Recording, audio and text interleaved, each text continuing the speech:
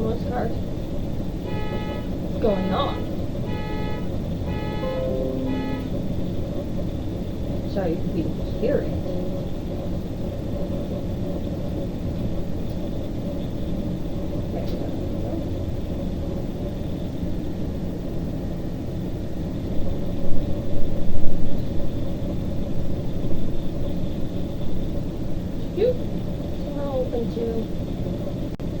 But you weren't able to do that.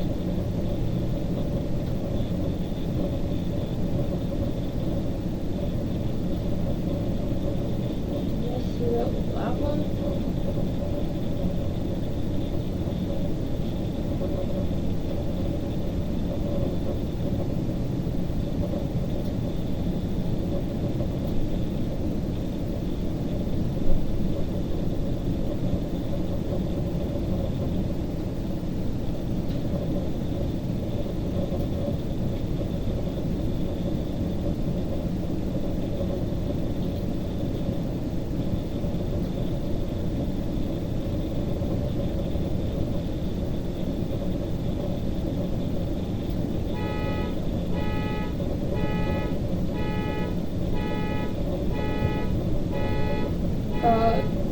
Continue without showing this morning again.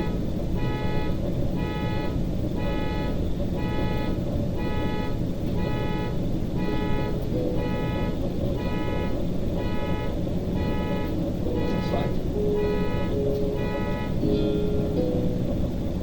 Now,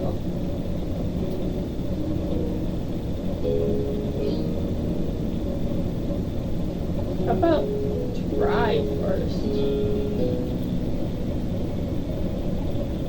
Like a lazy cat, you stretch out your arms above your heads and yawn, blinking your eyes sleepily. The day was warm and pleasant, and you were lounging on the couch in the living room, finding it difficult to do much in this moment. Dude, you're ruining the moment.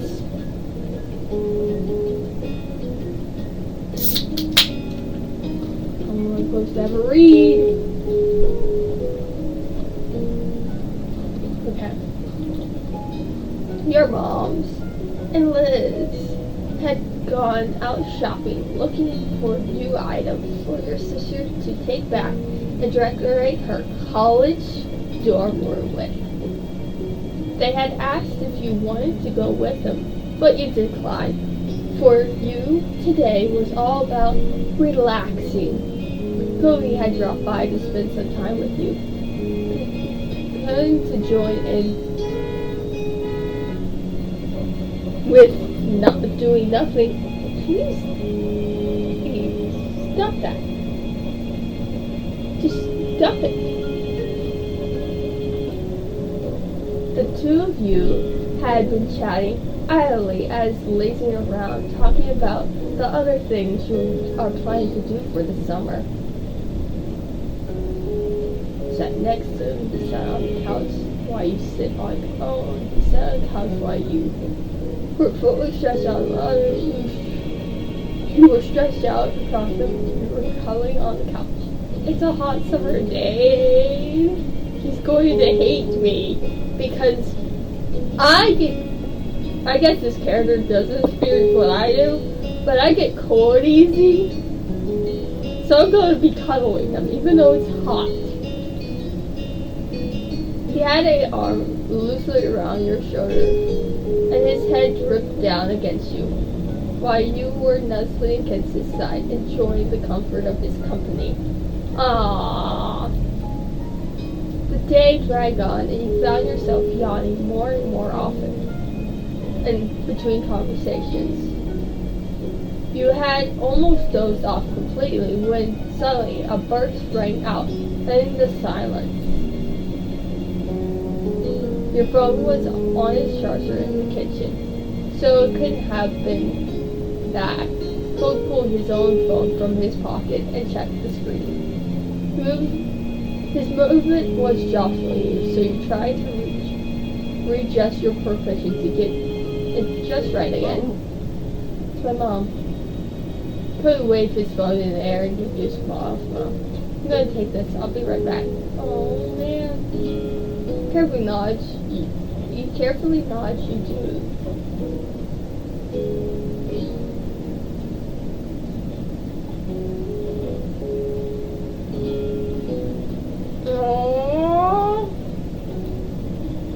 Come on, Alex, I need to take this.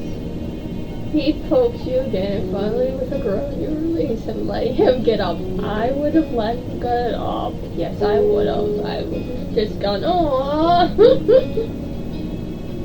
He got up to his feet and stretched out, answering the call, and holding the phone to his ear, and he heads off. Hey, Mom, what's up?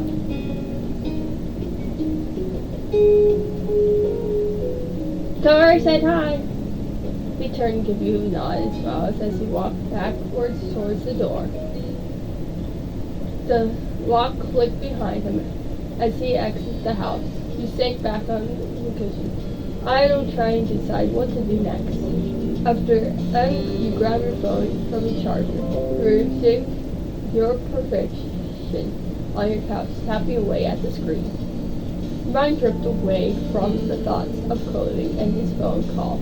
How many ways your device could distract you. It was efficient enough way to kill time. It had managed to do very little things. The door opened again and Kobe had returned. He gave you a smile, a smile of approval. So you figured that conversation couldn't have gone too bad. You watched as Coach drove over to where you were still sitting, and he crossed his arms against the top corner of the couch, resting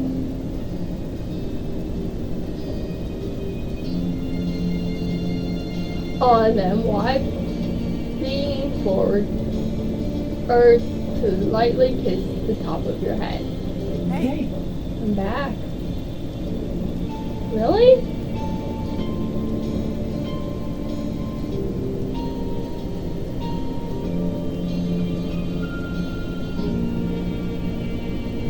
I'm gonna tilt my head and give him a small kiss. He met your lips with his, closing his eyes and letting you kiss him a little longer than the one he just gave you formerly. How did the call go? Oh wow. He turned his head and then runs a hand through his hair and letting out a special breath. He seemed nervous, but you could imagine why. It's fine, not anything to worry about. You raised an eyebrow at his tone. Move your head to the side to try and meet his. That doesn't explain what's going on. He shrugged and gave you a tiny smile, trying to play whatever it actually was off as unproper. There's nothing going on. There's stuff I can deal with later. Some other time. He was transparent, avoiding the truth, and you stared back at him seriously. And that you weren't going to ignore what he was doing. Eventually he broke breath and you're staring, hanging his hands in his air to groan. And he to make another trip with to Mom's place. There's some stuff out there that I'm going to use, so I have to go pick it up. It wouldn't make sense to ship it, and I could bring this stuff back with me the last time, since I flew. Oh. Suddenly you understand what the phone call conversation was about. Chloe was going to drive to his mom's house. All of a sudden, where will you go? Mom thinks it'd be best if I do it now. Why, I'm still kind of freaky, but Chloe probably give you a unhappy look. You could see the process he was already taking a toll on her. I don't want to. I was just there, and for even longer than usual. Why do I have to leave right now, when it's our last summer like this?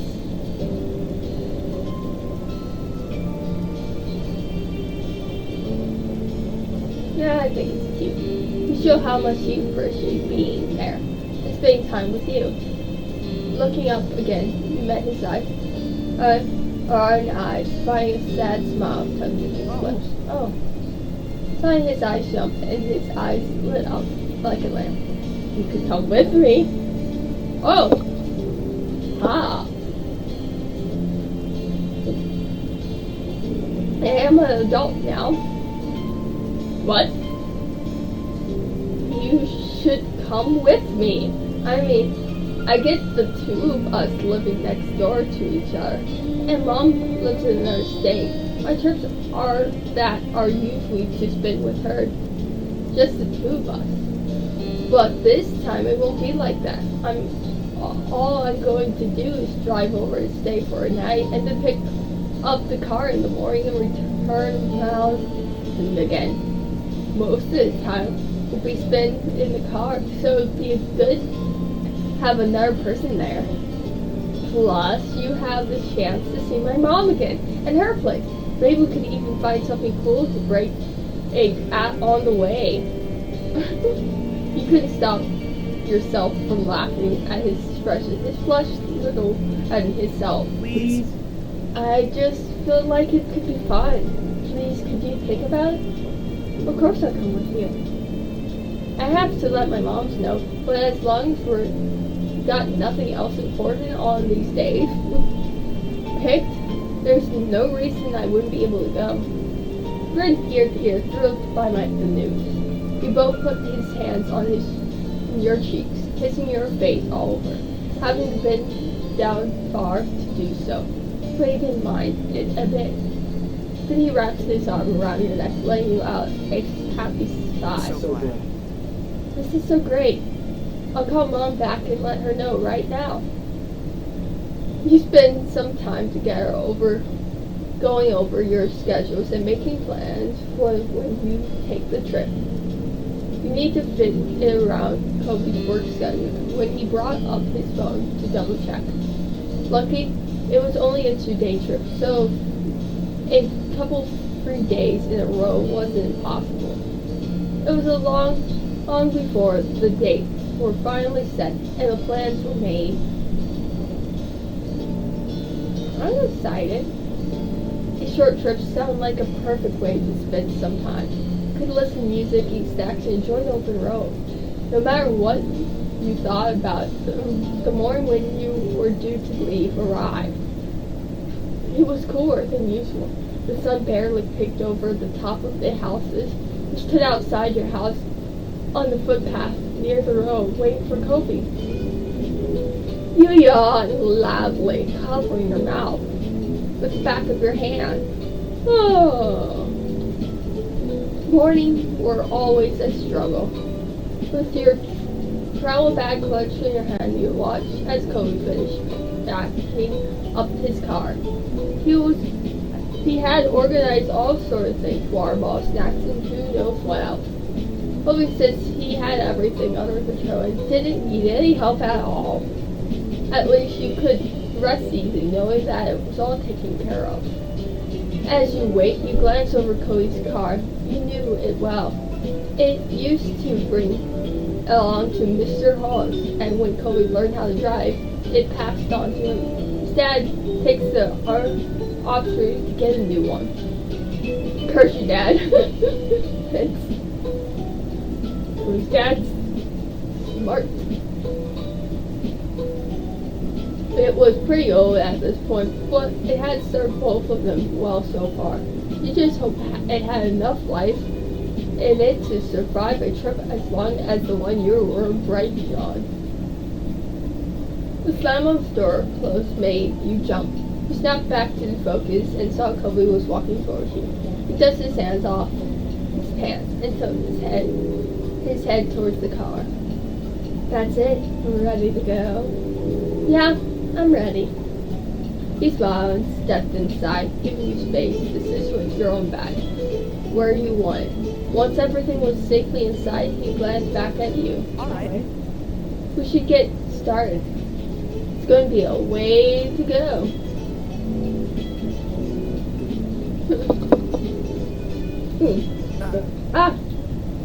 Seemed surprised, but he chuckled and returned the gesture. It couldn't last for long, though. Time was of the essence. The two climbed into the car and buckled up, and Colby in the driver's seat, and you sat in shotgun. His eyes moved to you. Thank you. You're welcome for coming on the trip with me. You're welcome. After checking the mirrors and start the engine, you pull out of the driveway, and the trip began. With a small sigh, cozy in your seat, watching the familiar houses in your neighborhood pass by.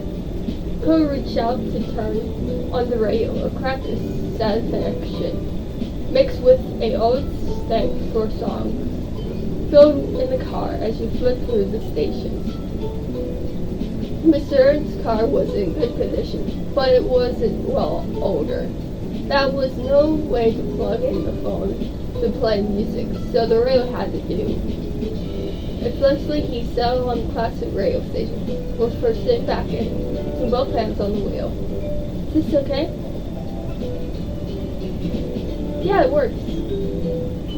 Smiled, happy with the answer.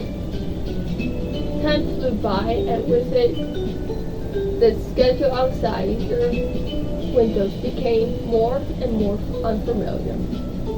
Neither of you spoke for a good long while, but the quiet was uncomfortable. You had become all too used to each other's company over the years.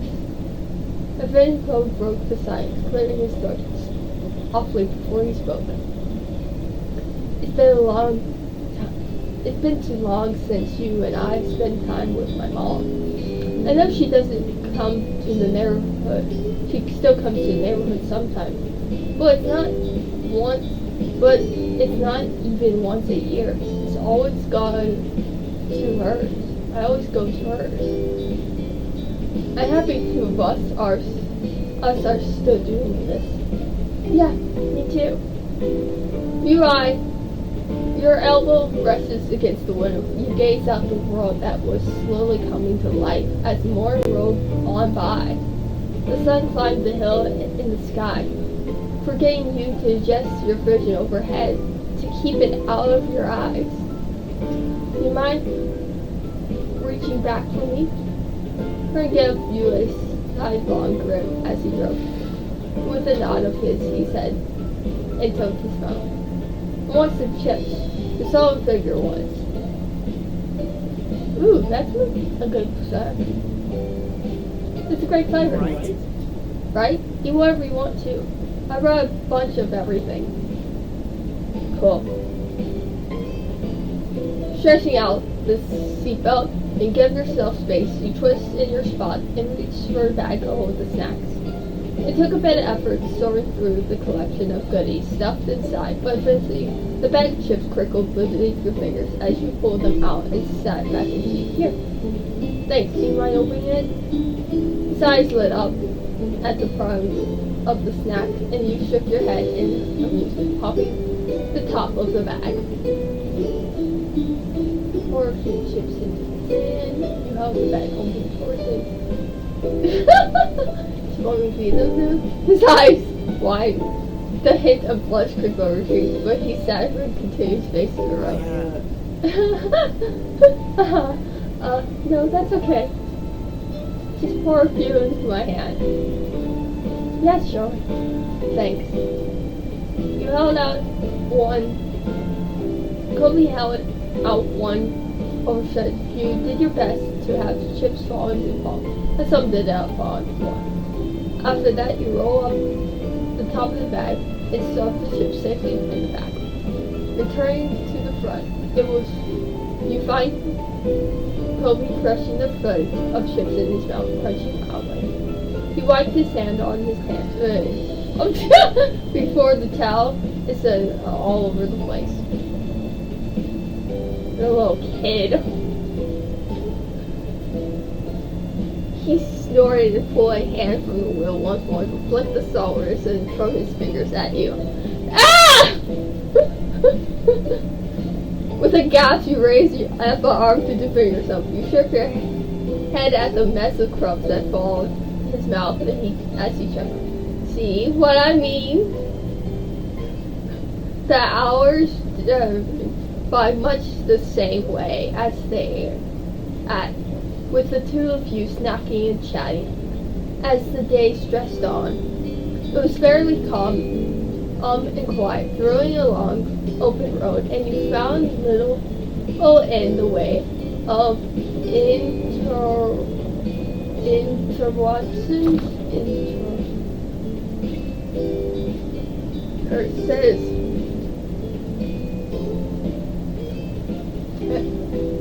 at one point you paused a welcome to the sign, and Code gave a tiny cheer, and he was displeased that the two of you were serious all the way in another state like this.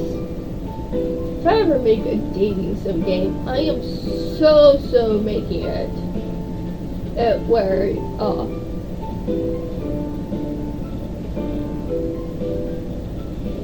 if you click on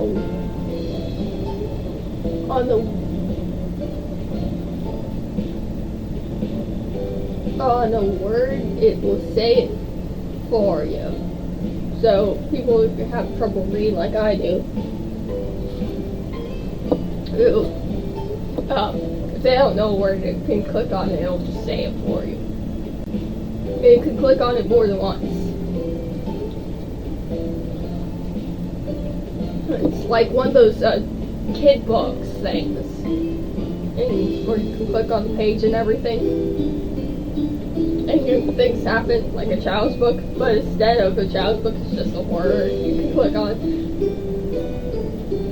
And so I could do animations for the click around the screen and just have.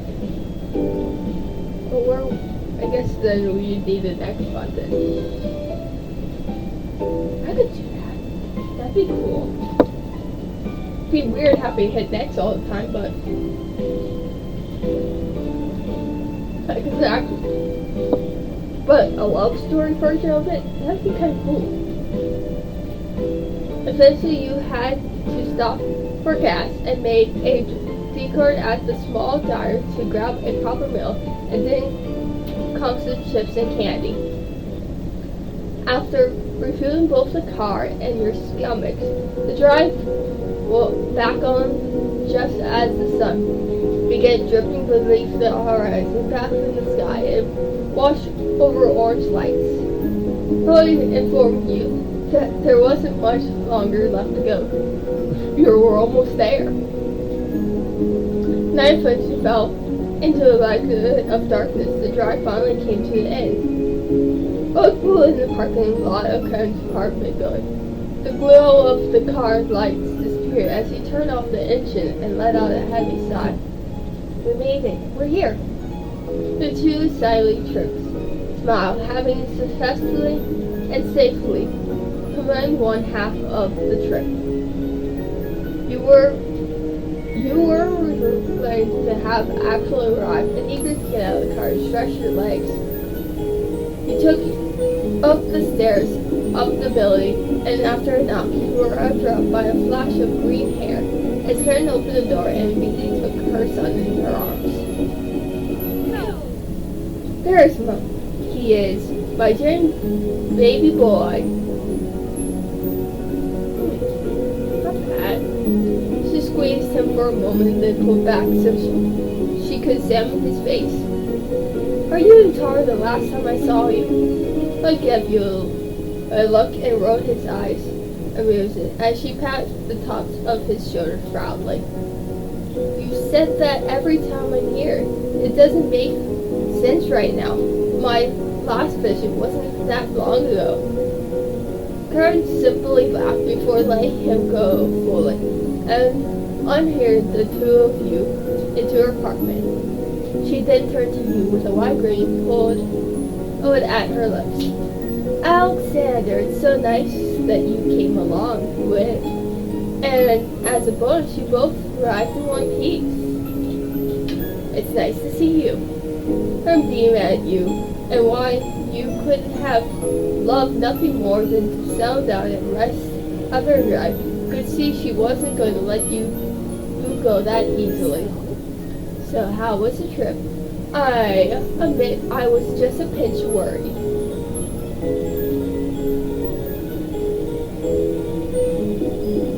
I'm personally concerned, but it was alright. We made it without a scratch. Karen clapped her hands there.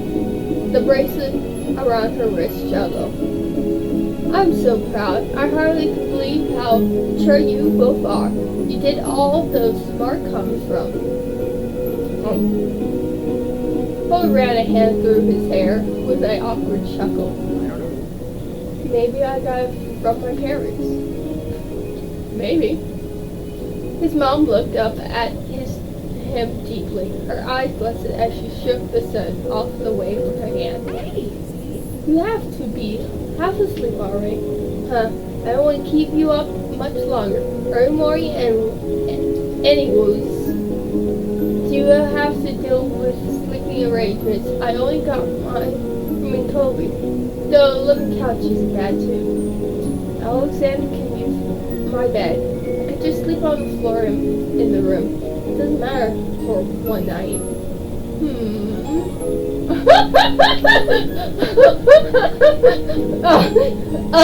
Stop it, Scara. Don't think dirty thoughts. She gave him a sexual look, her lips bent onto a cheesy grin. What? I wonder why I don't believe you stay on the floor. When Alexander is right there in your bed.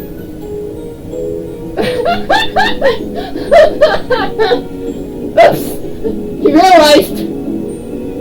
Code froze in shock. His cheek turned a dark red beam, and then his eyes narrowed and showed her as with impetuous Mom! Her giggled at herself, but managed to give her son an apologetic look upon she was less than approved by her teasing. Sorry, baby. I'm pointing out the obvious. He is pointing out the obvious. I mean, I don't have dirty thoughts ever. No. This is when you drink your soda and stay quiet. You blushed, you laughed it off. He had a long day. Miss Fruit to teach your poor boy so late, even if it's true. Fuck! I'm not supposed to agree with her! Yep, she's right. That's totally what you're going to do. Your were annoying. She knew how he stood and was on call. Put a hand in her arm and showed your sport. I would not be able to say it was true in front of anyone. I just would blush. Fucking blush. Was it really necessary to talk about this? Thank you for letting me have a bed. Polly offered a small smile. No problem. So would it be okay with me sleep on the floor in my room? I'd rather be there than I'll open the living room, even if there's a couch. Yeah, I don't mind. Harry giggled softly, drawing your attention back.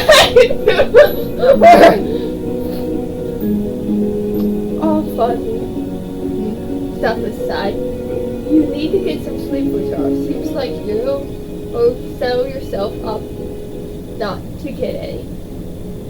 I know that sounds really good, but I'm not. I'll have to say these things. Come on, we're not little kids. It's having a sleepover. We're responsible adults, right, Alexander? Fairy! Well, I am Kobe. Kobe, I thought I can't say the same for myself. Simply smile at him. But maybe you can sleep in the room with him after all. We're not? Yes, we're very softball adults. Have you two of you suspicious look as she sits up straight, trying to prove her point. I'll leave it at that then. For now, just remember that the walls are thin in this apartment. If you can't settle down and sleep, I might have to supervise you. Good. Perfect. Got it. The funny times. I mean, no, not that. I clapped her hands together, and her body herself twinkled against each other. Oh, it's only getting later, so you better let you prepare for bed. She nods towards the hallway and gives you a small smile. I'll play Hollow Sticks for a second, show you where the bedroom is first. Outside, where you're sleeping, you'll be sleeping the night. Thank you. Your hostess your travel bags over your shoulders and you fall behind carrying down the hall. Host shifts along beside you, disappeared into the bedroom while his mom had you go to the restroom. The apartment was small, but nice, decorated and soft. Cool colors with plenty of artworks hanging on the walls to give a character. It was stylish and exactly what you would have expected from someone like Katie.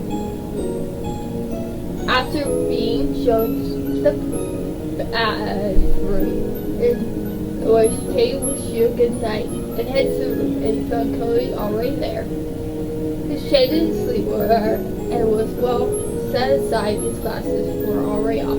Look around, you found the bedroom to look much the same as the rest of the apartment, but the small ocean element.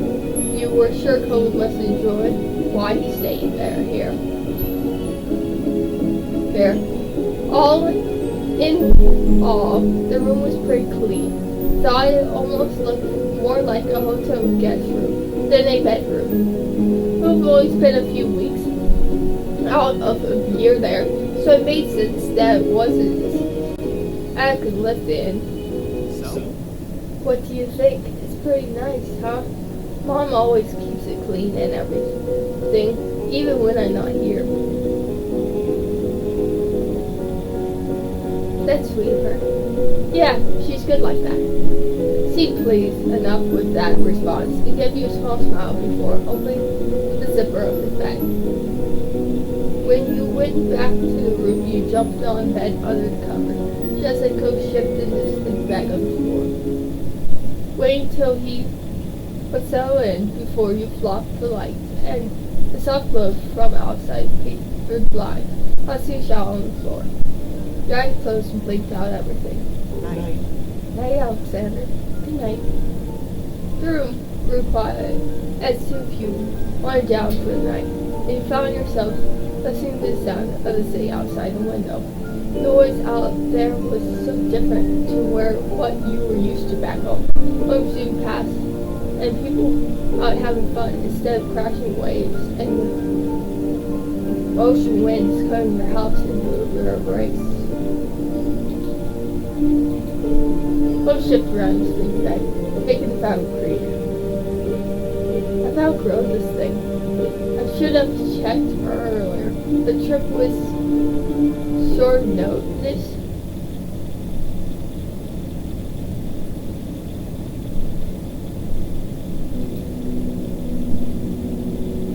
It's big enough. Holy head out deeply in the fabric of his sleep bag creaked loudly as he figured briefly. Told my mom was going to stay on the floor. Probably wondering what that had ever stopped him before. Did you really plan on going through with that? No! Yes, all of it. The silence switched between you. You couldn't help but smile to yourself. Knew him well. The sleep bag rustled again and thought the dim light you saw him standing up and towards the bed. Aww. Took a deep breath and as his hand ran his hand across the top of the blanket, getting his nerves as he meets yours. And then he paused. He took his head aside, as if silently asking for pictures. You nod. He offered. Why would I say no? You shift over to make room for him, as he pulled the bedding over and crawled beneath the covers, leaving the two of you close enough, but not quite touching. He exhaled as a heavy breath as he turned on his side, said getting comfort to a pillow next to yours. Your stomach clenched, feeling nervous suddenly. You were so close, you could feel his warmth, breath tickling to the side of your face. He raised his fingers and then blushed the tips of your cheeks, drawing a sticky sight from your lips. His touch was warm, and the fading light made you feel tight all over. When his eyes met yours again, you found yourself lost in them. The world became still, sight around you. Then he froze. His muscles tensed as he closed up like a clam, and his breath hitched his throat. He attempted to whisper something, but was completely lost in you. With that having purpose as a warning, Kobe jumped out of bed and crawled down the floor, his head held in his hands as he took a deep, soft breath. You both up in the bed, staring down at him, picks a lot of affection. Okay. I'm always like this. Aww. I'm sorry, Alex. I'm just so... He passed swiftly in and out, as he thought he'd finished running air. An entire amount of time. After finally settling his breath to a normal rate, crawled back into the sleep bag and hunched over the floor. His back turned to you. Sorry. Aww.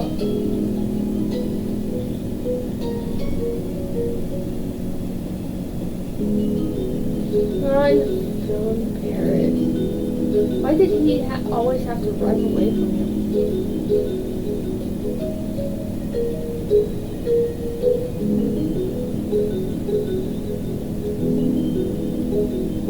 At least you tried. He made apologies, acknowledging that he had heard you, but could say no more. To his side, lay back down in bed alone. Rick said dawn, bright with the sound of birds chirping happening outside the window. You open your eyes slowly, letting them adjust to light as you try to recall where you were and remember the unfamiliar sight of Kobe's second bedroom.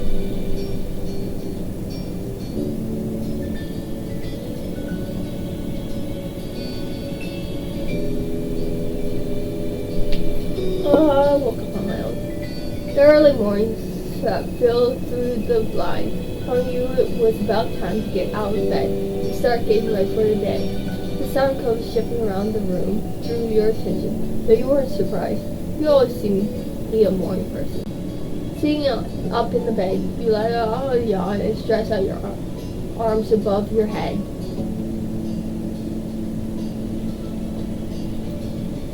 From the long drive the day before and the last night, you were feeling ready to get your day started. Though you wasn't as big as him, Sentry was informed. Good morning. You pull yourself out of bed, grabbing a change of clothes and your trousers before heading to the bathroom. After all, you met Kobe back to his room. He was sitting on the floor when you entered, so got a bunch of stuff in a box, showing what to belong and what to leave behind. Hey. Hey, can you pull out the stuff in those drawers? You know, I thought he had even looked up from his stats, so you knew he wouldn't have seen. Hanging over the drawers, you start the task of taking out the fur on items, laying them on the ground in front of Kobe. After all, it became clear to you Kobe was acting straight whenever you were near. He had bent over you through your presence. It happened a few times before you could leave. So you take the awkward Thursday lunch. You dropped the stuff and you were holding down in front of him and raised the eyebrow question. Is everything okay? Sorry. Oh, yeah. Oh!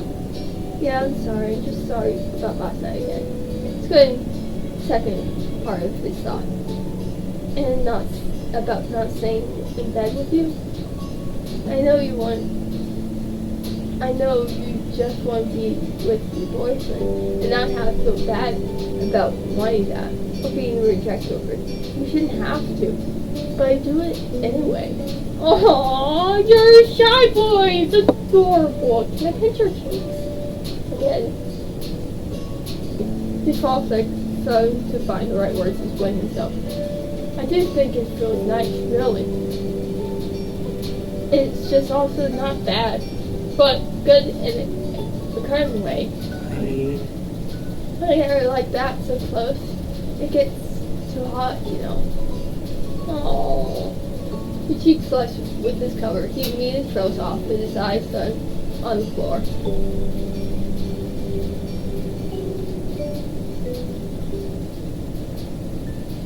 I get it. You'll stay the whole night next time, right? His eyes wide. He turned to creep out his cheeks before he could dug his head enough to hide it. Will you? Now that you know what to expect, probably. Okay, next time then. Yeah. How about we go back to packing? With it more or less resolved, you grab some more items as Kobe focused on the box in front of him once again. Oh hey, look at this. When you turn towards the sound of Kobe's foot, you found him digging through one of the drawers beneath the bed. There's something I definitely need to bring, Nate. On your head, you get a better look for what he was holding. A old yellow book. When he opened it, there was a few glass flowers between the pages. Those had been gifted to him from his mom's place. Something for him to remember you by, and to make his time here less lonely. He kept them the whole time.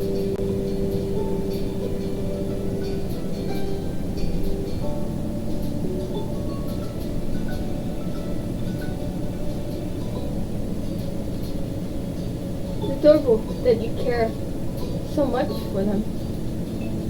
Besides, glance between you and the items in the sand. They bring back so good memories.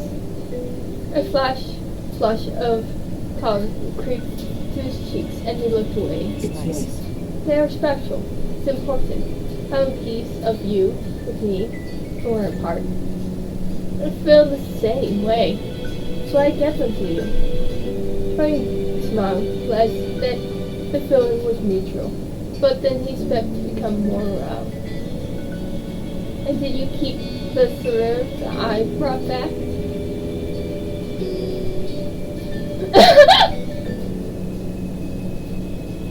Of course. He grinned and grew to come better. Thanks. Of course I would. I would never. An hour passed by in silence, and you were happy to see you were making great progress with Kobe's room, with only the closet left to sort through.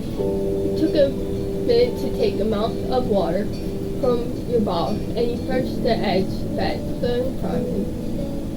Lovely glanced over at you and paused, putting down the tape gun he had been using to seal off boxes, and you raised an eyebrow. You know, it's really strange to see you in this room. Why? He sounded a little, and his eyes listening to his fight when he spoke next. During the visits to Mom, and I was sitting alone in the room, I sometimes think about how you weren't here.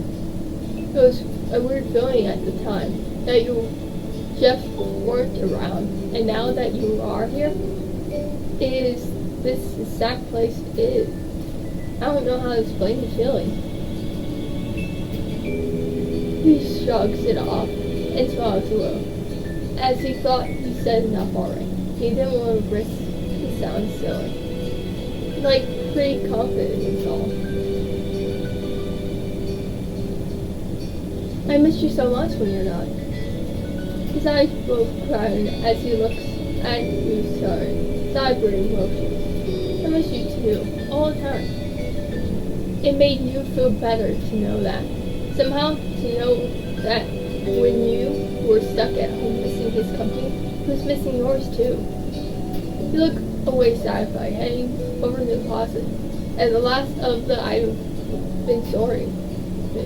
Before long, enough boxes and closets and drawers have been called through, with the items either neatly placed up in boxes, organized and returned to their proper places.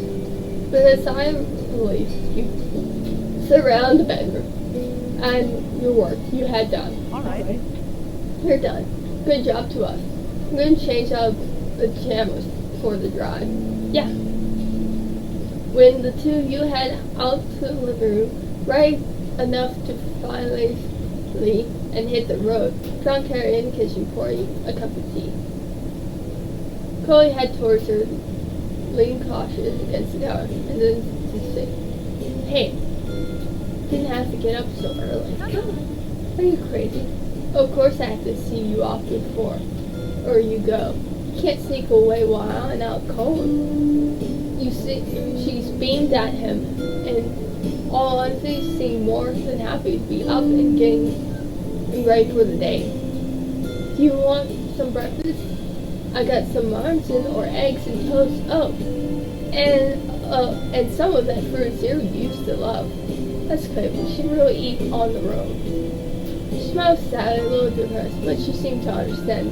Your time was running thin. "I thought you might say that in case I packed some snacks for you for the road.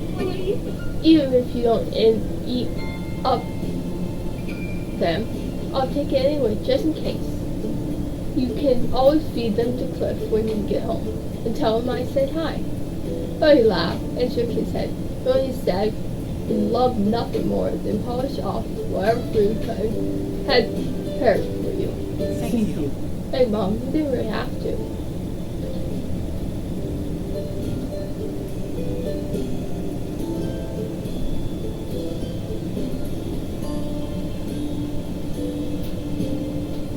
Thanks for the snacks. I'm sure they'll come in handy with this guy around. Oh, Stephen playfully rolled his eyes, ready a giggle from Kata. I doubt it. I don't doubt it. Like father, like son. She returned your smile, like one of her own, before putting her teacup aside. "Well, I'll help you get the car packed." Sure. "Sure, thanks." The three of you moved on, taking the boxes from Chloe's room and heading down to fill the back seat of the car until there was barely any space left in the back trunk. With all of your help, it took only a couple trips to move everything, and you were done before you knew it. Then it was truly time to say goodbye. You came back inside the apartment, where Carrie looked over to the two of you with a quiet smile. "It's great to see you both. Thanks for coming. Give us, each of us, you a hug." And you felt a little sad that you hadn't been able to spend more time with her. "Good to see you too, Mom." Chloe embraced her in return. The two of them holding each other for a few seconds longer. "I miss you, but I'll visit again soon." "You better." "Hey, we should make plans for you to visit us too. I'll let you know when it's settled." "I love that." Karen first all the stuff she prepared in the bag and handed them over to you. You took a peek at what she packed. There was fruits, nuts, seeds, hard-boiled eggs, and some veggie snacks. Cool. Oh, good. To see we have some fresh food options now. The snacks I brought worked. Tara shook her head at him and let out a soft laugh, as she wouldn't have expected anything else. I clearly hope you feed yourself better than that at home. Yeah, of course, just not on trips. I can live with that, then. She looked over at him fondly, her eyes at least less focused on the face and filling with emotion. I'm gonna miss you, baby. Me too.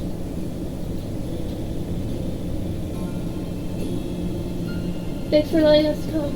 No problem at all. You're welcome anytime. Her put her arm around both you, pulling you tight into her side for one final squeeze. Have a safe trip. We will. With a last goodbye, you started to the apartment, though Cody had sitting for a moment in the door. His phone distance. You weren't sure what he was doing. Thought you took a step towards him. Everything okay?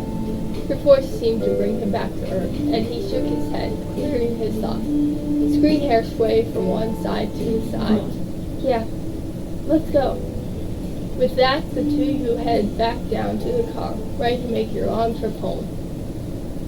Soon enough, you were on a wide open road, with a car full of Kobe's things, and only one direction, Sunbird, California. The drive was as smooth as it could be expected, with the morning slowly creeping into my life as a few miles flew by. The day flew by in a one open road and sunset. Before you knew it, it was early afternoon. By the point you have crossed the state line, Chloe announced that he had a little stop on the way home. He was quite pleased with himself as you arrived at the perfect, the Redwood Nature Park.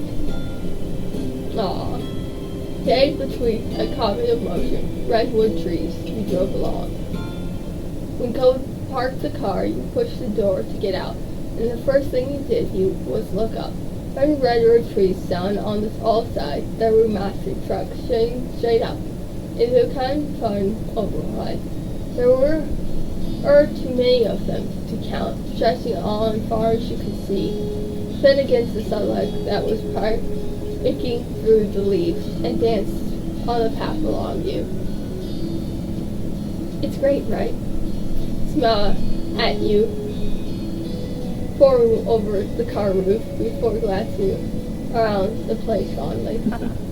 Remember the trip our family took here one summer? It was cool going on a journey and seeing the forest in person, even if we didn't get to stay long. So. And I guess we can stay for even less this time, but oh well. It just seemed like a good time to stop by. We didn't know when we'll get another chance. His voice got a little softer at the end. It seemed to bittersweet of him, being in a place he's so fond of, but not having the time to appreciate fully.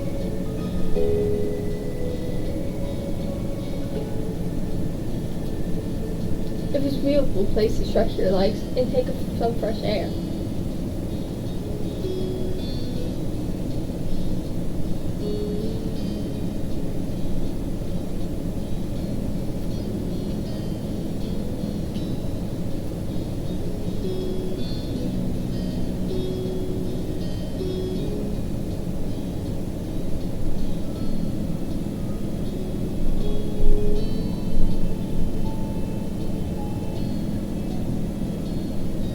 Thanks for bringing me here.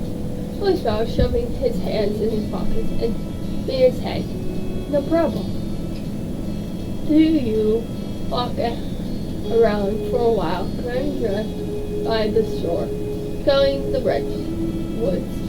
It was kind of a point of view of yourself and everything in strange patterns. You took a laughful of clean forest air, listening to the sound of bird songs and the cool breeze ruffling through the room, taking advantage of the space, moving around freely. however you felt about being there. It was a totally different scene that sat in the whole car for hours and hours.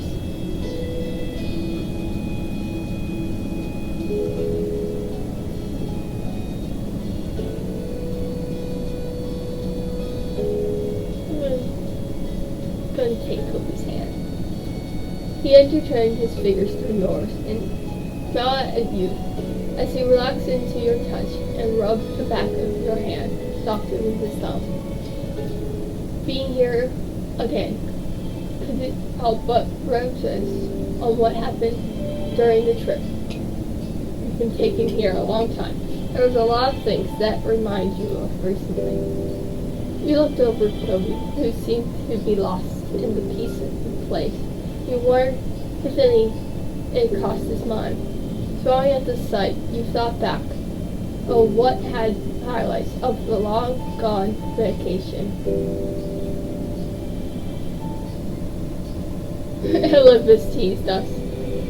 Lizzie really pulled no punches when she was a teen. I hardly believed some of the things she said to us. I groaned, and though his eyebrows drooped grumpily, you could see his shallow smile tug at his lips. I remember, unfortunately, but I don't know why you pretend she was got better. Please never give me a break. You had cracked a smile. Kobe was always a favorite target of hers for teasing, but so were you. You couldn't show about the trip and a little while longer about things you had seen and done and eaten.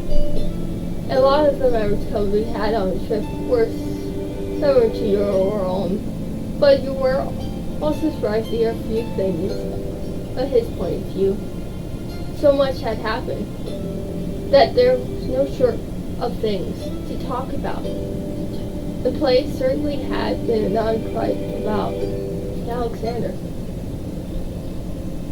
You look at the sound Kobe said in your name. You find him smiling at you, seeing relaxing along the nature of the park. You have gorgeous eyes. Ah! The words left his lips, and you froze, completely taken aback by the compliment. You blushed, but his gaze remained on you. That's another thing that happened during your trip.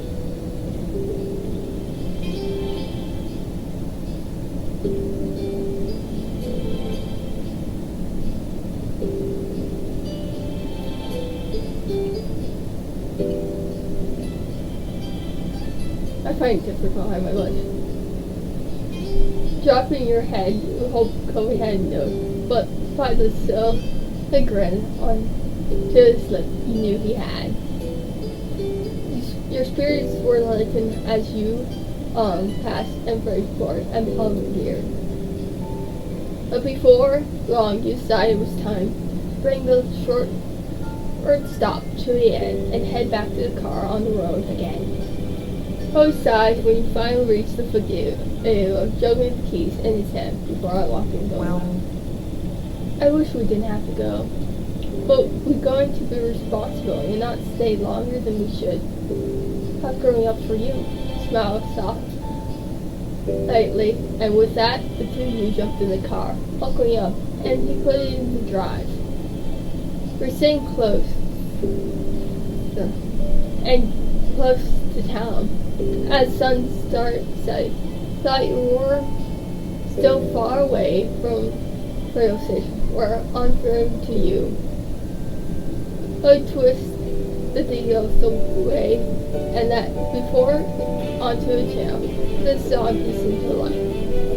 This was a rare gift from the fates of the sea, a strange radio Johnson drum tunes. Face of me brought up at the sound, and he drummed his fingers along the bottom of the steering wheel, happy. He sit back in his seat, he bobbed his head along the tune, to the tune.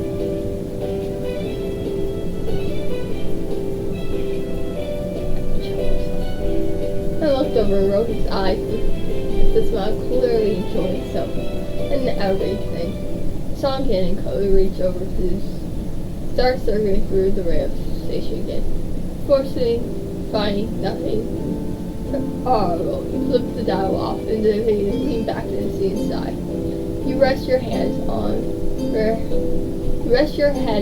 your hands and stare out the moment as the sky darkens, watching the landscape slowly melt into a familiar view. The miles went on, and any energy you had was being to dawn, a way you imagined home and your family, and be there together soon. I spent all my years living in Sunburn, taking a few weeks every summer to visit Mom in that second room. That's not going to happen anymore, not really. I can still see my parents, but the way it all works between us had changed forever. He paused in a sigh of stress. I sure a look on his face and he saw it far away.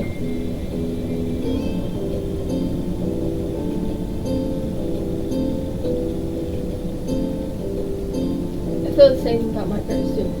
I know they're always going to be there for me, but we don't really have the same relationship we used to. Your mouth pulled out a kind light, and he gave a small nod. You got the feeling that he understood and how you felt. Always stared straight ahead, down the long road. The path looked like it never ended from where you were, but that wasn't true. Eventually he found a few more words to say. I think it's good we're able to do this trip without any parents returning. It's just us. We did it all. I don't know. I feel a little more independent now. A little more ready for what's ahead.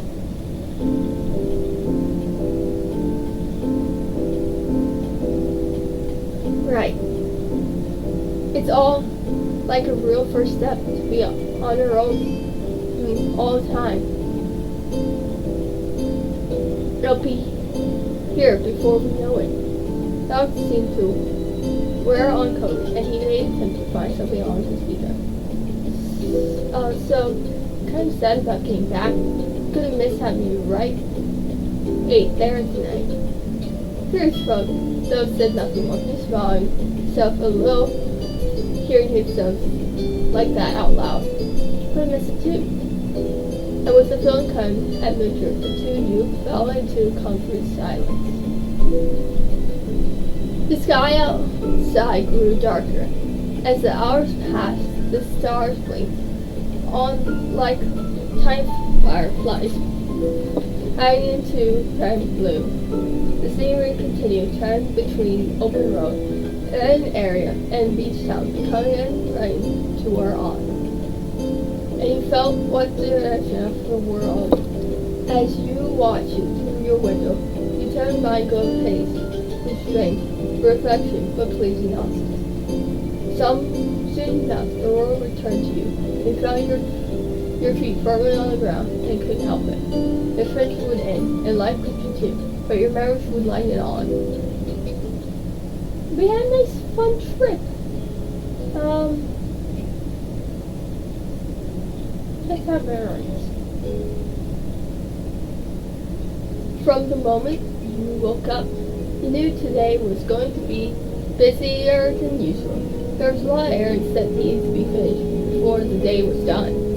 First up was one of the biggest farm markets in the area.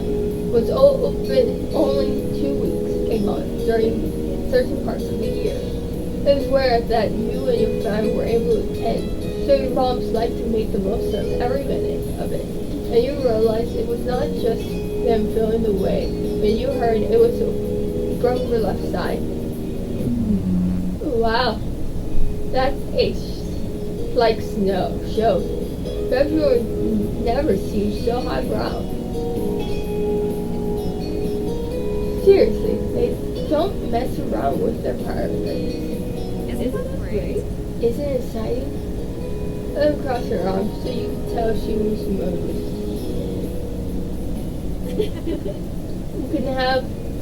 We couldn't have picked a more perfect trip. It was too long since we had a true family outing. Oh no! Her teasing tone said more than she actually did. Your next door neighbor had joined you on this date, and that made it a true family outing. The three parents laughed in approval. All of the corner eyes, you caught Kobe looking at you sympathetically. Some things never change. Some jokes never die. You long accepted that. I checked this out. Thought the trip might be fun.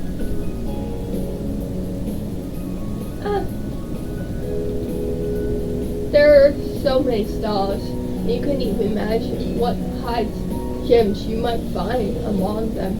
Along with an accident, you smile. Well, I'm ready to get started. Got pretty dishes in mind?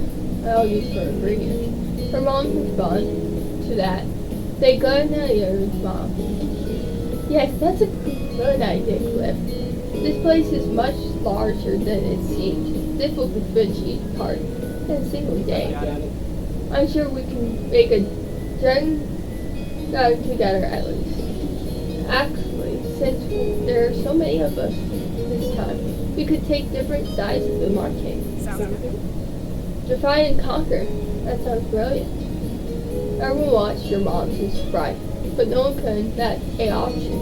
But your mom's fashion group again kind with her thought it a little unfair that there are 4 Hart family members and only 2 on here. I'll go with you boys to find out all the odds. Okay. It's fine with me. Cliff stretched his back and his neck awkward. He wasn't sure where to look or what to say. That problem his son had. I don't like that idea. Don't worry. We'll only be apart for a few hours, and then we'll have something to talk about at the end of it. After Kobe nods with a sigh, he realized this wasn't an argument he was going to win. Alright. Alright. I don't get the point, but I don't mind spending the first part of the trip with Alexander and Mom. Mom clapped her hands together. Wonderful! Our teams are ready to go. Yeah, let's go. No point in arguing. And Mom hooked an arm around with a side hug and embrace. Thanks, Alexander. Taking the lead, Mom walks over towards Kobe and Cliff, who were eyeing her cousin. Let's go. Oh, boys, we're heading out. Sure. Okay. Kobe looked at you softly and found himself going forward. Stopped in front of you, and his eyes flicked at him. Bye. Bye. Kobe lightly took one of your hands in his and gave it a small squeeze. He dipped forward, waiting a farewell kiss. When instead he stopped him away, his whole body shifted. Jack his gaze back at your mom, and realized she had grabbed to M's shirt to give him a small tongue to let him go. No. That's a waste. Kobe, I know how long enough to be aware that you're one to linger. If I don't stop you now, you'll only drag your feet to part ways. The two can still go make out as much as you want later. We have important shopping to do now. Kobe gasped at the feeling he was truly on things too. His face turned red, but that was ignored. He spoke with utter irony. Seriously? Don't need to let you pull me away from him. I'm not that clingy. I am. Her mom said with a sign of his head. Kobe's eyes raised with one reaction, and then he turned towards Mom. She wouldn't meet his eyes, and she whistled instantly. As his smirked ear to ear, Kobe whispered his head towards his dad. He couldn't offer any more apology shrugs. It was only then that he drawled on Kobe. Everyone else did think that he was that needy. Finally he disappeared to face you blindly eyed. Don't make fun of Kobe. Who said you were allowed to say things like that? Kobe is capable of being with him. There's nothing wrong with it. That's just, it's nice. Oh, come on, Cole. You know how it is.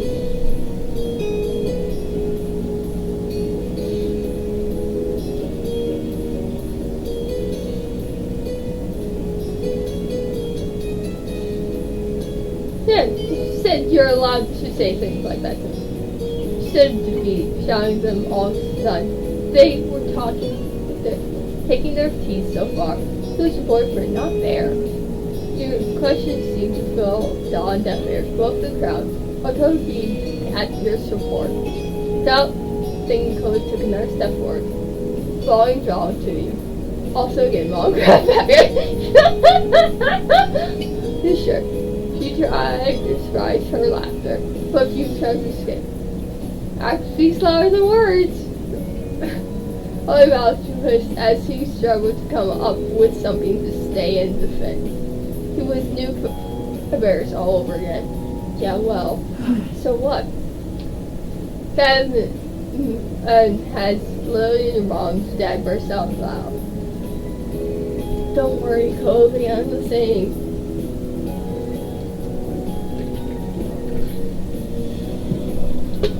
I like attention. I like cuddling. Don't have it. But I am a cuddly monster. Which usually gets me. I'm a cuddly monster, but I also know when to give the person space. Kind of person. So I wonder how two cuddly monsters would work. Cody grinned and walked several steps from the group before stopping. He clearly wanted to move on, so much he physically moved away. Smiled softly at him, Cody nodded so slightly he noticed he was caught. Then he seemed a bit better. See you later. See you in a few hours. Take care of yourselves. At that, Mom picked up a direction and set out to market with Mr. Owen and Cody followed behind her. Looking at Moss on them, off with a big wave. Lizzie gave a direct goodbye by herself.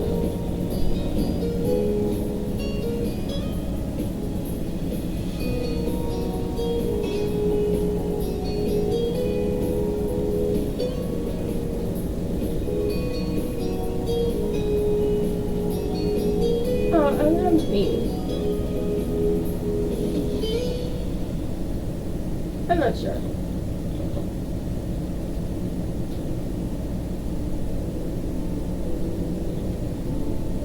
I was looking forward to go with my boyfriend. Don't understand why you couldn't have gone to stuck with Kobe. He knows you were already adrift and took up the spot next to you. She elbowed you and your gesture that could only vary with coming older sister. I think it'd be a nice jitter around here. We'll find out. Not much at it right now. I'll lead you both into a busy market. Some time passed and you group had spent browsing the most part. There were only a few stalls you stopped at, but you were dragging your feet, trailed behind Iman and Liz. At one point, Mom stopped suddenly. She put a hand on her belly and gave a heartfelt smile. I think I should have used the bathroom before we left home, like the two of you responsibly did. You need to pee? Yes, slowly. I have to visit the late room now.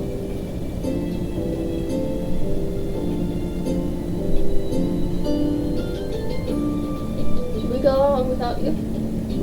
Miss and Mom crammed down at this sudden direction. She needed to go. Definitely telling you, she said. Actually, I might need help. I'll find my way. Can you show me? Please come, Lizzie. Peterson has shared a look of what does that all mean?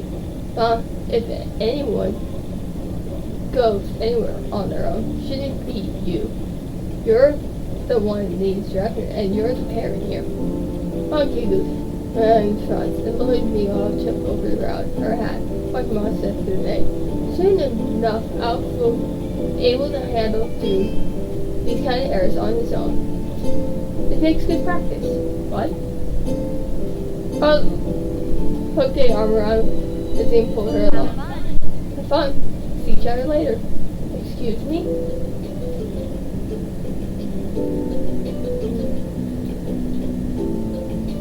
Stick, you give a small wave as they wandered into the crowd. They were out of sight of memory, and what started as a group outing, right, become entire on your own.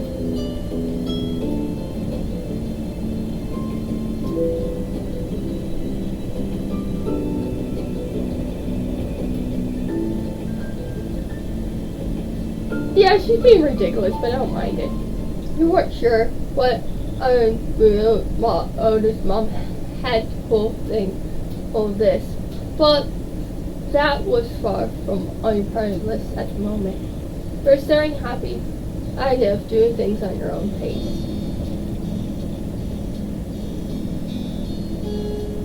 I'm gonna walk on my own. Turn to your fate. You picked up where you were left off, brought yourself one hook for your attention. Most of the stalls were selling bread and jam. This one had a variety of homemade fudges, even Figgins option. Oh, well, they're fudges. I'm gonna get closer. You sidestepped past a few other people and got yourself right in front of the counter to look better. The whole spread of dozens and dozens of different cutscapes of direction. The small smile approached your head and sang their shop. The fudges is sold in a box of 4 pieces. They either can be all the same or all different, or you can mix you like. Are you looking to buy any? Don't want to get any. You want to get a box for yourself. You want to get a box to share with everyone. You want to get a box just... I want to get a box just for Cody. Looking at the streets made you think of Cody. You grinned, hoping he would like that what you picked out. Want to get a box for yourself. I want to get a box for myself. Imagine your mind already filled with the thoughts, sinking teeth into this stuff. There was no walking around empty-handed now. And that's all. Yeah, I could use some fudge. I'm glad you came to the right place then. Pick for yourself. Well, I'm picking for myself. Ooh, white chocolate peppermint. I can have 4. And white caramel swirl. Caramel swirl and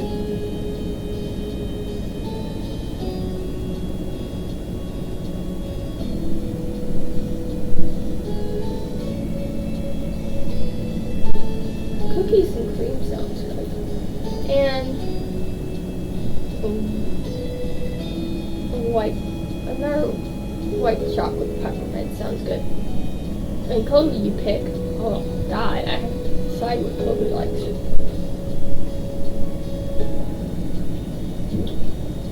Well, I'm gonna get Kobe a chocolate peanut butter one. The caramel. I want him to try the white peppermint. And red velvet he might like. And a key eye lime. And the shop owner carefully puts your fudge together. And you were already looking forward to when you eat your fine selection of fudge. You couldn't help but try and imagine Cody might react when you tried this to him. You paid and there was no shopping large grin across your face. Heading down hills, you moved your way back to the center path. Pound saw no more stalls to catch your eyes. When you did, you grabbed attention. However, there was a ferocious see form hair, growing crowd. Says it was Kobe. He hasn't noticed you, but he was walking in your direction. He held a couple bags, light in the hand, sure you could spot your mom's or dad anywhere. Kobe? The moment his eyes left your lips, you were certain your voice didn't correct enough, but he then shocked. Lord Kobe had stepped up, and his eyes shrank from the crowd, till he left on you, the whole grin by lighting the scene. Alexander! He waved through the passing indecision to get enough as fast as Rashawn, all around with Earth. It only took a moment for him to arrive. It was that he stopped by himself to stare at him confused. Where's Mom and your dad? Uncrossed his arms and dragged starting him. Your mom took my dad and I ended up alone. What about yourself? Mom lived then me too. I can't believe this is happening to both of us. They planned it. They had to. But I don't know why. Why are they pranking us? I don't know either. You meant it. You couldn't promise what your moms are up to. But you could try to clear his mind. Well, his change in tone to your attitude. You watch his eyes start to twinkle as his mouth pulled into striking him. No, it's technically later. Mom's isn't around this time. He's not wrong. It is technically later. You chuckled, knowing exactly what he implied, since it was already running in your head.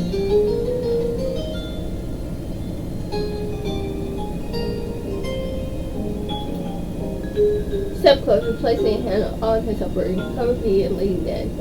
It was quick, too quick. We could feel his smile through when you both did part. Oh, chuckled affectionately. I'm glad it's later.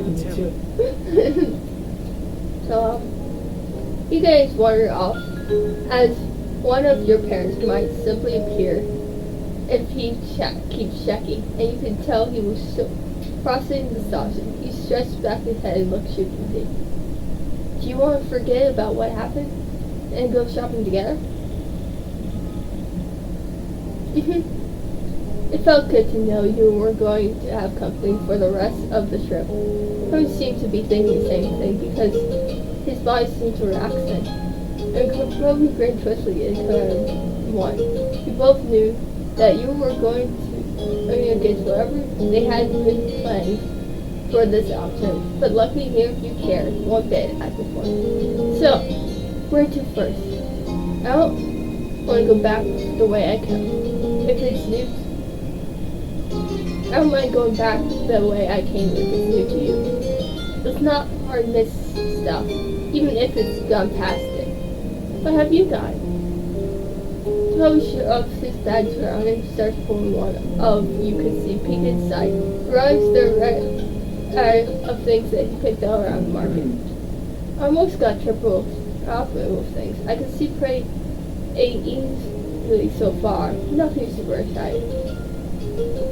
There were a few onions, some bananas, and sweet potatoes, along other things that wrapped up so you couldn't drive what they are. What Coke brought made sense, but it was far from a couple of cents. That's around nearby stuff. Once they're over there, Chloe follows your eyes as you point to one of the largest stalls. It was filled with shaped fruits and veggies. Then let's go. Once a few people finished paying and moved on, you and Chloe got yourself directed in front of the shake. There was many things to pick from. I'm gonna get apples, strawberries, lemons and carrots are good. I don't like lettuce. I don't like tomatoes. I don't like spinach. I'm not really a peach person. Lately I haven't been wanting to eat oranges. I don't hate them, but I seem to only drink the juices anymore and don't eat it actually, so that'd be pointless. I don't eat cucumbers. I like lemons more than limes, and I only like mashed potatoes, so I don't want real potatoes. And that's it. The shop owner puts everything together and hands it to you, all in one single bag. After you pay and wait for Cody to make his purchase. Ready to go? Cody grinned, satisfied with his new chores. And he added another bag to his small but grew collectively nod. Oh wait, before we move on and everything. Wanna hold hands?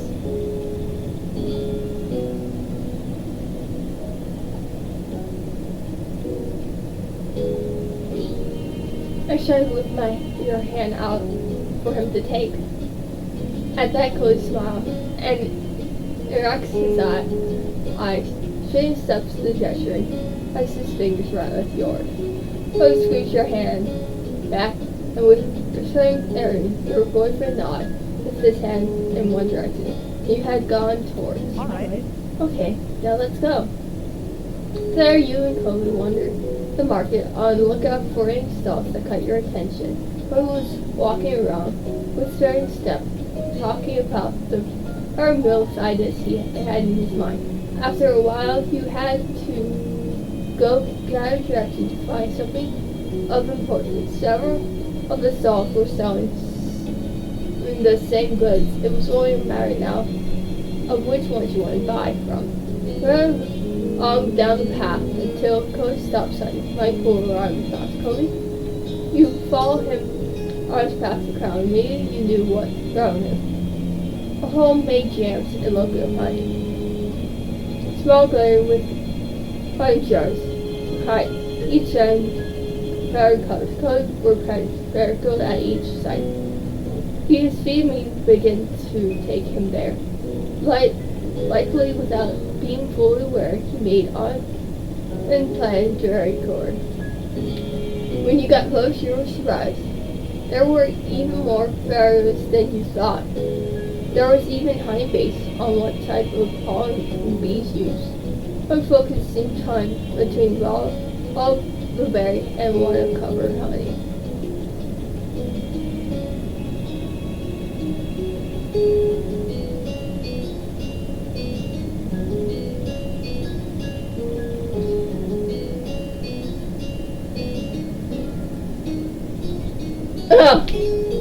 You want some honey, honey?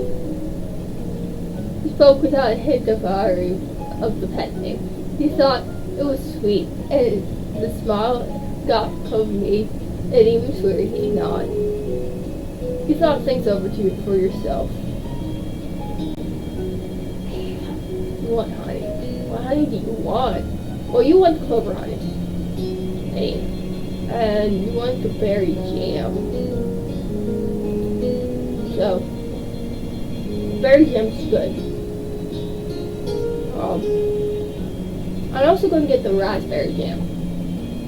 And then, I'm not a honey person, so that's all for me. Yeah, we already have strawberries, so that's fine. You pay the ownership and put things together in your order, and then carefully put eggs in a bag with paper. Thank you very much. As you watch, Cody give in and buy both herb honey and the blackberry jam. You also went all in getting sunflower honey and plum jam too. I bought it. I mostly bought the honey for him, though. I'm not going to eat that. I'm not a honey person. The shop owner thought he wrapped each in a brown paper bag to protect them before putting them away in a bag. He handed the purchase to Cody. Thank you. You both stepped away from the stall. Cody felt the nose and the look you gave him and none of acknowledgement. Hey, this doesn't go bad for a long time. So why not stock up? I could choose one if I wanted to. Alright, Kobe. It'll be nice to enjoy snacks on for a while. As you begin to stroll, Kobe looked up the sky and smiled. It was sort of unexpected, cutting all this detective terrors. All expected change upset him. But he was happy. Kobe liked doing things, kind of normal things. And you could tell that Kobe started to enjoy doing kind of things with you.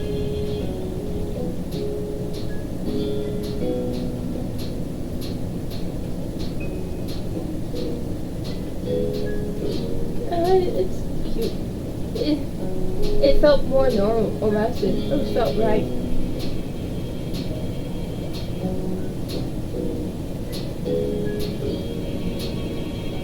I'm glad you're having a good time. Kobe chuckled as his gaze flowed his bags, and he clearly drank about all the treats he just bought. So? And you having fun too? Yeah, I really am. It's been a good day. Later, when you browsed a less crowded area, he took a break from browsing. Kobe started rummaging through his bags and just checking on how his goods were doing, and a smile went on his face as he went on to the next. He chuckled, knowing for sure Kobe wouldn't let go to waste, and he was going to get it all. He held a hand in front of your face, squinting upward. The sun had moved quite a bit, and you've been in market for a good while now. Neither your feet or your arms were sore now. Kobe looked to be doing just fine, but there was something that could be coming. There was a price to pay for this much shopping, and it wasn't always just in money.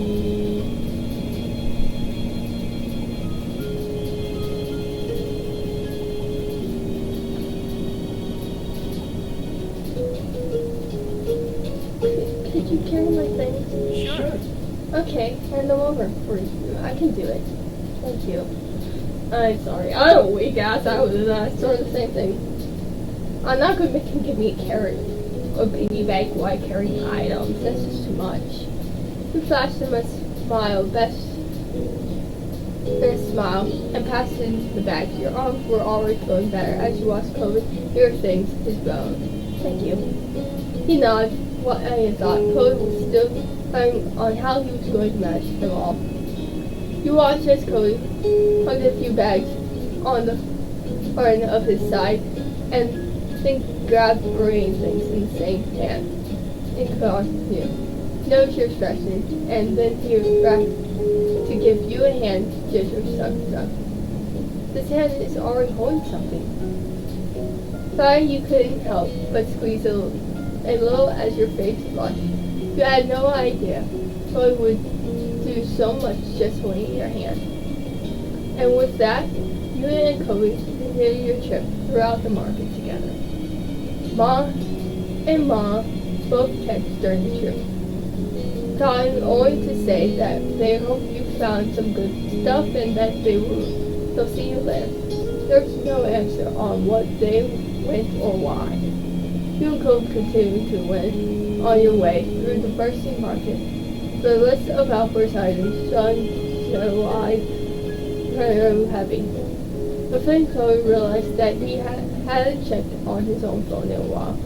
His hand had been running for a while. He had let go for now, and you agreed. So you came through something near, and when you got out of this station, people using the stalls, he pulled out his phone. And all the bags he was carrying. Phil freed a hand so he could pull out his phone. You watched the eyes drive on the screen as you read one of the writing messages. Not important. You can write that later. He moaned his pen under his breath. Kobe's face curved up in his phone. Wait. I got a message from Dad. Listen to this. Kobe, I wasn't part of the plan. I don't know what was going on when I left with Alexander's mom. Where are you? He sent this ages ago. I didn't hear it come in. He sent another one since then, saying, hope I'm alright, that he's not bothering me. the news one says everyone's going to the park, working a lot sooner, and we can be up there. Another phone near his eyes, and the same kind that was so on your land of Chloe as well. So it was on purpose. Well, I knew that, Kobe. My mom kind of made it obvious with our side, my side.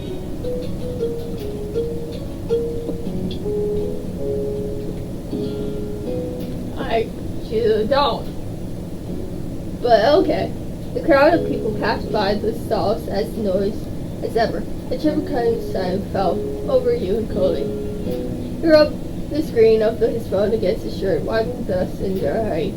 Then rubbing the screen long after anything could have rang. That after pour some and then push off were sad for a moment.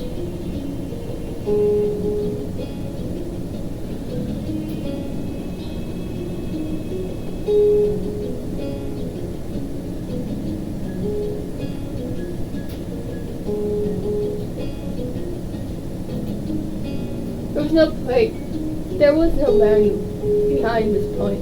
You were quite sure of that. The moms must have their reasons for doing this, and it hadn't harmed you in any way. They can be weird, huh? Are you okay? Are you alright? Source for Shannon. You're not hurt. That's good. Banning us without a warning wasn't a really cool idea. Even if they meant well, which they probably did. They looked at you straight in the eye. You were really nice and understanding, not making a big deal out of this. It's only one single example of that, but you don't have to be nice all the time. Stuff can bother you. It's just okay. Hey, and that's okay too. Oh, I really do need you around, Kobe. Kobe, come to life and come here. I am bad at showing things that bother me. You need to give me. Oh God, I need you around, actually, Kobe. People will understand. I'll understand.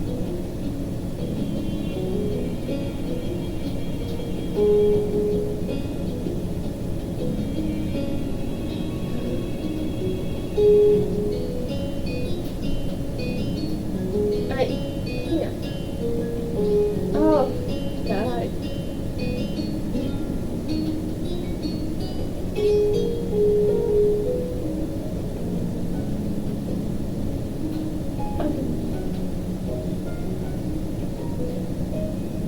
The reality, I wouldn't be. Oh, God.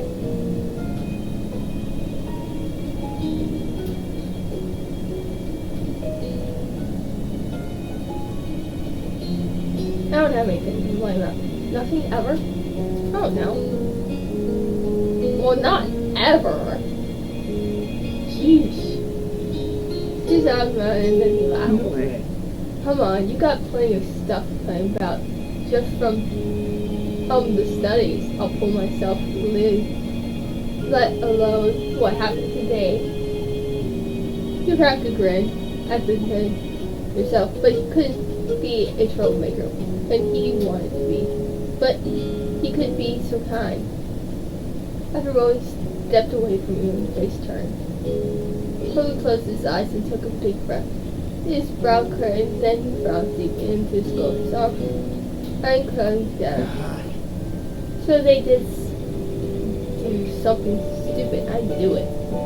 Spoilt had taken it out and cried. But what truly did it from Poe took the spoke tone of angry rage. This is such a chore. Parents are so dumb. Why do people have to go places with family rooms anyway? I hate them. He got it as if it had been years since the boy with the bowl cut had been in town in summer. But Cody never forgot him. To this day, he continued to unlash his impressions whenever the moment felt right. Sometimes you wonder if the act had grown more over the years, or the kid really was always this ridiculous.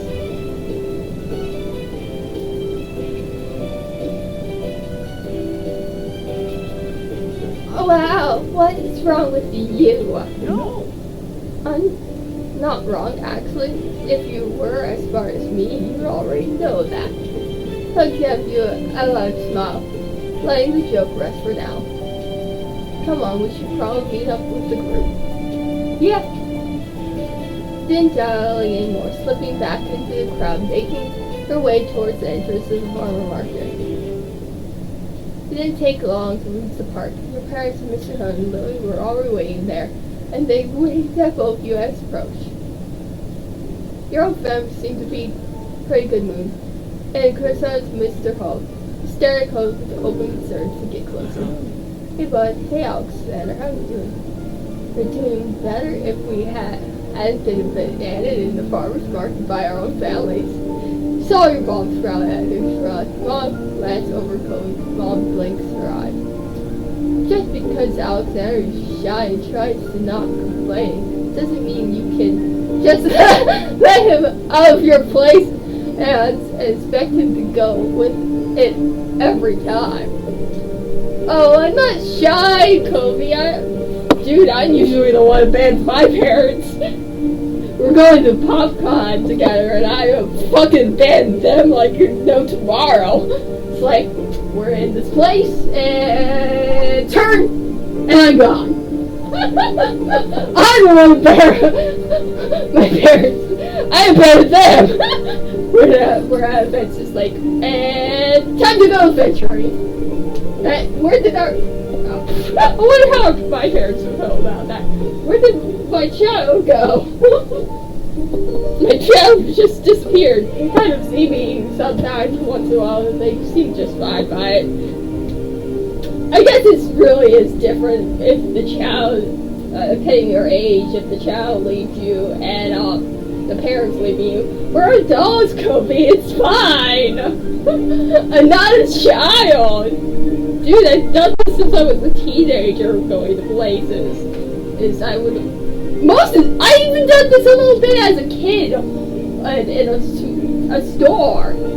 Or usually because there was some item in the wrong place, I would grab the item, wander off, put the item in the right place, and then go back to my parents.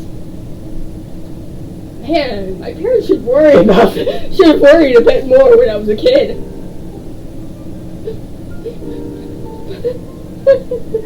The store was small, don't worry. Usually small.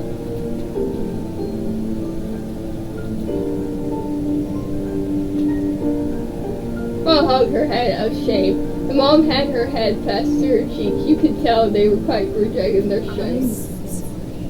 Oh, it's fine. Her words were full of emotion. Mom screamed, we're trying to make the air more of a trip, less of a chore. Mom nods. We didn't think Kobe and Lily would want to be stuck tugging around a market with your parents all day.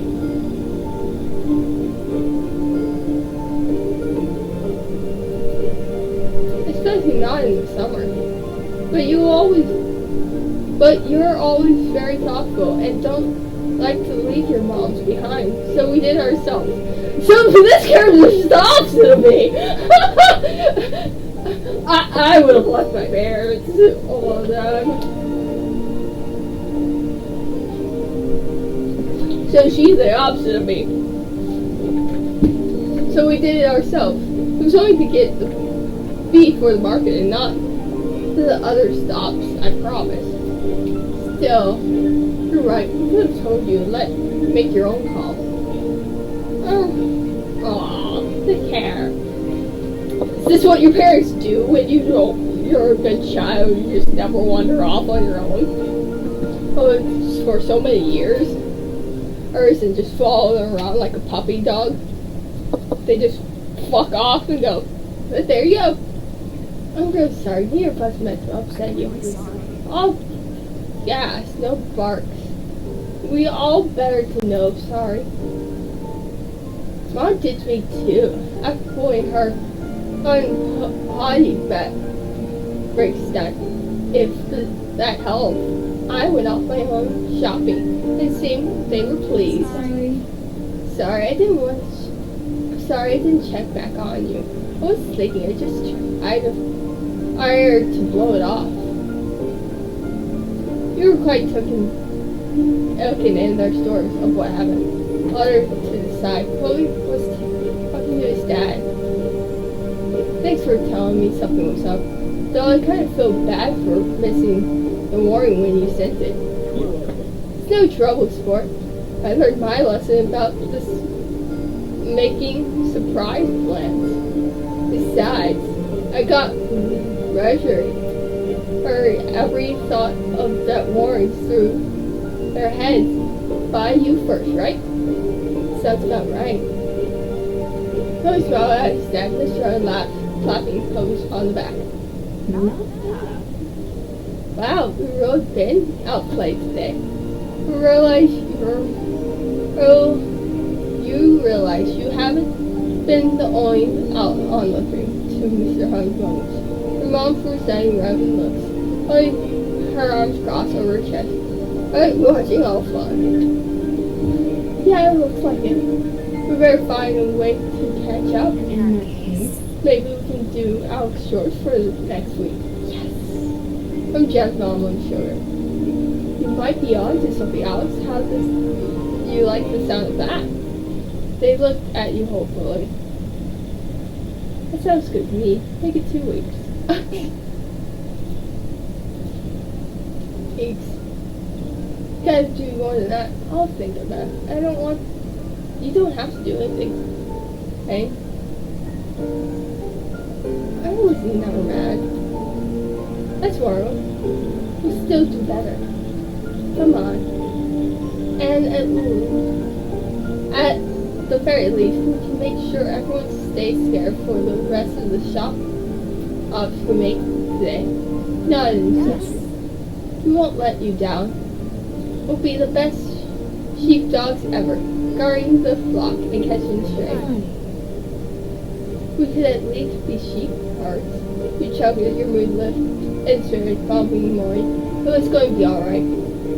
Third to our arcade one final glass and memory under the moonlight. You thought on what you picked up market and how you were going to enjoy it later. Some things you could only get from a local supplier like this. This was another creek of being come along the market today. Chloe then slipped up next to you. A smiling face. You could tell from his face that he was up to something. I know this wasn't part of the plan for the day, but nothing really was, so strawberry, and he laughed. Anyway, well, I sort of picked something out with you in mind. Aww! You hold a hand to your chest, stare at Chloe for a second. Since your mom's stitch we should shop separate. I figured I could use the time to get you something. Just a little surprise. Aww. He reached into one of the bags and received one of the wrapped up objects. You said an unexpected present. He looked excited toward the paper. It was a glass bottle of orange soda. You didn't need to taste it to know that it would be nice. It was a rotate pot. It was quite heavy in your hands. The kind was smart, can't refine. Quality. You labeled cotton paper rather than filthy plastic was sterile. You were wrapping and done, and he smiled sweetly at your reaction. So big deal, but I thought you might like it. Thank you. I can't believe we both got each other something. Besides the big one, I got something for you too when we weren't around. There was a burst of laughter, first from the mom, followed by a chorus of chuckles from the other three. You forgot they were still hanging around. Unfortunately, they hadn't paid you or Cody the same courtesy and had been listening to your conversation. You weren't even apart. You weren't even apart for a whole day, and you both still used the chance to get each other a little gift. Mom clapped her hands together. That's lovely. A day. It was less than a whole morning. True, I don't even want to think about what happens when you spend real time apart. That's my boy. You stuck a hand into the bag and pulled out a box of fudge you picked out for Toby earlier. And I was alone. Paused where Eric was watching. I saw it with something I thought you might like. It's fudge. Toby's face lit up. And judging from ear to ear, he laughed that came from the others, who fully turned into a show now. Didn't appear to reach him. You wish you were so invisible to it, but you were embarrassed. You got something too. Doug took the box of fudge in one hand and clapped his hands together. He used the whole heap and oaths to you, while he lifted a hand up and tried to kiss you for you remember. They looked at you eyes judging. Thanks so much, Alexander. At this race, it would just be in a little group that knew that you've been teasing him. No Park Lot was going to learn about it. Behind Kobe, you could see Mom watching you both was going of her leg.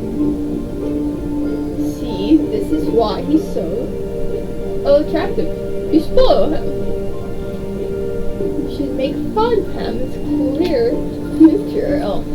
Besides, I don't hear you complain when I spoil you. Mom pinches Mom's cheeks, making her laugh as she brushed the hand away. True. I clapped her hands together in there, teaching calling for attention. Since the other adults aren't acting like grown-ups, the rest of us are going to have to pick up the slack. It's time to go get back on schedule and continue with the rest of the errors. Playtime is eventually over. I laughed with Mr. Hogg, grinned awkwardly. Mom hung her head inside mocking defeat. Kids are tough, and I can't even call them kids anymore. Lily turned and moved at her mother, and Kobe shrugged, staying a narrow object, but a smile on his face for him, and he was enjoying the conversation. You know, really, everyone's skating along. But that your trip to the farm market was closed. It was time to move on. There was too many of you for one car, so you and Chloe had warmed up in their current car on the way. Figured it made sense to do the same for the next leg of your journey. It's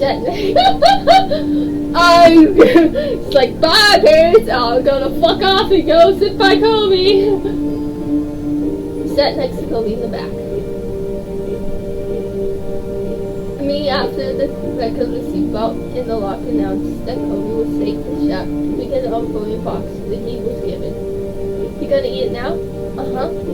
He nodded, not taking his eyes from the car. He lifted the top up and looked around and stepped inside. Green fudge is perfect for the end of snacking. It's so refreshing.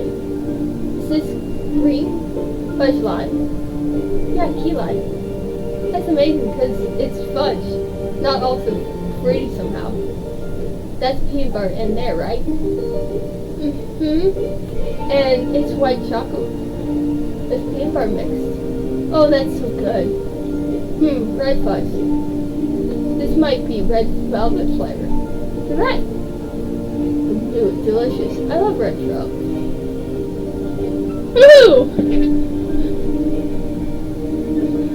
Once Chloe was finished, browsing praise on what you picked, Charlie started the selection. He smiled, licking his lips and having a grand old time. You could tell from the way he nibbled and turned into munching that Buck wasn't going to survive the trip next stop. You were right. Well, he had tried to sever the taste, claiming just one more, until there was only one left. This egg was finally forced to be true. Finished the last one. Exciting. Thank you. You're welcome. Alexander, you're really good. You're welcome. He sat the wing box aside and rested his hands on tongue. Chloe wasn't going to get me hungry for a while after that. For there he sat, wordless, guiding through the window. You know Chloe well enough to spot the signs when he was busily then P-bar flying out everywhere. The way he would fall by suddenly without seeing, the long blinking. All of what she was doing right now. He was looking at nothing but picture. He looked at the fingers absolutely, jetting the last mountain phone just his hand.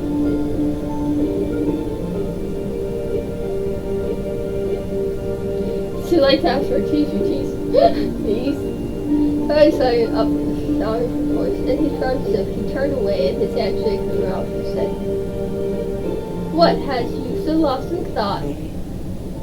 I was just thinking about how nice you are. Aww! How nice I am. Yeah. His face grew redder as his hands clinked around the top of his knees. You stare at him, hoping perhaps but Chloe ducked his head. Whenever he spoke, his words barely warm with a whisper. I'm lucky to be with you. It's so sweet. He peeked at you from the corner of his eyes, still too shy to look at you directly. Then you felt at him affection, as you can carry from Chloe's return. Phil couldn't stand in a relationship with Chloe.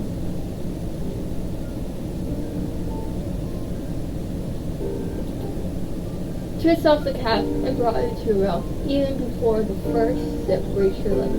Sudden tickle in your nose. Took a swing and was refreshing. The perfect way to hit the spot after a long morning travel through the market. It's good, thank you. He grinned at you, pleased that his pick was been well received. You spend the rest of the day clearing remain errors, all care as fruit.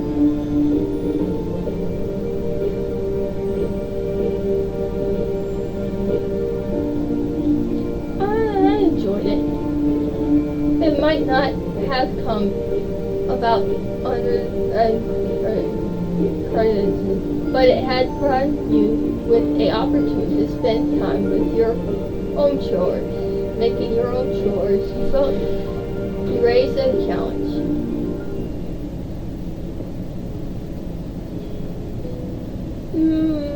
Let's hang out. You grab a large beach towel from your bed and stuff it into your bag. You're all ready to pack your water bottle for your upcoming beach hangout session. Stars aligned and somehow everyone was free today. Mara had set things up because her bubble phones to call you between, and Kobe turned to find a time to hit the beach. We're hoping this would be fun time together. Kobe sat on your window and kicked one on the leg into the air. Sorry had his swimsuit on. Until his arms bent down. He showed up earlier in the morning with a surprise announcement of benefit, which shined as you catch up with his preparation. But seriously, I couldn't find my swimsuit this morning. I looked everywhere. It had disappeared. I had no idea what I was going to do. Got a new one. I have to wear a swimsuit then. Yes. What happens to all your other swimsuits? I know that's your own. I know that's not your only one. I looked around and shrugged. I might have some laundry to do. Anyway, I don't know why it was in the bathroom when I put it there. He gave a small smile and ran the towel in his arm. You now could see that it had been folded at some point, but he rolled it up and now carried it with much care. I'm so glad. But I'm glad I found it. It would have been cripps to lose my favorite trunks. It was nice to see Kobe so happy and comfortable with what he was wearing. And you were along to dress and more about you picked out your own swimsuit. At least since you were average height, you only need to worry about finding the right size. And came your body shape, you were so slender. And your body was soft. I have no muscles. There was a smooth feeling to your belly without any hard muscles, even if you flexed. You kept most of the same shape. You had thought your teenager years you were used to your body. And your body was used to your habits. Are you okay? You're alright. Oh yeah, I was just thinking about some things. One thing. Just myself and my body, really. Rose's eyes went up around him. And what do you think? What do you think about who you are? Turn farther. Not sure about your gender. You wondered if your gender was really something you felt right about now.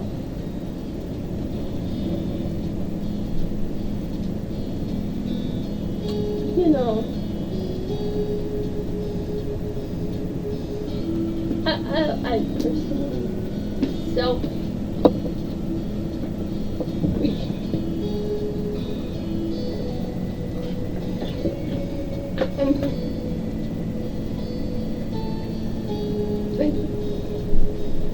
what's it called when a guy likes wearing dresses but he's not identified as trans? Like he still identifies as male, but he still likes wearing girly things. What is that called? Is it still cis? Because I don't know. He's wearing skirts and a shirt, or that I made this character, but he is still a guy.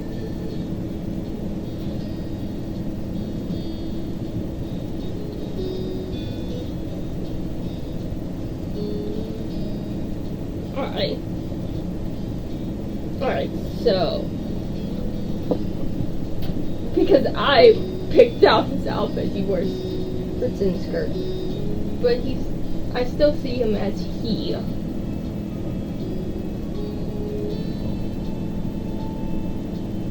don't know what that would be called, because he's also not trans, because he still is the gender he was originally born as a guy. That's what we said. But he dresses in skirts and stuff. What would that be?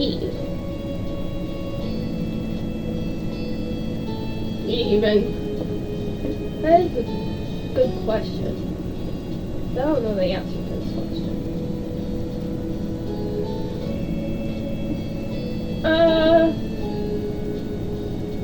Well, we always feel sure about our gender. Being called him was right for you. And so naturally flat-chested. That's the way you wanted to be. Dream for a padded bra over your chest.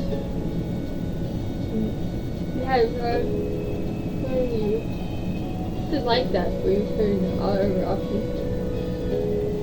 You use a padded bra for now, but this is the way I wanted it to be. You had a lather and wrapped up their physical form. It shaped their self-image. I felt comfortable in yours. Your body was you, and it was a good one. And you felt comfortable in it. You were pretty much always felt good in your body. It was the way you thought you were made for years. And now, for an adult, you didn't see that change anytime soon. You focus on Kobe again, and he smiled at you and took his head. The question still in his eyes. He waited for you to answer, but you could tell that you had something to say. Remember?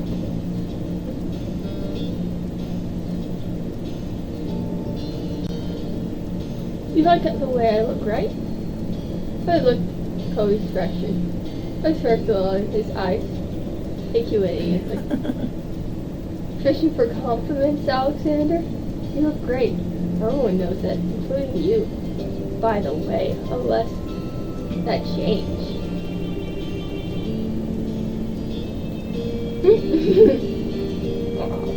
You felt your cheeks heat up and look away. He shook his head and his hands went up trying to uncover his mouth. I was kind of worried in your own head because something was wrong. Guess not, I'm glad. Hey. Hey, Alexander. I give him a smile and point to your arm. You look bright and shake today. He answered not with words, but showed only a sign with both his hands and the same cheeky smile.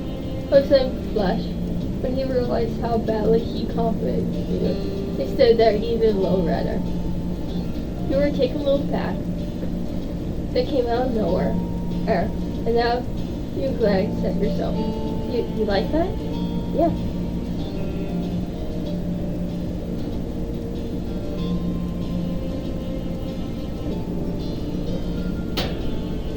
You're so sweet and fantastic. So he ducked his head and started to rub his left arm. It seems he was much more prepared and ready on you than so the bear could respond. Thanks, too. Finally, you felt that was enough of that topic for one day.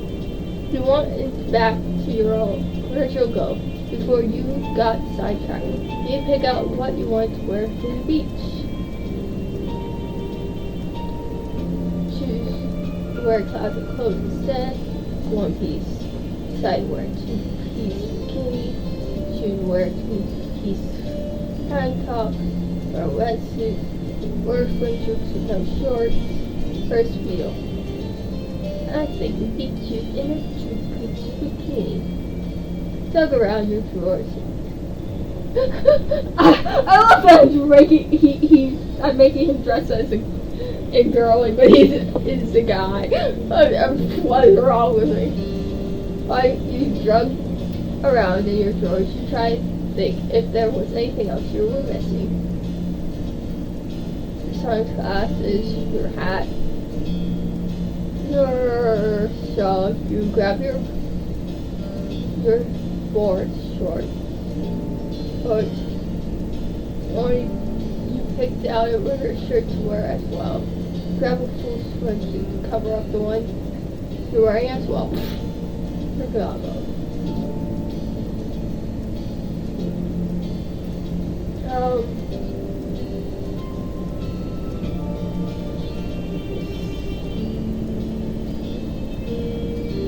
put the sunglasses. With that taken care of, you held out your outfits and Kobe looked. He tapped his toes on the side of the wall as he winked, hoping if he thought that would come to place to say. You hoped so, giving him proper permission on. And it was time for him to go. You weren't going to put on your fair wear with him just chilling there. And he changed. It was about coming with being kicked out. Alright.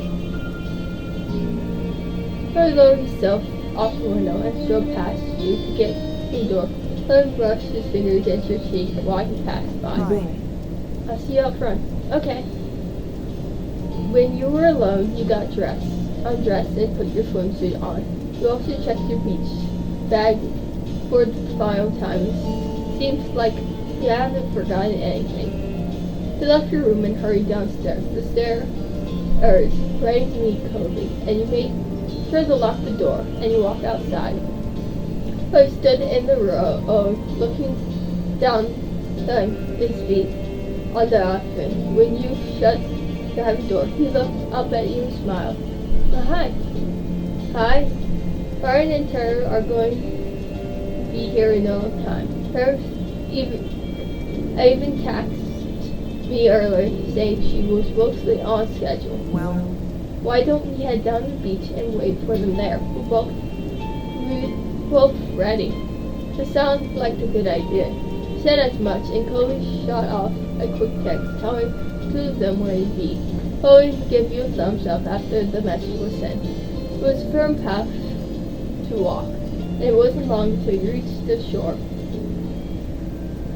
Chloe laid out the towel of his on the warm sand, and you set up your step beside him. You looked out the ocean, growing friends hitting the shore around the thing. You all had lucked out. It was a beautiful day. The sky was clear and the waves was good. It was basically bleeding Sunday. But the police breeze to keep you comfort. Was perfect. so Do you feel like heading into the water? Maybe you just walk down to the shore. It may want to do something here.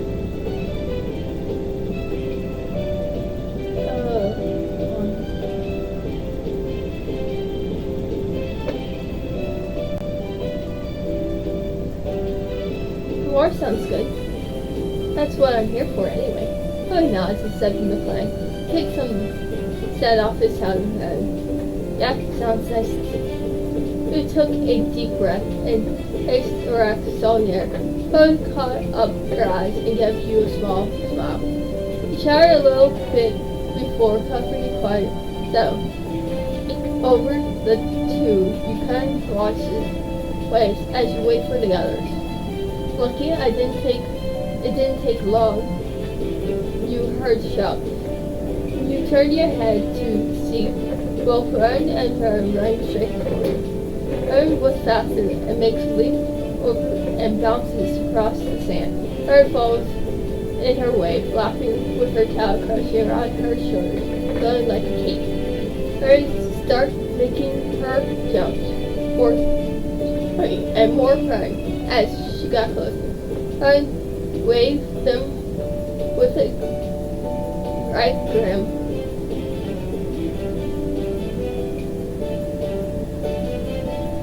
Shut, greedy. Hey! The two of you eventually arrived at Kobe and sat up, looking calm, ready for the ocean. There was ready, Fern, and ready to go. Hey there, Frank, welcome to our beach. Hey! Hi. Hello. Shaking her nods with a smile. Man, I'm so pumped. Yeah, I'm glad this worked out. What have you guys get up to over here in the town? Kobe, Alexander, what have we missed things? Her blinked and shrugged that nothing he wanted to mention came to mind.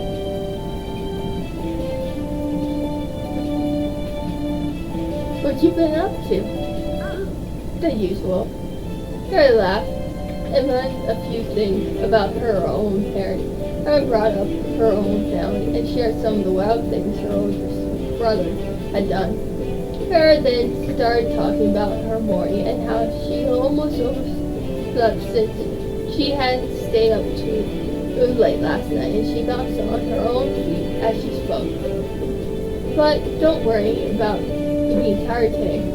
You know I'll run on less back during school. Her filled in the group about her morning. Her and everything had best movie. She met up with Harry on the way here, and you knew the rest. Chloe's arm shrugged to the girl. Hey, why don't we take this out to the water? Hey! Oh, yeah, definitely. So pleased that Chloe remembered what you wanted to do. Something that be thoughtful like that. Her threw her stuff down on the beach and started running for the waves. Mary was more careful to say her things. Wait for you and Kobe. Kobe took his head, grasping over his seat. I've been looking forward to this. The three of you made your way down to shore, cartwheels and turning clapped. Soon all four of you were in the water. Coach ran out the first, while prepared and splashed fight. There was quite a quiet moment there. Someone wasn't laughing. Hours passed and the group had moved between different activities, some fun and some more action. For you, it was another break time. Sat out on the towel slipping some water, and your friends were hard at work visiting Tara's full body under a pile. And used her arms to force stand up Tara's sides, and Coach worked on Tara's feet.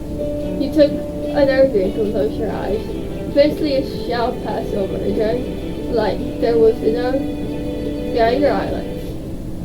You checked to see Coach was jossing over, knees down to dig around a pile of unbleached in the middle of everyone's house and set up and pulled out sunscreen. He takes a seat next to you on his towel, and he opened the bottle with a soft pop and began rubbing the cream. Hey.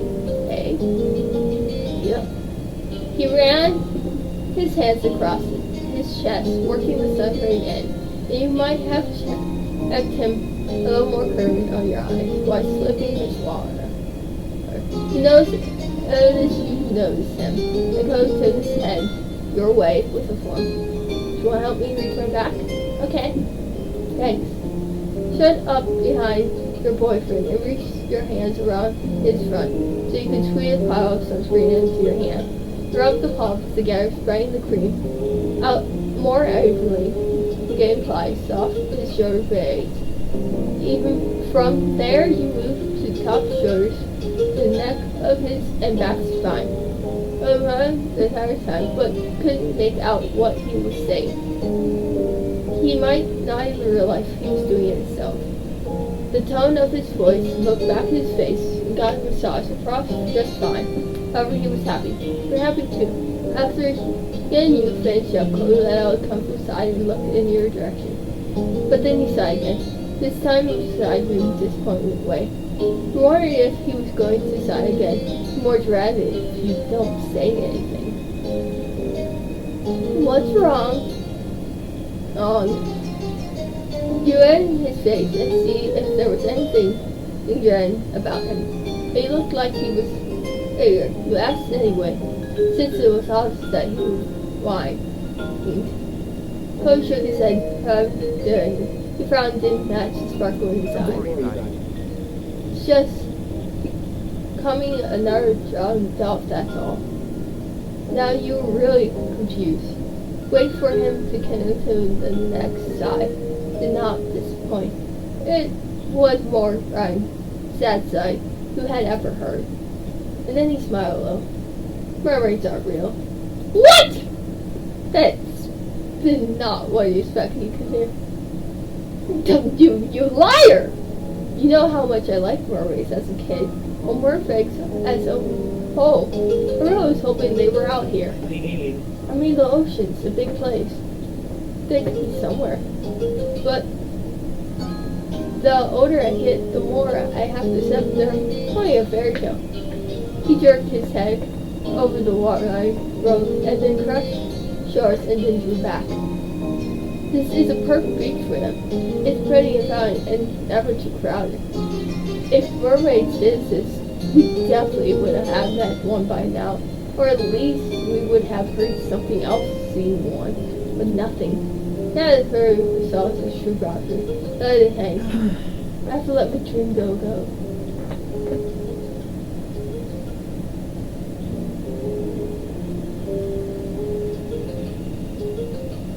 That's hardly proof this is not the only beach in the world. They could still exist, as you said. The ocean is a big place. Toby chuckled a little to himself, his eyes toned in his seat and his face lowered. Maybe it's for the best. Let's say a mer-person did wash up on shore one day. He looked at me with a putting dumb stretches.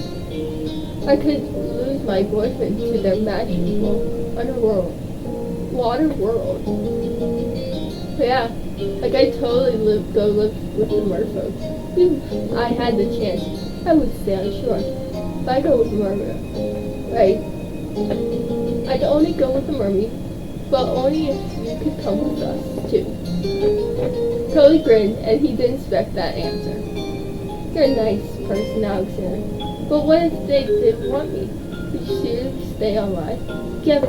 You gave him a look. You meant what you said. It only worked if Aubrey was for both of you. Or sure, that's the right call. It's if a beautiful, kind person goes for someone, I'm pretty positive that Sarah Sean isn't going to turn around and say, no thanks, I'm going to stay on land, the normal guy. Everyone, are you so sure? I have to make the call.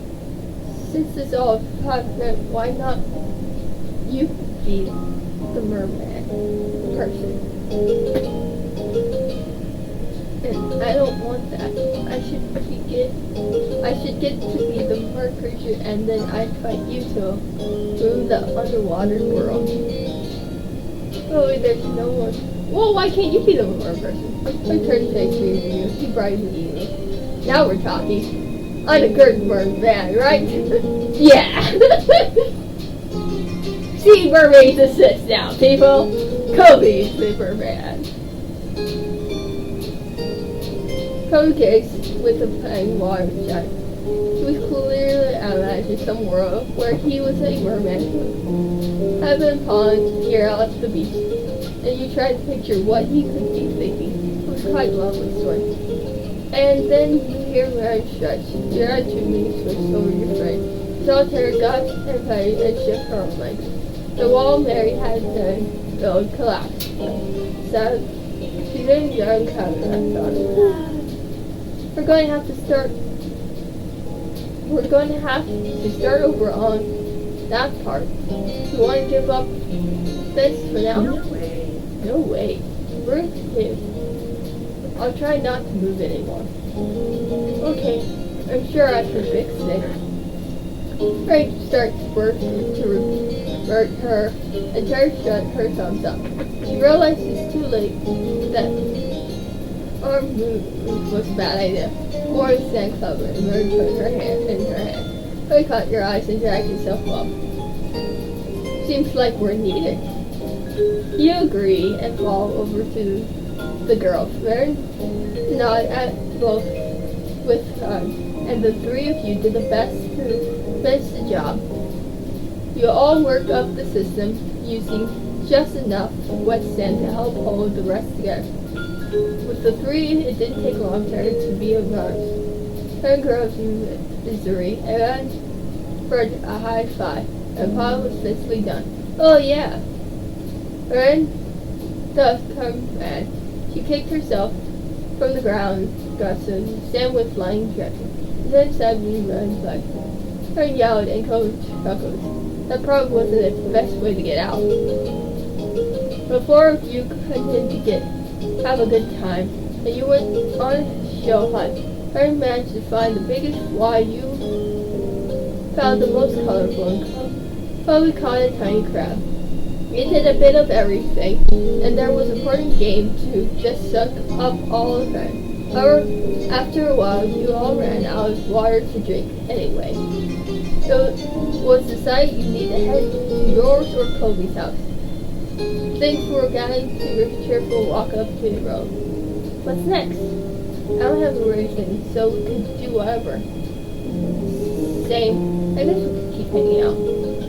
Her snort at reaction took on her thought. Don't sound too sure, Kobe. By the point you could see your house, it didn't take long trip and when everyone threw out suggestions. People hungry? She looked from face to face and cried.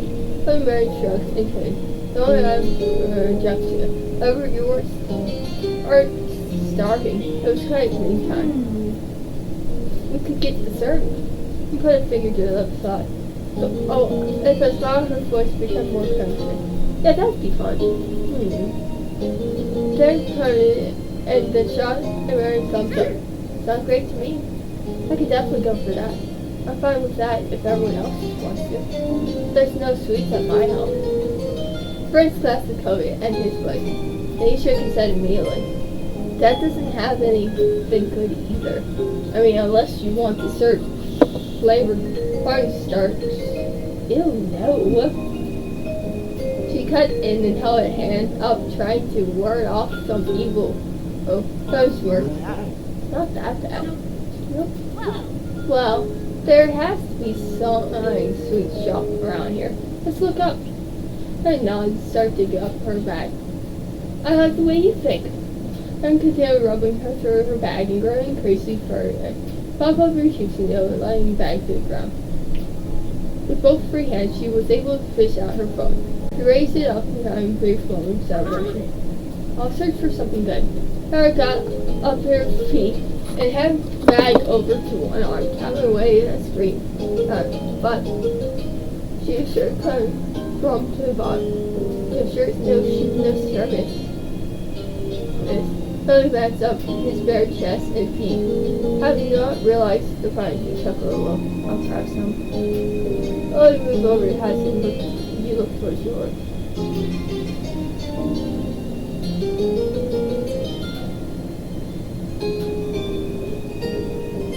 Oh, wait a minute, girls. Watch Kobe disappear in the alley. Karen was deep in the drug through her food options. We shuffled where she could see Mary doing the same. There's an ice cream. People love ice cream, especially around here. I don't really like ice cream. Cool, because I don't either. Spread her finger up, and all sides of the place showed up. Rolling birds and cakes. Unfortunately, cartoon marathon. I like ice cream. It's just not for today. There has to be something else. Thought it on, and Tara keeps running. You heard a door open and Cody came in. You were about to be surprised on how Lee changed, and you noticed he just threw on a t-shirt and swim over his swim shorts and slipped on a pair of sandals on, of course. Hey! Everyone stays there. The reaction agreed and looked back at Sarah's phone. Her scroll forward, making her in Oh, what about this place? They sell crepes. There's something you don't see everything.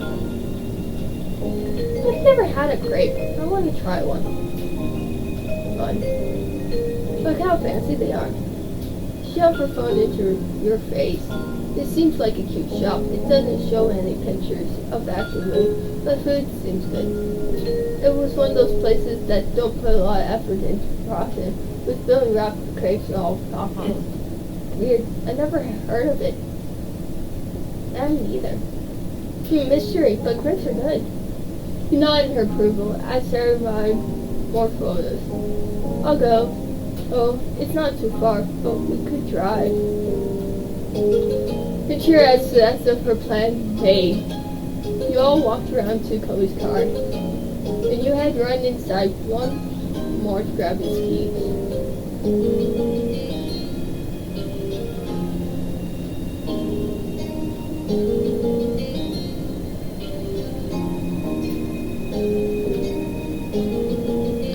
Alright.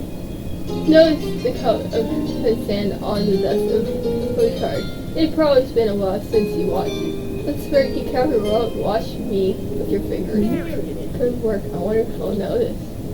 Card being and unlocked. Chloe ran up with his keys in his hands and left his face and brushed back. Shotgun. She climbed on the passion without hesitating. He didn't argue and climbed back with Mary. Turned on direction of the phone and tapped as their navigation. Chloe stood. The GPA tried to get Chloe to turn a non-exit road once and waited him to do a U-turn instead of him using black. But Harry looked at the path and it seemed smooth. It went smoothly enough. You led to the small park rather than a full That explains why there must be pictures of crepes in time, and why a new trend lived in town his entire life. This completely new trend that popped up recently. There was a good weather. You could walk up the car and drive through. Code parked with a laugh. Come on. I don't think I need to put on a shirt for this, but I will still try. Let's go. What? Do you not trust us to eat in your car? He gestured, and the car grew option, and shook his head with a shirt. I trust some people here, or maybe, but it'd be more fun to actually check it out. He has a point. Everyone acknowledged his point and hollered out. Karen tried to tease Kobe a little bit, but Mary started talking about the last time she had a crepe. Apparently they've been to search for the topic with multiple sauce and corn, and Mary was pretty sure it cake and icing. That's sweet. So great. Literally, it was so good, but regarding so much, I couldn't finish it. I really tried. You can do it this time, really. Then heard the some laugh. When you got up to me, you realized that there were more than just grapes. There were definitely grapes, many grapes. However, the small also had a lot of different drinks as well. Tea, smoothies, and milkshakes. Jackpot! She smiled and held out her fist bump, and then high-fived it. Two of you stared off with friends for the shake and had cream. They made a slow press, and Code Mouse twisted his mouth. He stepped in first order and Jack sat in the middle. I'm gonna order a crepe and a drink. Yeah, I would like to get a crepe and a drink, please. The woman who looked a little older took your order, and she smiled, ready to sit. For the crepe you wanted, lemon. Filled with the toppings you picked. Oh, this is a horrible idea. Don't give me options. Cream cheese. Probably not. Strawberries for sure. Or mixed with berries. And bananas. And caramel sauce. And that's all. And you picked out what you wanted after you ordered. Tea, coffee, strawberry smoothie, a banana smoothie, a chocolate milkshake, and a strawberry smoothie. Yeah, mixed toppings with your drinks is, we have Mexican. Add caramel syrup. Yeah, add caramel syrup at the top. And whipped cream. And that's it. You pay and step aside for let your friends roll. Cody got a lemon crepe. Woohoo! Me and him are the same pals. Lemon crepe with powdered sugar or on top with mixed with berries. Also got plain strawberry smoothie. Kobe and me are so high five, Kobe. Karen went crazy with the toppings. Although she ordered a plain crepe, she had it spread with whipped cream cheese, chocolate chips, chocolate syrup, and bananas. Her opened a French crepe served with curd milk. Before you said as you wait for your treats. I heard what you ordered, Alex said. Glad I'm not the only one going for a drink and a crepe. I couldn't just pick one, why not? Exactly. Hopefully gonna be good. Oh, Sam, man, the grape's going to rock. High five for the topping first. She held out her hand and said, well, she did say high five. She had her hands out like smack. Or for Alexander. Oh, I got that. You grabbed your order, and others didn't take much time after that with the country that reminded their treats. Hurrying right into her, Mark gave her some time. Now she stuck in her mouth, and tried to her bud grin, and turned to politely. We raised her crate over to Aaron, but you could tell there was Aaron to make it look nice. But stockpile, only so much could be done. I took a huge bite of bread and sighed happily. I seemed silent and took another sip of Aaron's drink. I have gotten the problem because they knew they'd end up sharing. Cody, do you want to share ours? Spike lit up in excitement. I know we both got the same lemon crate, but I mean... Of course. Yeah, of course. Shane Tree, you looked top of the lemon crate. It was light, with mixed sour from the lemon, and sweet with the syrup berry mix. It was fine blend with chocolate strawberries. Puck seemed to enjoy his treat, and then you swapped back. Smiled and looked up in his mood. Thanks. You always get good stuff. With that, Cody starts to eat his treat and hurried, and you saw him take a huge cup of his smoothie, and then without a swallow, he added another bite of his lemon crate. Cody tore off a piece of her cream and held it out to her. Care to try it? Care to make a trade? Sure.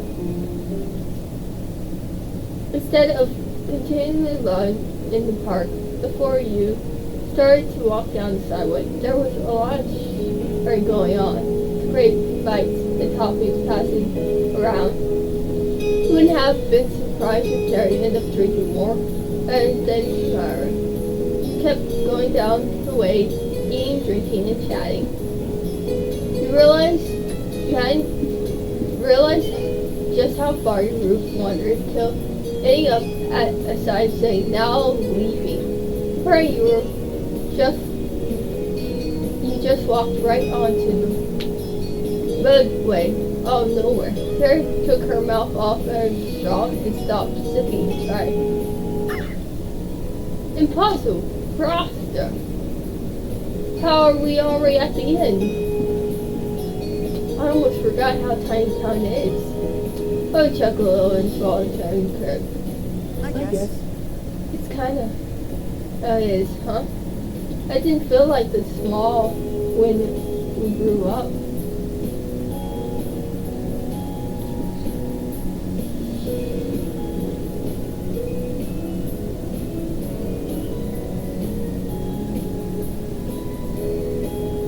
It definitely felt better then. Bigger then. There was a time when summer felt huge. It seemed as endless as the ocean. There was always some street that you had to wander down, something new for the tourists. But now you realize was just a pond in a big, big world. Seeing the different ends of time, here was bounds that proved your home. Time could be plucked out with ease. I guess that means we should probably head back. Once doesn't just walk into nowhere land. We're not only one, Sarah. There's four of us. Her shut up her face. Not one fill out her bad jokes, and she died. 6 have to go all the way back. Yeah, but it's nothing to do outside of this distraction. If we keep going forward, it'd be a even longer trip to home. You stare off into San Polo Green. You didn't want to go any farther. Can we have a break first before turning around? Been walking for a while, and someone finished my drink. Very cute. Her stuck her hair in straw. It's gonna look good. I looked at her, but remained undone. And in the end, though, it was agreed to hang out outside before heading to the car. It didn't take long to finish the rest of the food and drinks. Everyone gathered up the trash and stuffed their bags and pockets for now. Thank goodness. The group relaxed in the grass, keeping track of the cars that drove past. It's not a high number. 14. The news passing car drove in town out. But as the vehicles come by, it slowed down and watched as the main road to the police stop. About a car parked by the now lit site. I was raised a bear look. But then they turned the road down Craig. As soon as you saw his hair, you recognized him. No one else knew themselves so direct. Hey neighbors. Chloe opened his eye as he realized after studying his job and his drink. Hey. You know, I'm trying all enough directing the car noises. I see you again. Somehow he was able to pronounce his voice such a way that it still moved. Even though he was deaf speaking hard, he wondered what he learned to do that. And you thought about the old picture this made. A fancy black car pulled over to a group of teens. Still riding wire. Sarah was incredibly confused and struggled to watch. Sarah tilted her head on him. I made a quick turn and point out towards her, and the light went off in his car. Ah, that's the new person in front. The bee man, right? Yeah, Baxter. Oh, I wasn't sure if I'd ever see him. Her voice was quiet. Mary usually got shy around new people. Her was quite opposite. Incredible, this is perfect. Mary hopped over the grass and ran over Red's car, all full of excitement. Behind Mary cracked herself in the eating garden of clothes. She said a search and to look at you and Chloe, which shrugged and Mary nodded and turned right and towards the father. Mary bent over to talk to them through the window, and she blocked through interjection, with Mary putting in her shy way. I looked at him and clearly had no intention of going over.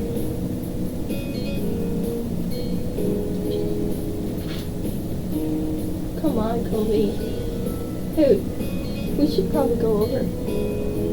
Chloe pounced and his cheeks fell to the chopped pop. I don't want to. I don't know what to say. You can go. I'll just wait until he's gone. But he saw us. He stopped for us. I think we should say hi. Do you want to be the only person who doesn't go see him? Well, why can't you stay here? Why can't you stay here with me instead? Aw, you jealous? Boo. Besides, he's definitely going to be difficult about this. Sometimes he was still she's 8-year-old. Met all those years ago.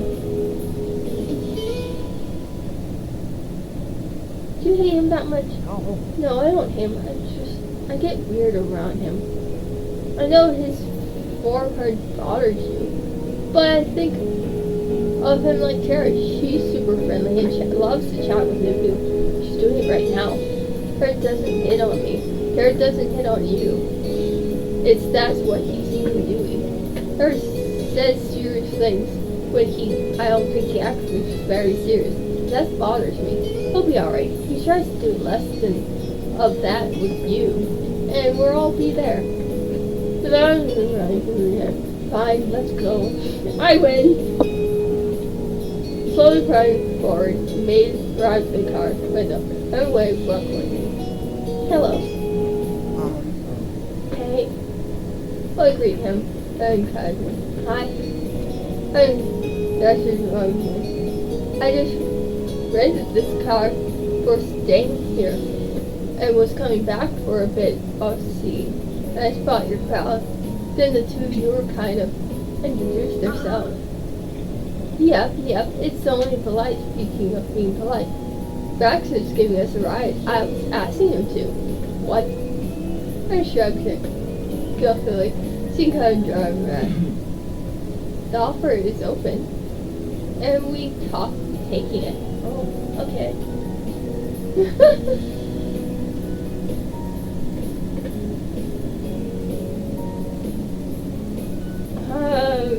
I'm not. Oh my god, I'm more worried about. I'm happy to get right. Regardless of anything, you don't want to walk back. That's what becomes a grateful terrorization.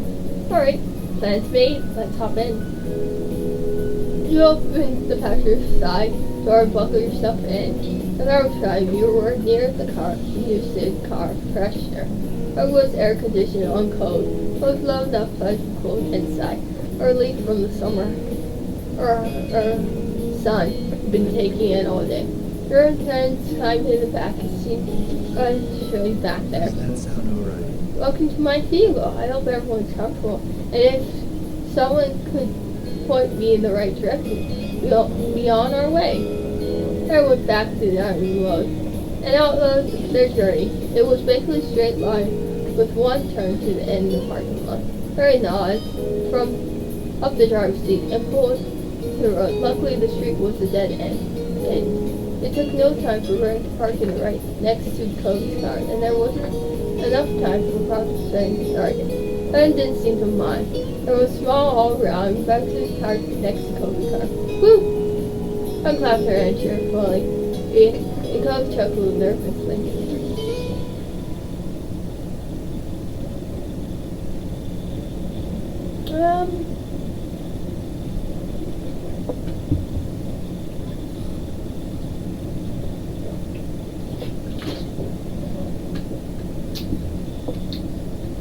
Why do you have to do the whole thing right now?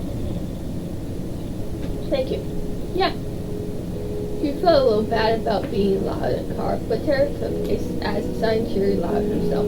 Her laughed at the celebration. We're live, done, Cece. Tara flung open the door and find out. Thanks. Everyone else exited the car as well. The group thanked Baxter with a friend, and Baxter himself got out too. Everyone turned again and found Baxter and Cody's car. Tara looked back at the ground and definitely discovered the watch being put there. Huh. I wonder who did that. You sparkled along with her. You real like you've been caught. It's a mystery. Right. Tara bounced once over Francis, offered her hand to shake, and he accepted easy on charm. You're a pal. You're too kind. It was no trouble whatsoever. I've been keeping the car all summer. If you suit, you're welcome to take my number and give me a ring whenever you need that ride. And that goes for everyone here. I have a car?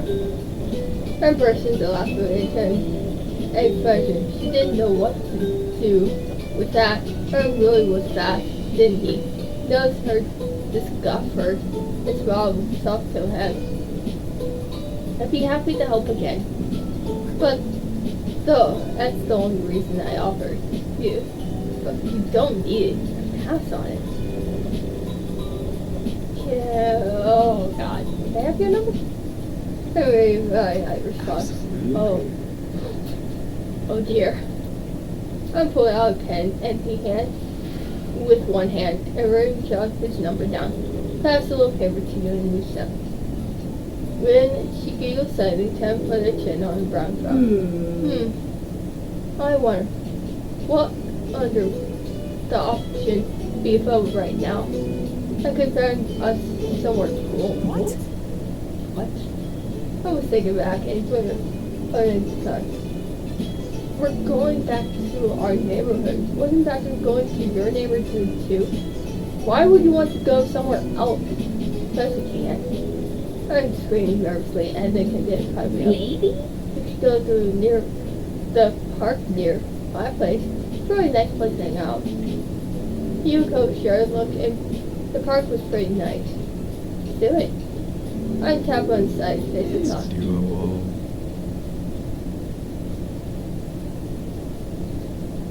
Okay. He glanced at Cody and saw Smith's focus. Well, we have two cars. If some people want to go park, I can still take the others home. But if everyone's going, it doesn't make sense for me not to. I kind of want to. I kind of want to hang out with the group, but at the same time, I want snuggle times with Chloe. Oh God. We're at the point where another decision is where I want snuggle times with Kobe, but at the same time, I'm the kind of person who doesn't. I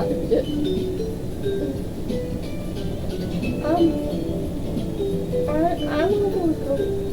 I'm ready to go back to that and let the group know. Oh, girl frowned. Neither want to leave you and Cole behind. Very speculative again. He's all hanging out. We can't just bail. He nods a bit. You don't have to go to the park. Going back to the neighborhood was playing. Yeah, very. It proves to be a good idea. Go ahead and shake his head. Don't worry about it. Not really, it's fine. Not plenty of hanging out today. Want to go to the park? You should. Right. You can have fun with that. It's okay. Okay. She doesn't sound too thrilled, and Mara pat her on the shoulder. Okay. Guess we can see you later then. Probably. She smiled and she rolled her eyes, wished off she would answer. He knew you'd see them again. Everyone finished saying their goodbyes, and three climbed in the back of the car. Bye! Hurried to shove back and struck her back slightly. Ryan laughed away and rolled down the window. See ya! Bye, Terry, bye, Ryan. And rolled down his own window. See. Have a safe journey back. I'll see you around the neighborhood.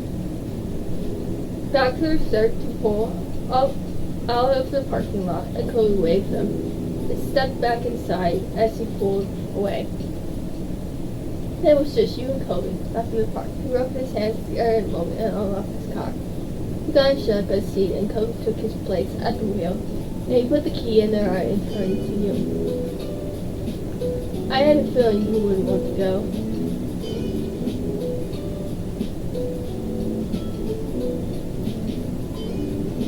Thanks for giving me a out. Chloe smiled satisfied and finally turned his key. I need Kobe around! And fucking hell, I do need Kobe around. Because I would have just kept following along, you know? Sure. My answer would have just been sure. Or especially once I get out of my social thing. Once I feel like I'm hanging out and I feel my social butterfly thing has kind of been there, but at the same time died out. I'd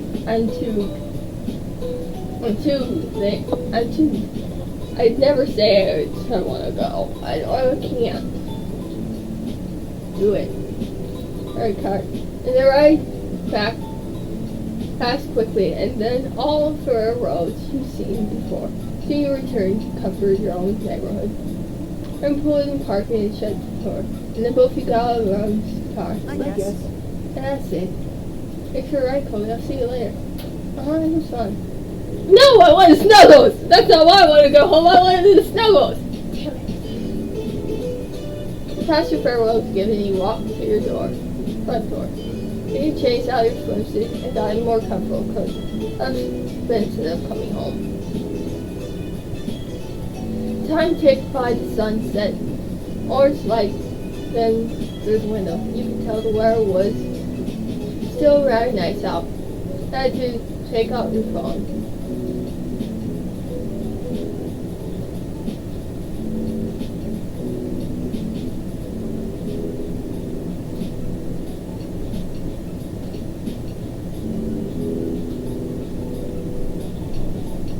It's alright.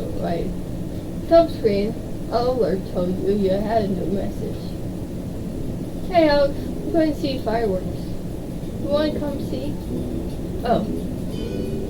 And Derek texted Kobe. Said he'd be there. How did their trip start at hanging out at the park and ended up finding them on unknown fireworks certificate? Doesn't sound good to you. Fireworks? What else? Fireworks. That's kind of out of blue. That sounds like fun. That was something you couldn't miss. I sent you a cheerful smile. And not even 5 seconds later, that you got a yay. And she sent another message telling Kobe would be out of his car soon. Quickly got yourself ready and head out into the world once more. On the way, you sent a message to Kobe that you were coming. He texted that he was already outside. Just as promised, Kobe was waiting by the door, and he hadn't bothered changing at all. He was quite comfortable getting around in swim shorts. He slipped his phone in the pocket and waved over.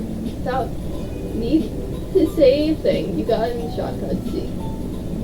You noticed that the car was no longer covered in dust. He must have washed it. That's water during action. He looked to you, and the car side smirked as he looked at the car. We go again. Yep. Pull out the road and race towards the city, and the sun sank to our eyes. The city lights sparkled around you. Willie stared around the parking lot spot. It's been smooth drive, but unfortunately finding parking spot was a task. He tried to text toward the scene where they parked, but she admitted they hadn't been any open around there. They've gotten luck with one spot. Kobe drove around a few blocks, but finally a spot pulled the parking lot and found something for one absolute prize.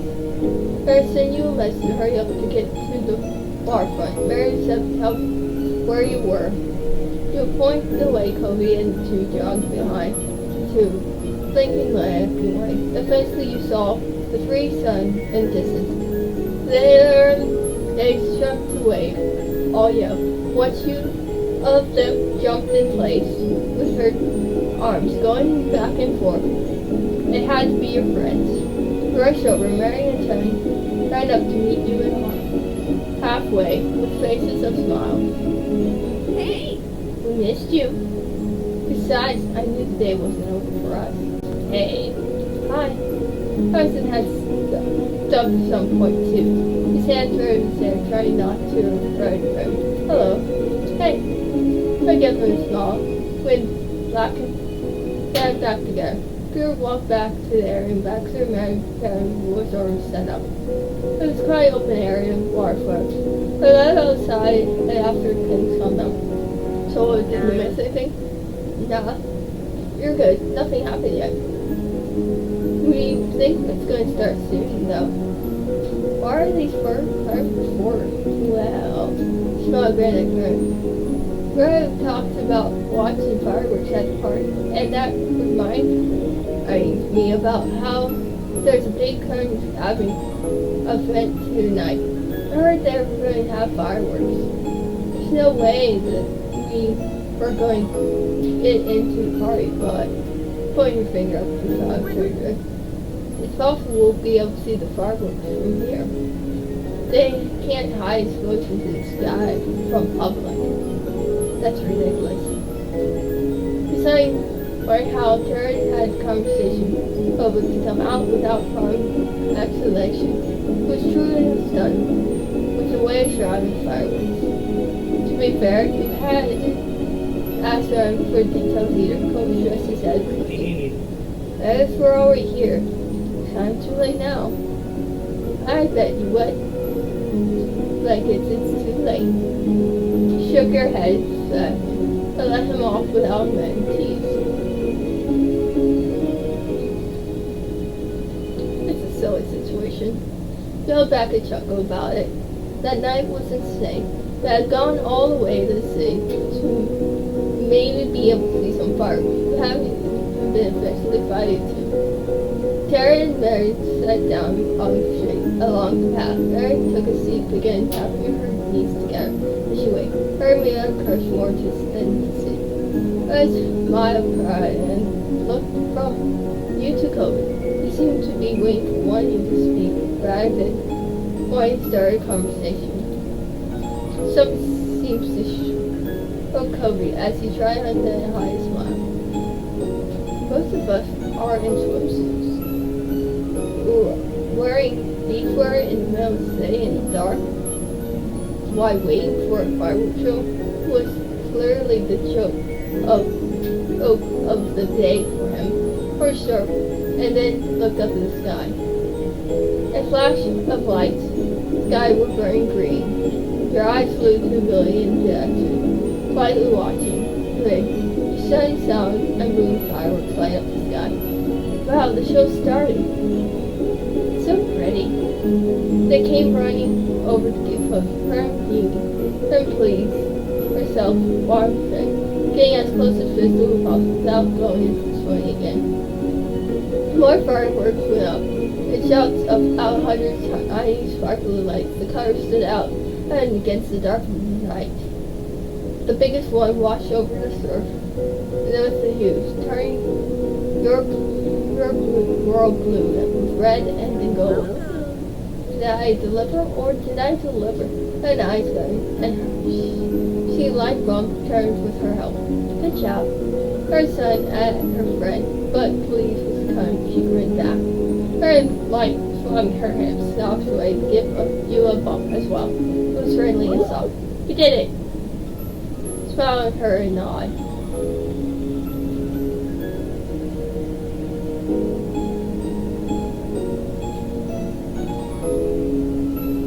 Please didn't miss the show. Putting how on the important fireworks plan had been. You were excited it worked out. Luckily you arrived in time. It was shaping up to be a perfect prepared for the fireworks show. The rest of the group huddled around the rails to see closely as possible. Very close, stood close, and Terry had gripped the top. Fred laid his arm across it by leaning forward and back rests his eyebrows on the rail. And he leaned back towards the fireworks. He seemed to have more fun watching than the actual show. Ooh. She pointed out the golden firework and beamed. And that's cool. Tara held up a hand from a high five and heard around her. Her moved and showed him a smile. What color do you think the next one will be? Without getting very glad, Chloe answered immediately. Green. It was orange, but extra trouble. But it wasn't an insect. It called Kobe out. Oh, for being wrong. Is that your favorite color? Green? It's one of them. I think that's nice. It matches you. What's yours? Black? It's one of them. Sparked just a little bit. Left in front though. I guess that next going. Chloe looked away from the fireworks and grinned at you. He was glad to spend time with you, and he took his head and sang from fireworks above. I think that deep in my favorite so far. Shut you another look and nod, waiting for you to wanting you to move up close. In front of him you could see the night light shining on the water. It took a moment to watch him, and the fireworks shone in his eyes, both grinning like a kid. Your head against Kobe. Aww, I'm noodling my head against Kobe. Now yourself closer and rest your head on your boyfriend. If you listen closely, just might make out his heartbeat. Get up quietly and then lowers his own head. It takes a little while to adjust, but soon you're both comfortable with each other. Your head rests on his shoulder and his neck tilted up so that his cheek rests on your top of yours, and he warm and settled upon you. Chloe glanced just from the show and dozens of lights straight at you, and he said and he doesn't know you laughed him so blissfully. The seven came up and by again, more fireworks out, and they climbed in the current, danced across the ocean, over the water, reached out, and it was green, white, and a big beaming sound, hard for normally summer trend, but then as an approach, showing up to the city last minute to watch the flag tank part of the thing. It's made it feel special in a way, just planned to go public. The fireworks show never would. Turns out it might have not left you with a time to print, but I'm sure that the unique situation was clear it was unforgettable that night. As the final sound blessed the sky with unfading beauty, remember things that might have been out of sight. Once again, not for the rest of your life. You held a hand free and had a moment for last use you could. Aww. Well, let's do the charity for the talk. He pushed himself to his feet from where he had been, down in the sand, shoving out his back and going softly. The lean pinch slipped past his lips and he wiped it up. Looked over to the shore. Looks great. He stepped behind and joined the stern of the sand, almost letting the sparkle beneath the sunlight. Two you had off the beach said sunrise, clean up and down the beach, looking for injury and work had paid off. Using a hand shield of your eyes by Ray, glanced across the way where a volunteer from ORCA were gathering. They were for early risers by high spending sets as they wore. They looked as if everyone was ready about to wrap up for the day.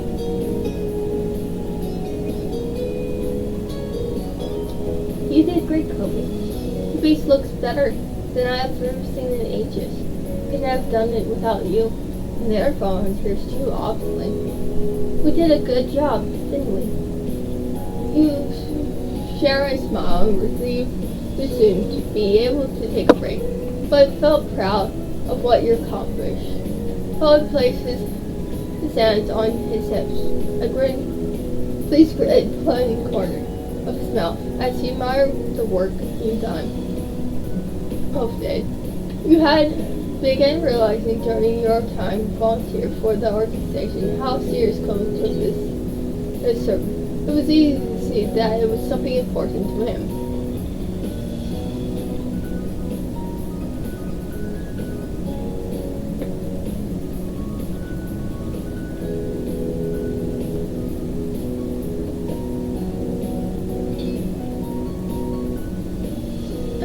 Good efforts. It was all important and that the ocean you grew up was protected. It had always been a big part of your life, and you felt the least you could do was give it back in some way. It's been a good year. It's crazy to think it's always time to push the big event. You let out a big breath, thinking of home dinner that OCRA organized every year. Being a common funding for a very large donation, it was going to organize from in years to come. You had to be over 18 to attend, so this was your first option to actually see it in person. All you had heard about it so far was Brian and Pro on things, with speeches and everything. You don't know what else to expect from it, as you were part of the group who planned the event. Before the big night came around, the volunteers would have to sell the tickets for it, and there were you being helping. I'm nervous about the event. You looked down and sat shyly, push your fingers together. It was going to be fancy, full of important strangers. I can agree with you there. It's part of the program, though. I just don't feel excited about attending a formal meal with proper etiquette and stuff, you know. Threw his arms aside, making a bit of a show how ridiculous it seemed to him. I got sand all over my room, and only a nice shirt. And I go barefoot pretty much wherever I can. I'm going to be so out of place.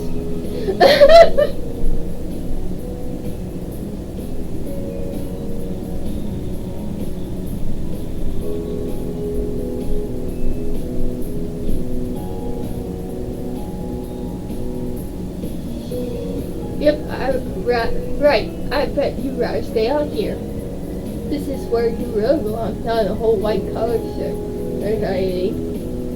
He chuckled a little and gave you a side look at know me too well.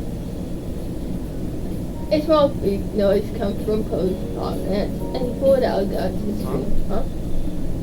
It's organized. They said it's time to call it a day here. Oh, cool. Chloe took the stuff over and turned to you. Let's head over and drop the trash off to the truck. They can drive back and join the ticket team. thought be there pretty soon to save them. With a striking shore on, the plan switched places with the other team who've been pushing the tickets for Friday dinner halfway through.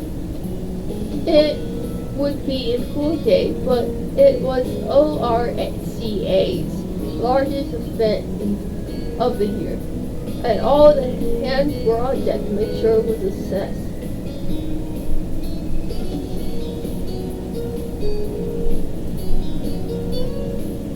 I'm gonna nudge Kobe. Chuckle nudged him back playfully with his free hand.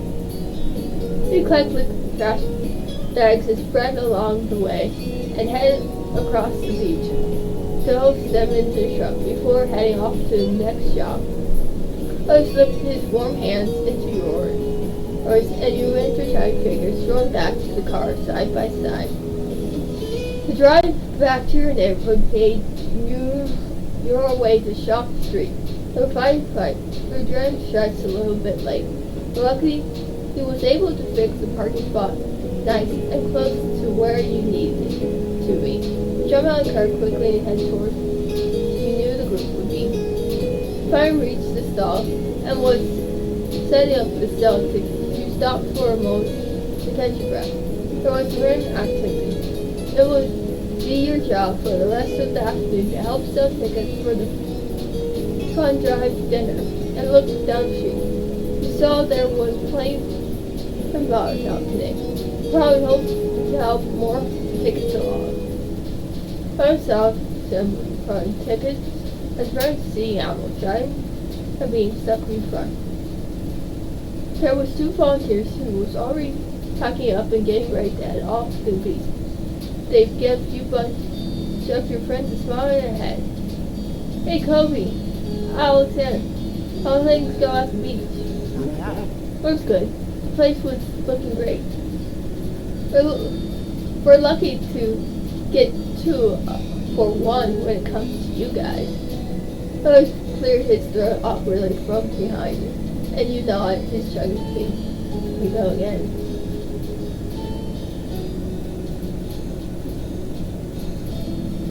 That's right, that's us. We're joined to the hip, some might say. Oh, here's chuckled and packed up the last of their stuff, and Kobe seems to relax a little more.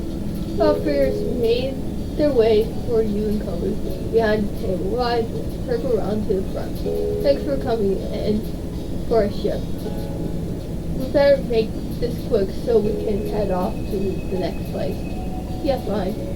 You know, I didn't give a small smile to show you were listening.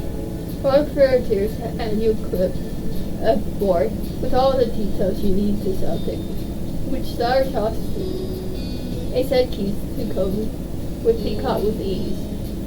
Those are for the money box and Spy Kit. Make sure to keep them on you all the time. Aside for having the cash and tickets, there's also a form on the clipboard for a guest to fill out their info.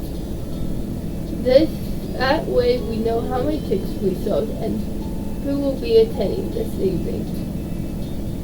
There is a small scrap in between if you get stuck what to say. And that's pretty simple, huh? I think you got this. Starting with that, you knew what you were doing. The volunteer said their goodbyes and started walking off, leaving you and Kobe managed to sell all alone. I juggled the keys in his hand, and Kobe waved off to them before he stuffed them in his pocket pants for safekeeping. He gave him a small wave goodbye, and they left. One of the volunteers were outside. Kobe dropped into the chair behind his side. We made it just in time. It's cool to be great places with nothing happening. They might be getting late. Hey, getting cleanup duty. He leans back in the seat, getting fully comfortable in space. He chews small smile.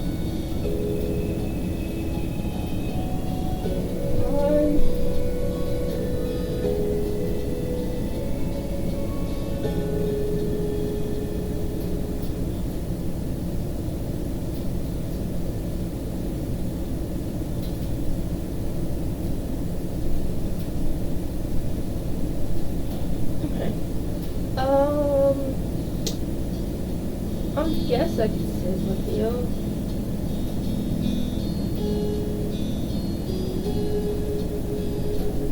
So, take a seat. It was a simple plastic chair that squeaked when you sat on it, but it kept a good feel of the street.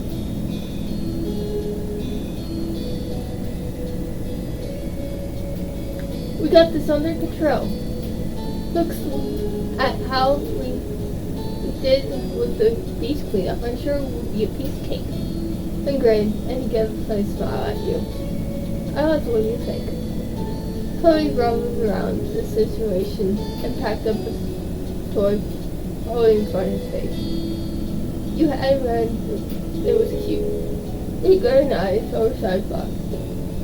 Setting it back down on the table. The wizard shaped out his salt, figured out to pull a stash for his table. When he pulled it out, he opened the lid. You could see it was filled with half-melted ice and half-dozen and bottled waters. Grabbing one of the plastic bottles, he unscrewed the cap and took a long drink. The way he pushed it running along his eyes onto his fingers. So? You want one? Blech. And I'm a water person.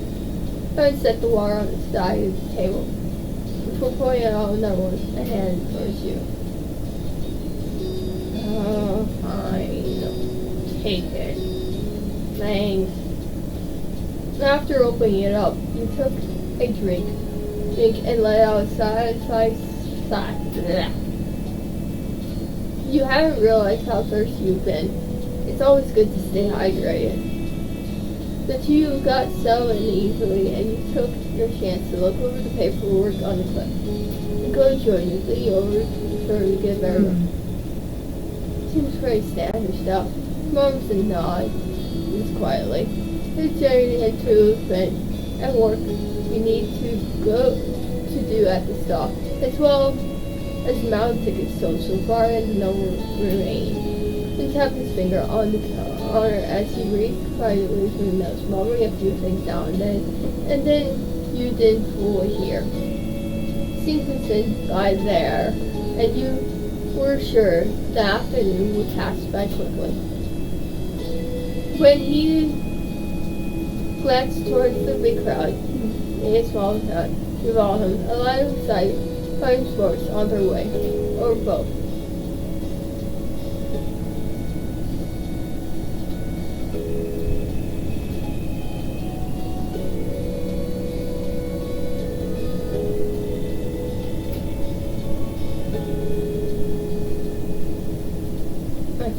This could be the first ticket sold of the day. Give it all you had. Makes sense. Sure, the fence was assessed. Hi, how are you doing today? The time passes. The two you made this as people approach you in your sale pitch. Either have them ask for a ticket or two. You hand them off in a moment. Maybe next time. It's all you could manage. So the tickets could tell that Chloe was happy with the outcome. After the afternoon dress at 6 p.m. arrived, it was time to pick up everything and head home for the evening.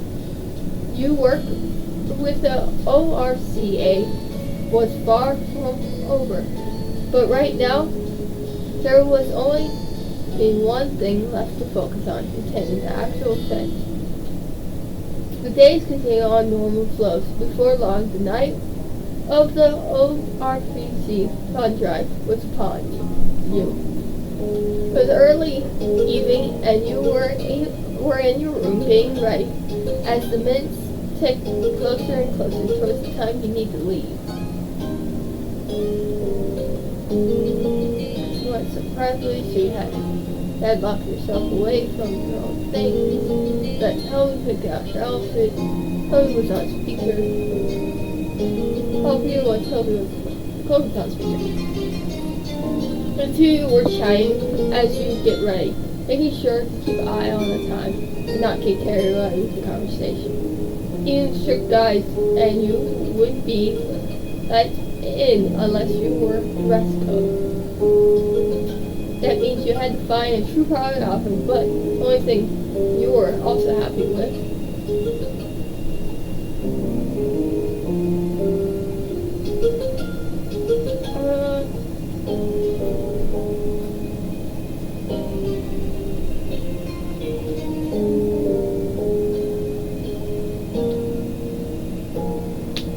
I don't like dressing up too much. Then clothes were always stuffed and uncomfortable, and they just totally unnecessary. Putting toggles through the options I would know. I know your code isn't great, but I know you can make it work somehow. Every thought I see the day comes, how it would occur to me to wear something formal. The quiet chuckle comes from the phone, and you nod at the sound. Yeah, this is really once a lifetime event. Take a deep breath, ready to focus yourself. You look up at the options of last time. Check the sign up and quickly.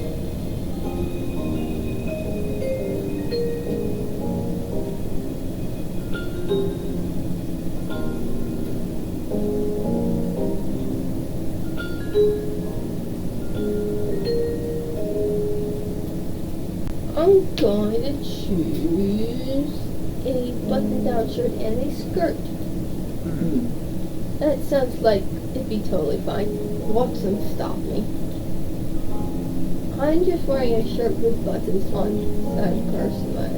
Sitting from here and trying you out of the outfit.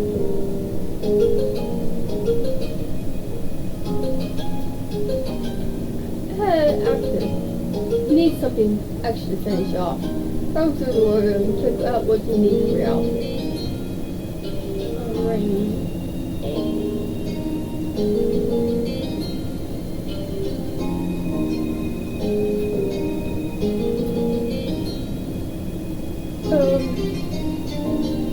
A necklace? Taking the best return back from here is around your necklace. This and ankle. Quickly remove your shoes from top of your ankles before stepping into it again.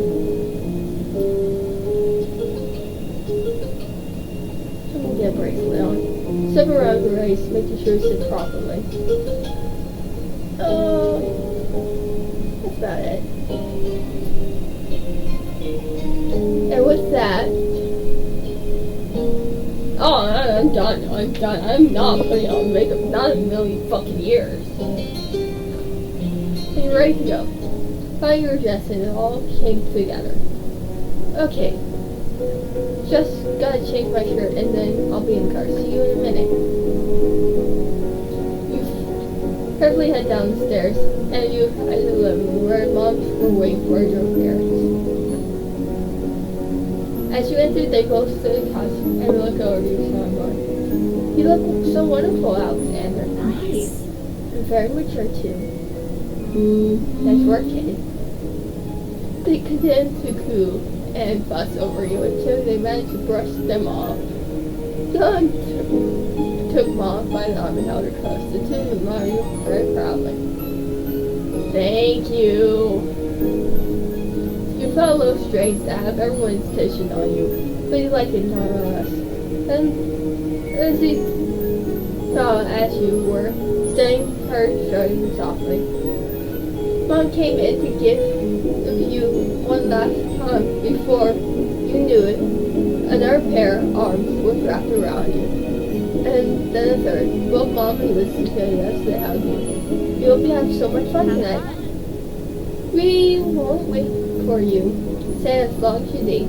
You're old enough for that now. With a last wave goodbye, you left your family and prepared the front door in time. You step out of the night, close the door behind you gently, and look out the street. Kobe was standing there in the street. His eyes met you, and me as you watched your house. At the moment, you walk out and smile back. Hey, Alexander. Hi. You took a chance to check out his outfit as he walked across to meet you. It was formal for sure, though it didn't feel very posh. It made sense for him to be on sight shore, who was always beautiful to you. With a glow smile, you stepped closer, and his cheeks all red up and down his neck. Thank you. Thank you for coming with me. We're all dressed up. Really nice. for this. Your outfit is just perfect. Then try to take in your full form. And thing in 1 inch away from your face, almost 30 years. He formed his breath, tickled your skin. I like the ankle bracelet. I am an evil bastard. Your cheeks went hot, and you bite down on your lip, keeping from smiling too much. And where were you? I thought you might appreciate it. It's a special night. Smile softly, covered his eyes, and brightly. Face even closer, to the point where the tip of his nose was touching. You're always too nice to me. I know, I'm fucking too nice. I'm sorry. Raise the hand and lightly trailed his fingers down your side, and his touch tangled your skin through the fabric of your shirt. You started to wonder if it was a good idea after all. Chloe acted like that was killing you. Chloe acted like that was killing you, and that you haven't been starting to tip for the dinner yet. It looked great amount of effort to focus your thoughts back to his overacting to your look. You look amazing tonight. Glance over him from head to toe, nothing that shirt, pants and shoes, all shining new. Put a lot of effort in, and it showed. Couldn't stop himself from looking down in order to check his outfit now that you point out, to avoid having his face directly at you. But turning away did nothing except his time pleased with his compliment. Thank you. Then he showed his head, glancing back towards the garage, and he threw a thumbs up to Shark's book. We should probably get going. Wouldn't want to be late to show up at grown-up event, right? Yeah, let's go. You head over to Coast Guard together, hoping and shouting on your seatbelts. You were way. Hey, this event was held at your place. Was held at a place you had never been before. Brought up the location on your phone to Kobe's dining there. It took some time to find the right address, and once you met the taxidermy park spot, thought you were on time. It seemed like everyone had already showed up and climbed in spaces. Eventually you found a suitable place before you realized it was a pavement. Chloe covered them out, taking the tickets from the machine and leaving it on the dashboard of the car. Then in the small hold-up, you managed to make it into a fit and comfort you were on the guest list before or your beginning show during the area. They whistled along as he looked around, taking him of the room, chair hanging the ceiling, left. The entire place was stuck out of the place on which lay. You were stunned yourself. It was a high class, even more so than you already expected.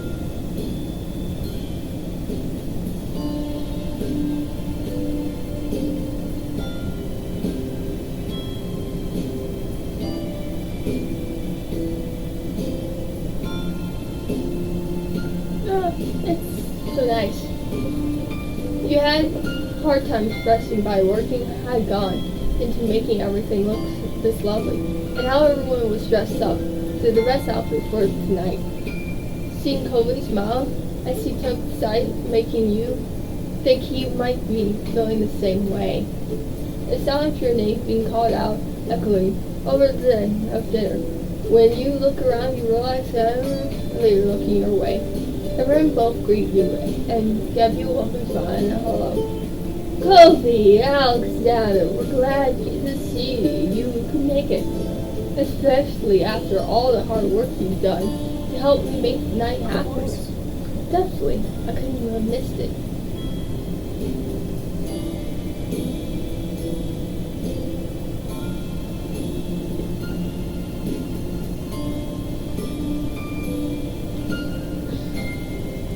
missed it either.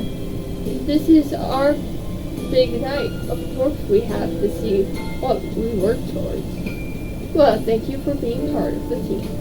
You're our best power couple. Oh, that's for sure. You're always welcome to pair in more activities when they come up. Chloe let out an awkward breath laugh and rubbed back his neck. Thanks.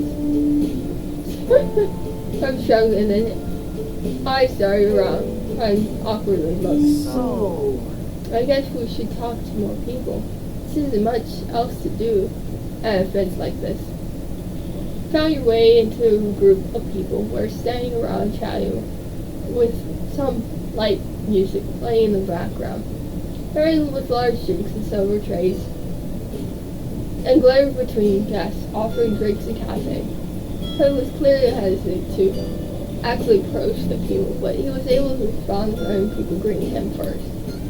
You weren't so good in socializing yourself, so you followed around and joined in the conversation. Luckily, everyone there was nice, ate, and polite.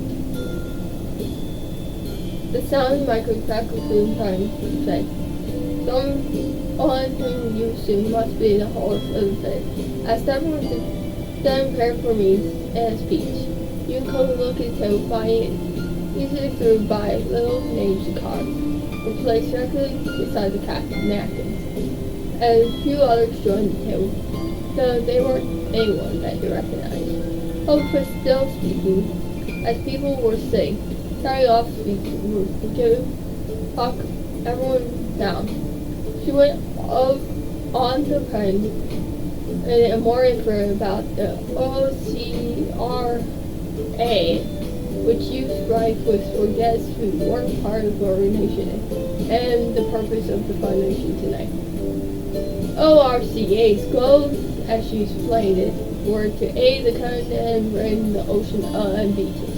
There were many people who had helped to make the route successful, and it was when she read off the list of volunteers who on my cook's name was one of the first to come up. So she excited your name then came up a little farther down the list. You will smile from ear to ear at the mention. As she continued on thanking the large donations and thanks speak over the COVID. He was still grinning, happy to make himself tap his ears over the top of his knees, pleased that they mentioned him by name. We were excited for him. He had worked so hard to make this event happen. It was the least that he deserved. Why the host continues to become open service dressed in black were sitting in front of Claire's menu for a guest. While the servants sat down in front of you, and you thanked them privately before looking over the dish and recognized the dish as Chef's side. So, host wrapped up in feast to thank everyone once more and finally to begin the meal. Anyone who didn't send the note were signed up for event, signed if they're vegan or vegetarian version, and there was also a blanket that said on the table. I'm gonna eat some of the bread. Tony wolfed down the salad before rushing into the red sex, quickly learning as well. How the next part comes out soon. And they can hear him muttering himself around another piece of bread. He got around the table, and you followed his line inside noticing that everyone else was eating the salad. Dropping his head into the air, he quickly pulled back rested on his lap, without taking another breast stick after all. It was clear that he stared on himself, and he looked a little out of place. Pulled his arm and turned away from them to you. You didn't like the salad? I'm saying for the main course, I don't really like Chinese salad. I don't really like serious salad. I get it. He gave Rayman turned on you, as if he was trying not to ever even think about what the rest of the tale might be doing.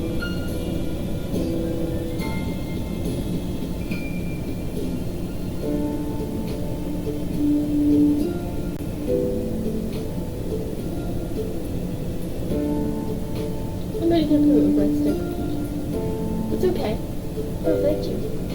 I spoke to him and took the breadstick from her hand. Looked up at the roadside. Much the way on it as we seemed more at ease. It wasn't much longer till the main course arrived. Chicken, steak, and veggies were served throughout the day. I'm feeling right.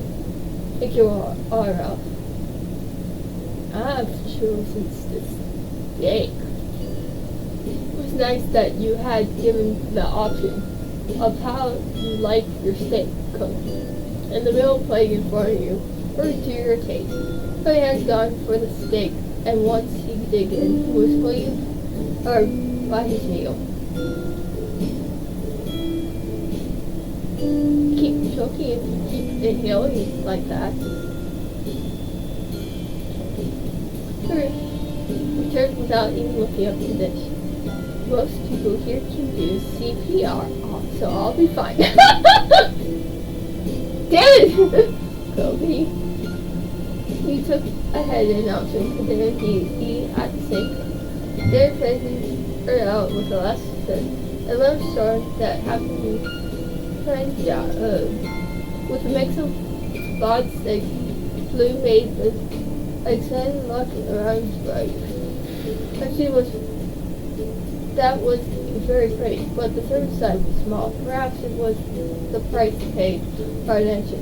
During comes to find him pounding a little bit on the side. During the thing, it took him only 2 bites to polish it off. Again, the other people around the table barely even began eating. An air settled around him as he stood trying to sit and water unhappy. Just a baby. You point him in the arm, laughing quietly. Looked at me sheepishly, embarrassing to have be caught stalking over such a thing. And it was just really good. That's all. Now it's gone, but I'll be okay. Suddenly he shrugged, as he was fine. Do you like my mind? Several spoons, however, fell for him, holding up hands before the anger. Sides widened, he started hungrily, inspired by the offer. He recovered quickly, and he leaned forward today, lifting out his chair a little bit as he ate the tree off his foot. He sat back, humming himself with his mouth full. He couldn't help but smile slightly. It was all found ocean, and let outside things even more, even though it wasn't that much. The simple fact that he got some more hit the spot. Thanks. Alexander, you're welcome. We were pleased to see he was heard, and you went to eat the rest of your dessert. Another person from ORCA got on stage to make a speech to everyone near their rail. They spoke mostly about the project and the organization was working on, and their plans for the near future, as well as encourage anyone who insists to come volunteer. Coach bent forward over the table, and bowed his head, listening to every word. As they came to everyone gave around pause. Chloe smiled for what would happen now. And then the lights dimmed. A couple of spots came on far back around the room. The next ghost found him. He looked around with eyes on the wall. The DA had been playing something soft music in the background, and after the floor was open for dancing. Slowly turned up the phone and gave enough space. When he glanced over Kobe's, his eyebrows shot up and he mumbled quietly.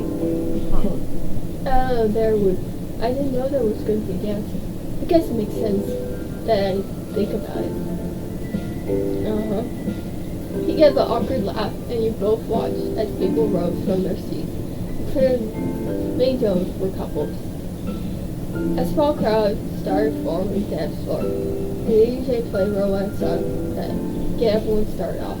Chloe let his gaze float over to the small sea guests who were moving onto the floor. His hand twisted to the left, pulled behind them. And then with breath, his head lifted up and he turned to you. Well, Aww, wanna dance with me? Of course I do. Chloe, I need you in my life. This is what we broke up over. See, I wanted to dance, but I always had to ask him to dance me. His face lit up, and you could tell his breath was stem light. The seven Chloe outstretched hand, you rose from your seat together and stepped onto the floor. You had a phone spot yourself along the other guests who turned to face in the stand club. The company gave you a smile as you looked up at him.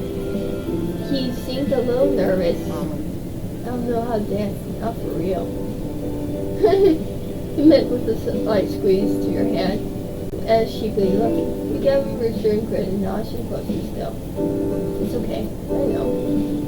I'm fine, Kobe. Everyone knows how to dance. The firm face of attitude. Let's go if you embrace his arms, decide to look down your neck. Wrap your arms around in response. Together you gently sway to the music, moving your feet, flying to bang beat. It was nice being here like this, in each other's arms. Didn't have to worry about where you knew the right steps or not. There was always a way to make it work between the two of you. Chloe leaned his head near yours, and his forehead was close to yours. They were almost touching. His breath swore, and he let out his hand, tickles your skin. You really do look good tonight. You're such a gorgeous guy. You blush at the compliment and turn your face away and prayers, vibrating as your face spread so wide. Have you had a nice time? I hope you did. I came here with you, so yeah. He let out a breathy giggle. His brightening eyes stayed looked on yours. The sun with eyes they grew dark. Thank you for staying. You're still here, just like you promised me. Nate, your heart feels light, so you're continue this way, while holding your most beloved person. You're glad to be able to share the moments like this with him. And a lot happened, huh? You nodded firmly. We weren't sure if he met just today, this summer, or a entire time we've known each other. But it didn't really matter. It's true either way. Thinking back on the years that you and Kobe had been neighbors was different. Right, to average time you act at once. so glad. I thought we end up here. You gave him a soft look and beam, knowing that he could was mean many things. But from his tone, we were certain he didn't only mean here at the event. It was more than that. You're amazing. You loved him, fully and completely you did. Smile wide and you pressed his body against yours, wrapping his hand into the crook of your neck, stroking the back of your head with his fingers. Tin his grip and on holding him, letting his head fall against your shoulder. As the night drifted on, you held each other tight, playing to music, as if you were the only ones in the room. But it was sweet the entire time. Warm brush against your skin as he whispered words of affection in your ear. He was so good at making you feel special. You couldn't have hidden your bashful smile, even if you wanted to. However, if it started to wind down, at least it came to the end. The main lights turned back on. You blinked in brightness of them, making sure you still had Chloe in your sights. Once Violence book come up on the street, thanking all the guests for coming and wishing everyone a good night. It's a bittersweet tin. It came close. It's time to go here and present. At least Roberts could be rocked with you. Through the last page, once look. You walk together with Kobe to the park. The other guests were doing the same, so you got sneaking bit of the crowd. Kobe thought of was tall, so you could always see him. It was pretty easy enough to get separated. The park with a lot itself was a bit quite big, and even more nice now that there's fewer cars. Bless me. What a few. It took a little while to actually locate cars sample, especially when you found it, and the two buckled yourself and thing buckled up. Your home was quiet, both of you sounded upset. The fit was the bigger night year of the ORCA, and now it was all over, just like that. Outside your window, the surroundings soon become familiar, and you found yourself back into your neighborhood. Chloe pulled the car and driving, put it in park before laying out a room. Home sweet home. Yeah.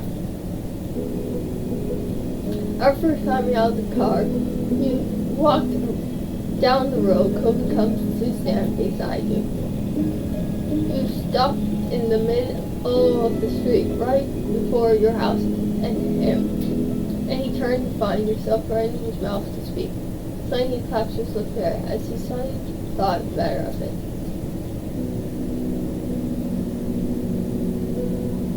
Thanks for taking me tonight. Thanks for coming with me.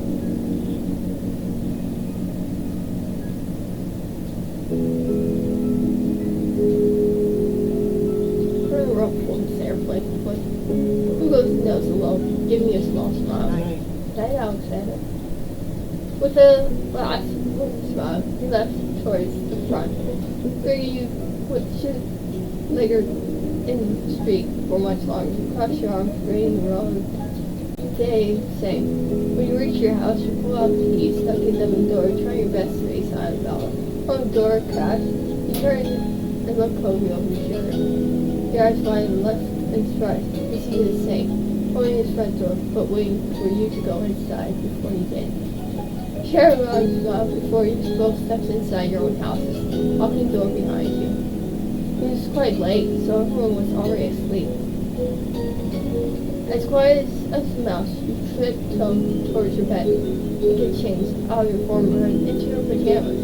Now that you were finally home, you were exhausted. You brushed your teeth and got ready for bed in the dark before crawling under the covers and laying on a heavy breath. And still felt strange about how it was. The build up the fit had felt like so much. Now it's completely behind you.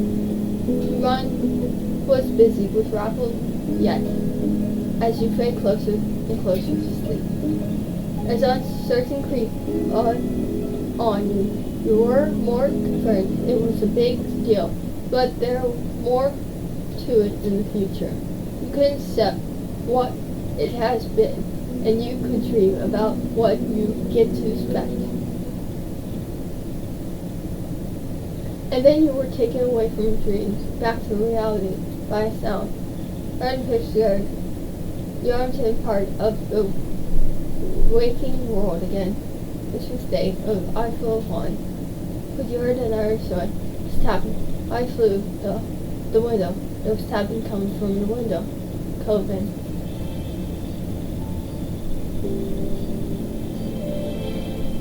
I'm gonna go over to Vitamin. Settle yourself from bed, yawning, stretch your arms and making your way through the window.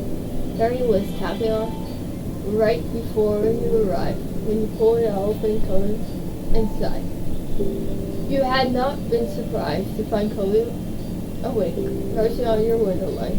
However, you were taken aback to see a little overdressed. Kobe hadn't changed out of his formal wear. noticed that he was placed clemency. He didn't know if it was because he was trying to keep his clothes fancy clean or if he felt weird about something. His body was too stiff and awkward. So smiled stupidly. Hey, Alexander. Nice to see you, Romeo. I would say that every time he comes through the window, too. He moved aside and let him climb inside. Cause stepped down by shutting his legs. Strangely, he didn't use his hands for support. It was clear to me now. Enjoyed something. He arrived safely back in the tape. Then checked out his clothes, twisted around to see back in his friend. Then caught a look and shrugged. I did go home after the film, but I knew I wasn't going to be able to settle down. So I just walked back out. I need fresh air and time away from everything. Paused for a moment and raised his hands there where you could see it. But then something happened, and well, I have something I wanted to show you. Okay. Cole grinned like a child, and Jenny unfolded his screen, not being able to keep his eyes for even a minute. Ah! Carefully setting aside a between yellow light, the blink off again and again, a firefly. Carefully moved his hands close to the sea above a creature. Her back. Closed his eyes, his dog now hugged and by his side grinned. For the first time I caught one, I could barely manage anything because a video and cast was stuck all summer. You were still stunned by what happened, but you couldn't help think of what Chloe did. It was thanks to you that I finally got to hide the firefly in my hand, and that I could help you. When that happened, it just remember memories for me. Honestly, I don't think I'd see them this year. I don't know why, it's just they were kind of late, and I guess didn't worry about a lot of stuff lately. You could tell the firefighter sharing light spirits seemed a little pleased, wanted to share it with you. The fact was the first thought after the fireworks was to come over and celebrate. The joy with you made your son feel cheerful. He opened his eyes, but looked away not to meet yours. I think even if fireflies disappear for a while, it doesn't mean they're really gone. They come back. I can see them again.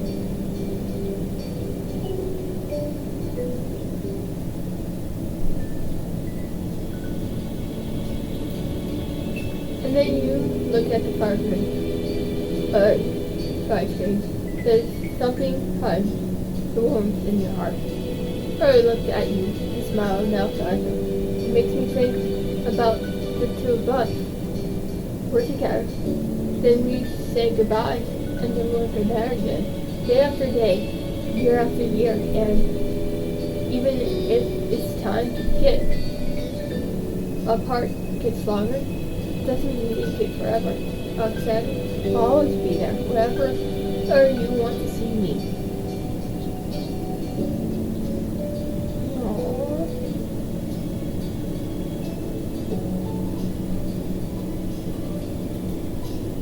Your heart started pounding, your ears, all you could hear was blood rushing.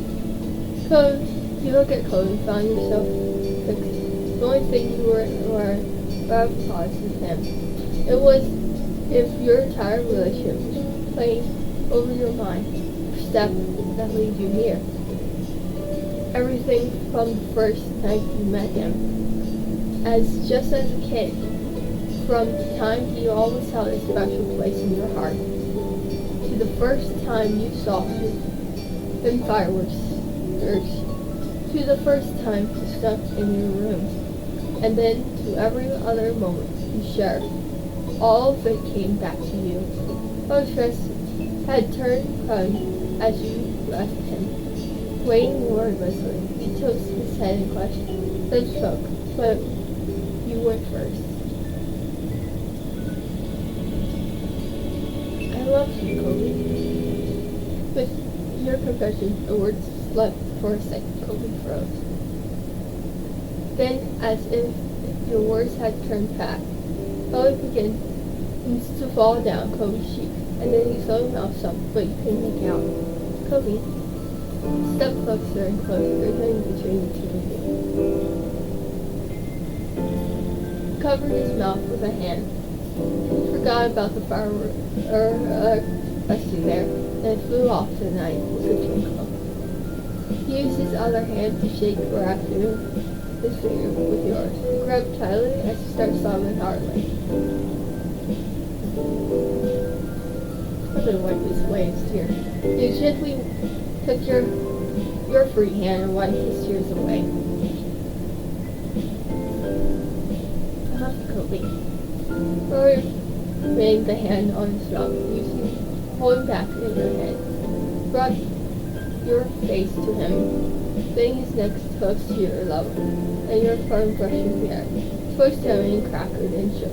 Strong strength clear heart. I love you. And he closed his eyes tightly and repeated himself, but now he could say it firmly. I love you. His awkward eyes sparkled when he opened them again. Fresh tears pounded out of his burst of emotion. Sorry. Oh, Santa, I'm sorry. I'm sorry I can't get together. I'm tired. I had so much to love you quietly, secretly, and that being it. But I really want you to feel the same. I want you to love me back. I want to hear you say it. I just kept thinking, what if you didn't? Maybe what I felt was too much, and I don't know how to handle that. I don't know what to do, but I don't want to put any of that on you either. You weren't doing something bad. Everything you do is right and wonderful. I'm always like this. It wasn't your fault. I had you like that. It's just I like that. He leaned closer and hiding his face from view, slipped trouble between your ears and whispered. But you love me. You love me. He moved his head back so that was searching through yours, and then he closed his eyes and shook. He held terror. I'm sorry. I'm really always like this. Pulled him and kissed his lips, and he returned his head. Chloe managed to bring a smile on his face, and he was still shaking, but with something firm about him now. Aww, Alexander, I love you. He repeated more as it made up for all the times he didn't let himself say it before. As he spoke, his tears dried up, and his breath became more and more even. Then he returned, helping him calm down. Thank you for telling me. Chloe smiled with a gun, even as his voice waved. He ducked his head with a childish shyness. He clearly focused again in his motions again.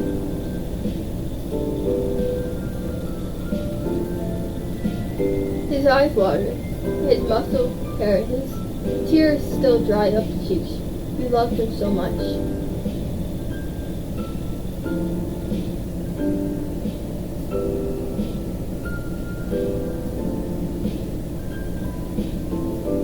Tell me the truth, I love you. Then Howard saw your face and moved his thumb across your lips inside me. He wanted to keep touching. He wanted to.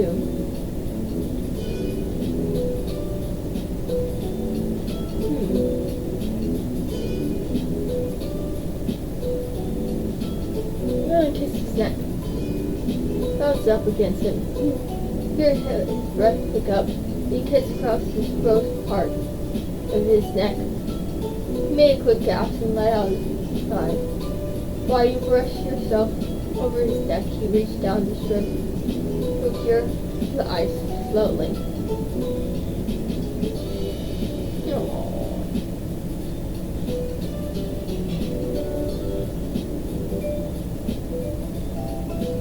underneath his hand. Stay close to him, using one hand to comb through his hair, sealing your hand while you fingers into his face. He took his head and brought you up to his mouth. Your lips and touch, briefly to a kiss, but enough to be decided.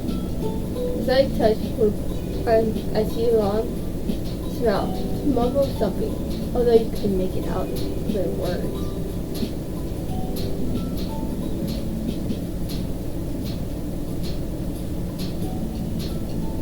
I'm gonna kiss your lips. Begin pulling his kiss, and he welcomed it. Both his hands cleared your head as he fully treated you and Edgar took it. Said you won't tell him when you need air. Option back to your spot while your ring comes bloom at you and kiss you back once more. A 3 solid sound effect. Aww. I just want to feel his chest, so I'm going to drop one hand with Evan's neck while he ran and along his chest. Shirt wrinkled, but neither he cared. But it was firm to touch. He kissed your ear long enough to heat it up down your jaw, although you let the thread your arm touch him.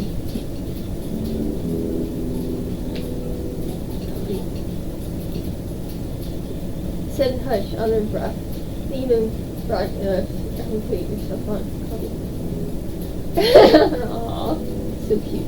I shivered and thought there. He grabbed onto you tightly as he had it with his name. He almost buckling. I'm so sorry for him.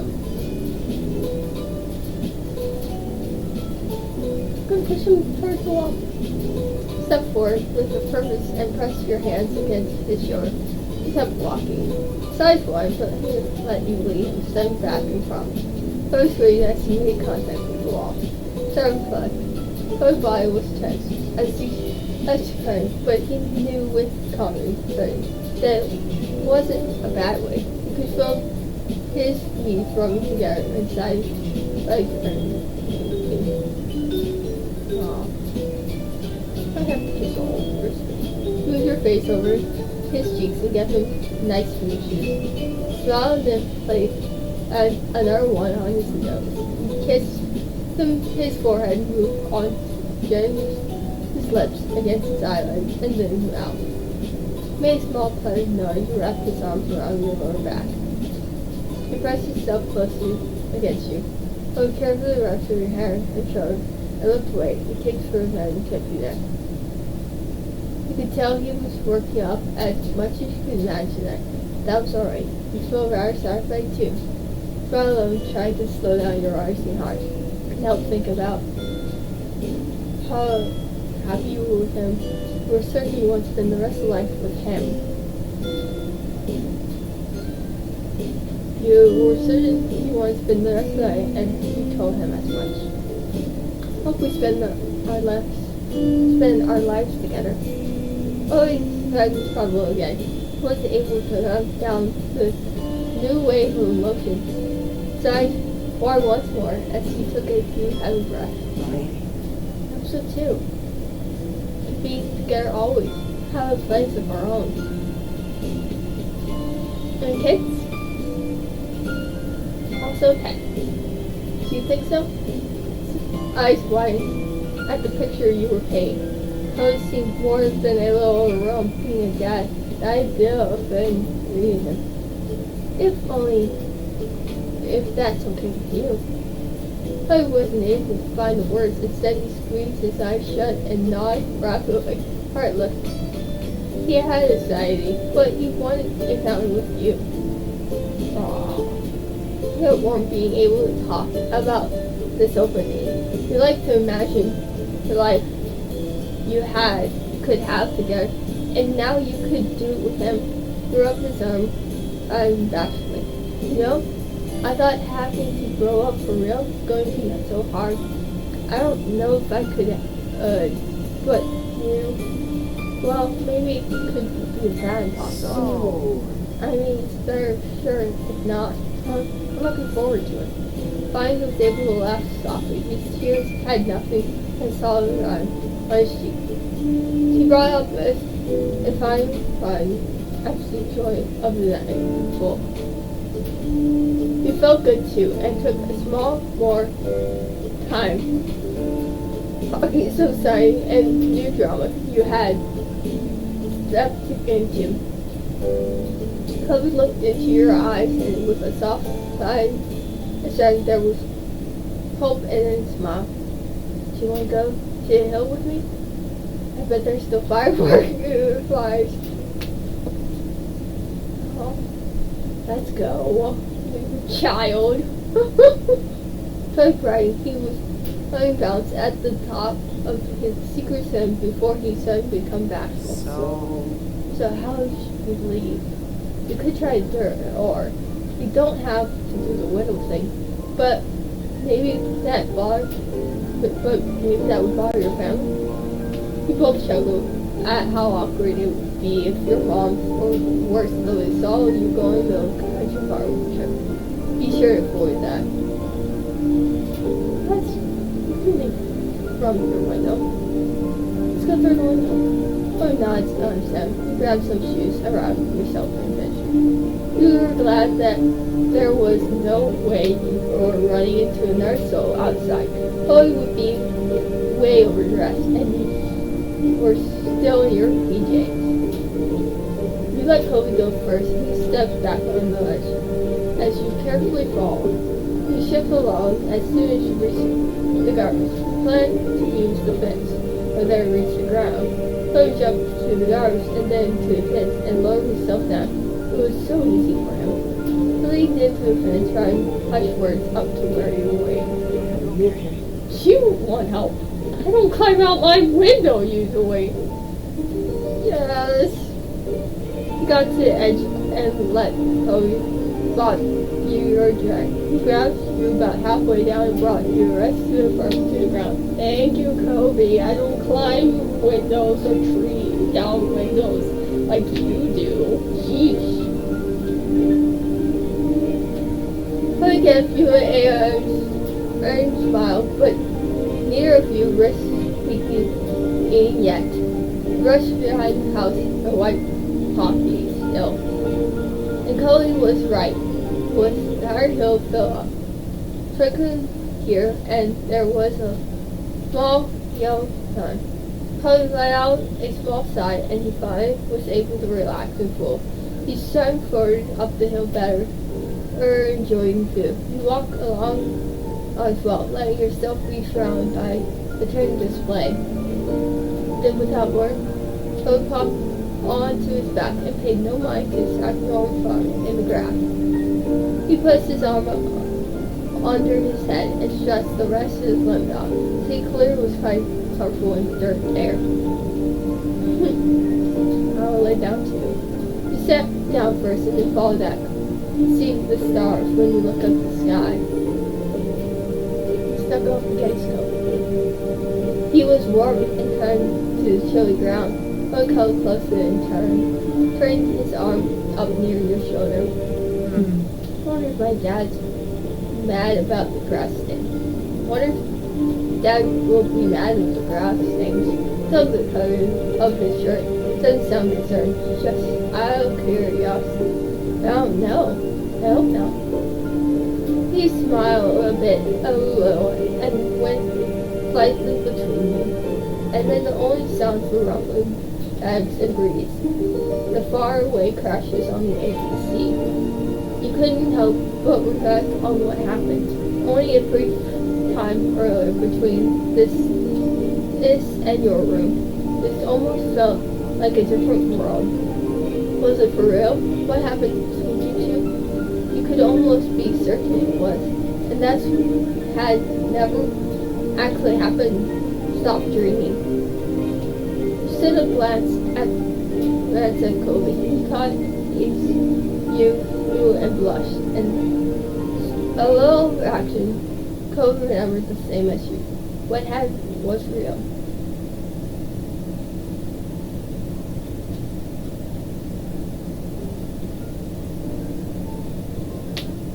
Aww. Aw, interesting dance. Hey, Kobe. Would you like to dance with me? We stare at you shocked at the invitation. First down, he's not, sudden fell and tried to ask for more.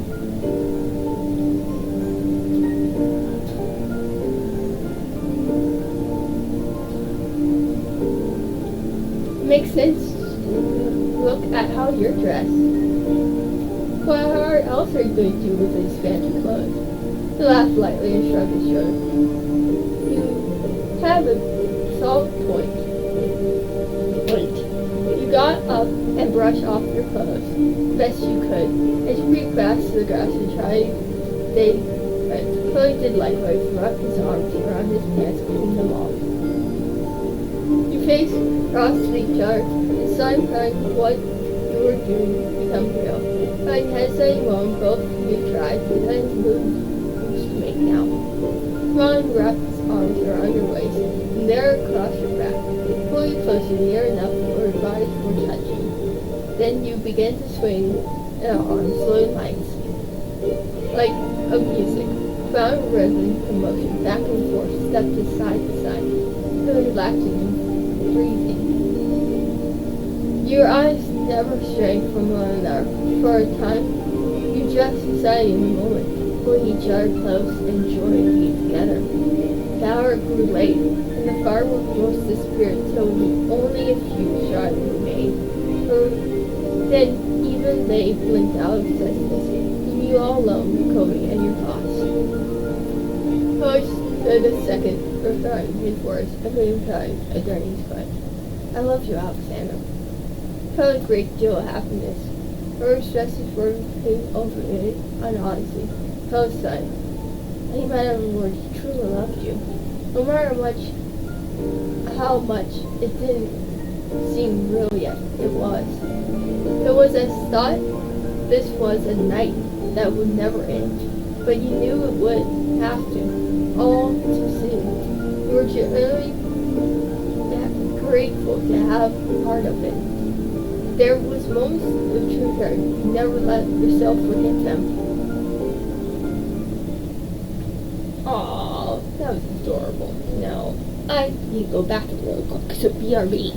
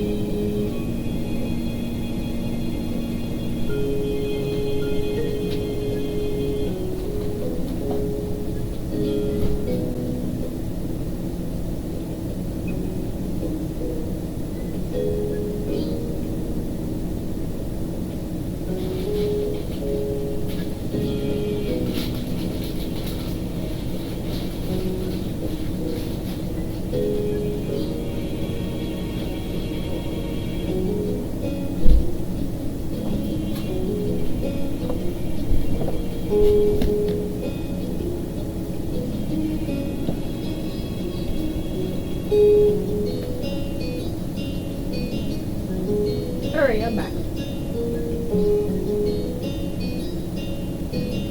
That's one. Another nice summer day was drifting by, and you were daydreaming or chasing each other, not sticking around long enough to become a firm plan. But you don't really mind that right now. It's at work. It's always so straight, more focused, and you realize it comes from your window, a grim pop in your face, until you had to wait all day for this moment. Hanging to the window, you can see Kobe outside. His habit of climbing this way is really true for Kobe's. Figure out to scale your house and wait a couple extra minutes for you to come down. You're hella high out for him. You offered Kobe a hand to help him. Once he was mostly inside, he took it and helped you adding a little plus an interest. So considering how many times he's done this, it's hardly like he needs help. Hey. Hey, Alexander. Hey, Kobe. I like make it end, okay? Kobe laughed at that and took one last look at his son's interest. He hummed and cheesy and looked at his face. Yeah, I think it's pretty impressive that I managed to keep this up without ending up a new broken boat. Oh, no, don't joke about that. Sorry. Sorry? It'll be alright. Yeah, you have that habit, this.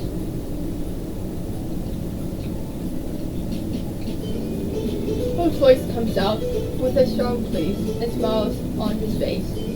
Something happened? Open his mouth answered, only to have your phone ring out and cut him off. You both turned to where it rested a little farther up on your bed. It was still face down. You could tell who was calling. It's okay. Shut your engine shut back and he smiled awkwardly. Go check it. It could be important. I'll wait. Thanks. You slipped forward and scooped the little noisemaker into your hand and flipped to check the caller ID. Mary, you should answer it. I want to say hi to you. And nod you appreciate and call. Then set it on speaker. Hi, Mary. Hi. There was something off about her tone. Chloe met your gaze. And you were kind of special. Have you heard from Terry? At all? Or did you hear her about, or did you hear about her from Kobe? No, she hasn't called me, but Kobe is with me right now. Oh?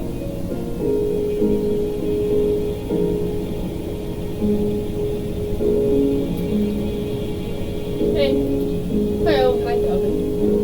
Is there something going on? He shook his head, no, for realized what wasn't good enough answer. When one person can actually see no. You know, Terry isn't called me today either. Something wrong? At that, Mary could hold herself together on most of the sobs from our side of life were on and sick. Terry doesn't like me anymore. If she ever did. What? That doesn't sound right. Probably her best friend, out of all of us. Why do you think that? He sipped and there was a pause. You could hear her sipping from her phone. Terry was here the other night watching movies with me.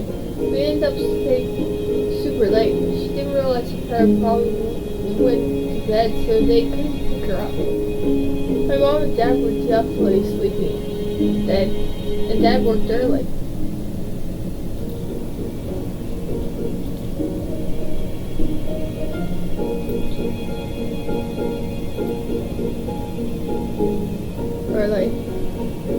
I tried to tell her it was okay for her to spend the night, and she texted her parents what happened, but they didn't want to. Oh, that's it, Kobe.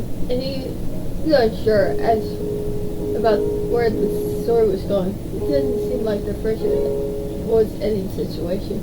I just think to make it easier if she was nervous. Like she could sleep by herself in a room while I stay somewhere else. Yeah. And I said she didn't have to sleep at all. You could just watch movies until one of her parents woke up. I wouldn't have mine. I know not everyone can do sleepover. Terry wouldn't even tell me what was wrong or what I could do to help. I thought we could tell each other or anything. I guess I'm wrong. Did she stay in the end? No, we got too loud in the kitchen and my dad woke up. He offered to drive her home, and when he had what was wrong, she texted me and apologized for my dad having to do that when he needed rest. But that wasn't it. She wasn't talking to me anymore. Or could hear every pair of Harper. Her voice became shocking and but covered her and spoke gently. I'm sorry. There's no way Terry wants to feel bad. Or she's just or that she's just done with her friend because of this. Or so, you hope she plays attention hard. I hope Terry's alright. Her deputy once very hung and tried. Very fast to get a dash to her situation. Her voice sounded a little bit more calm. I finished her story, but now her friend was far from done. I thought she had reached out to you by now, or maybe she's not talking to anyone? Yeah. Sorry to bother you when told about this. You're not bothering us. Right. You can tell us things. Thank you.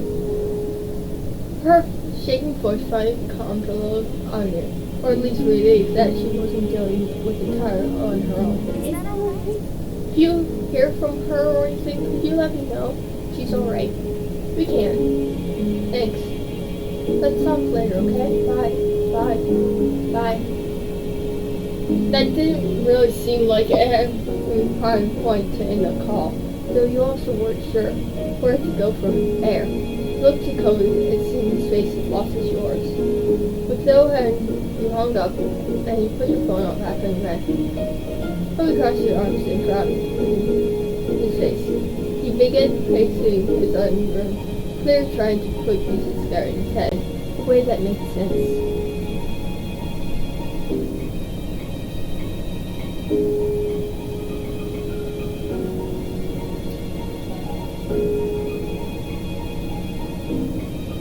Sounds like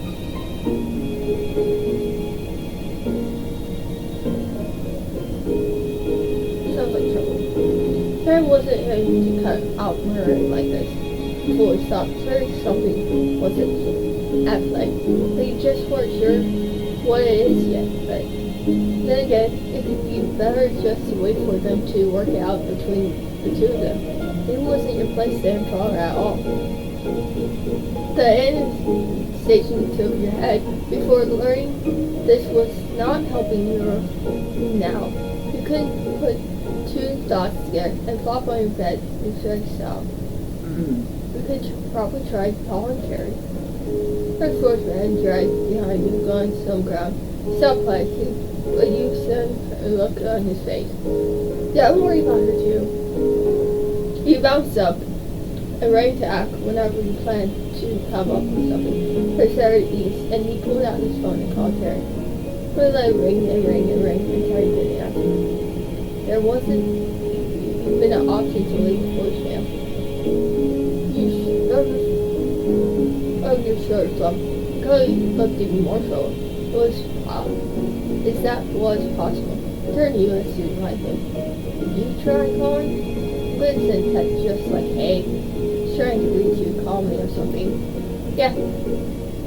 Turn your phone once more. Unfortunately, after a nurse said I was dead, no answer, no voicemail. Hung up and saw Kobe was busy. He rubbed his arm.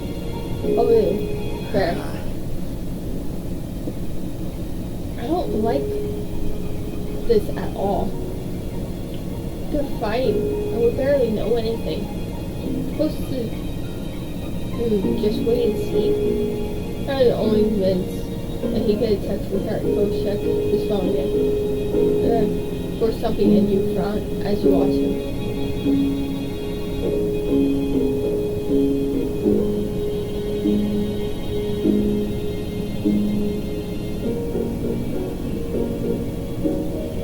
You need to try to relax. Suppose Aaron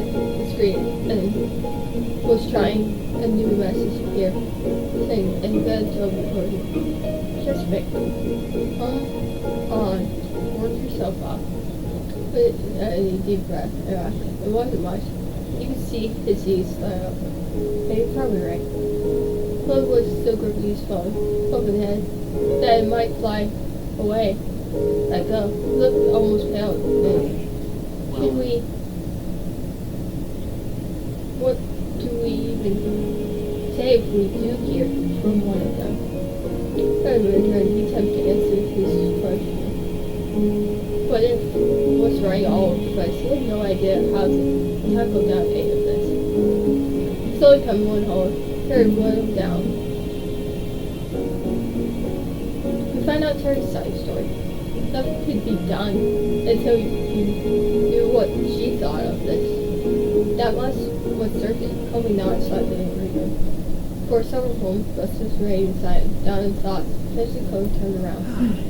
Good text code that we already know what's going on. Maybe she has easier time talking to us because she would have to present or explain.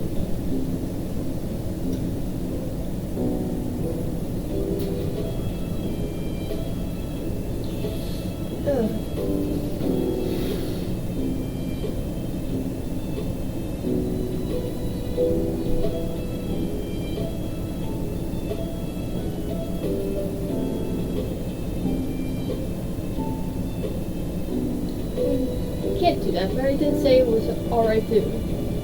She talked to us. Mary called you and asked if Terry had opened up about it. And then she told us what had happened in private. She doesn't know if Terry would be okay with any of that. That doesn't make it fine to do that to her. Mary doesn't talk to Mary at all. If you want to tell Terry, you might want to talk to Mara about it. You could, but if Mara wants it to be a big city, then she should have just said that. If she does want to hide, I don't think we should.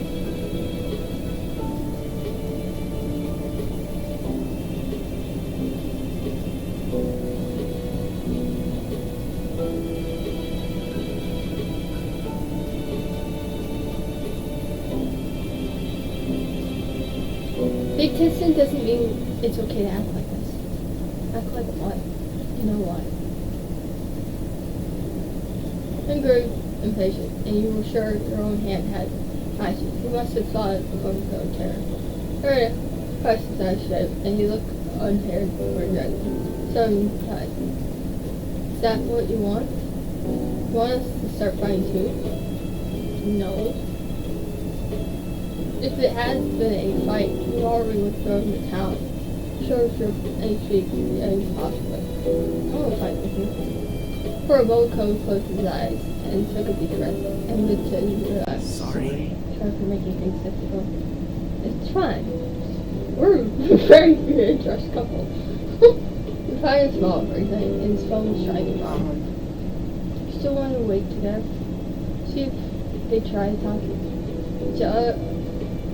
See if they try to talk to each other, us again. Of course, I don't want to leave unless you want to. Sorry, first, right crowd, but it was like it wasn't for long because the knock meant Tom carried in. Why are you checking? Oh, Chloe, did you get here? When did you get here? When you saw your person, she opened the door all the way and questioned her. Tom stand there and stood as he washed his face. Everything okay? It was all clear. Are we both okay? We're okay. Both language knew, not young friend or son. And you knew it. You couldn't even lift your eyes or stress where you drag your head. Friend called it earlier. You said Kara and him are fighting, but none of us knows what's going on with Harry. Friend saying, look, and they lost. I'm so sorry. I'm sorry to hear you have trouble with your friends, sweetheart. Is there anything we can do now? Corey, I yourself will rub his arm up. No, we're just waiting to see if Carrie calls or texts, or if Mary does. Well, we can at least help keep your mind off of things while you wait. Yeah. Another great thing, Leo. We can gather a whole time of quality time. And smile and get views. I'll smile and add. This will be good, especially since it might help make up for what at the farm's market. Yeah, it'd be wonderful. Let's go see what Flo's up to right now. Jane followed a step and then stopped. She caught her heels and said with a flash of big smile. Of course, this will be welcome too. Knowing your family was always there for you. That couldn't be understood. In fact, made everything your mom's cared so much. Thank you. Yeah, thank you. That's nice of you. You're welcome. You're both very welcome. Don't sweat. That's okay. Leave it to us. Just relax, and we'll call you when it's all together. No, your mom's disappeared for now, trying into action for an important get-together. You flopped down of your bed, feeling like you could sink into disappear. Cold Mayo took a spot in the chair and sighed.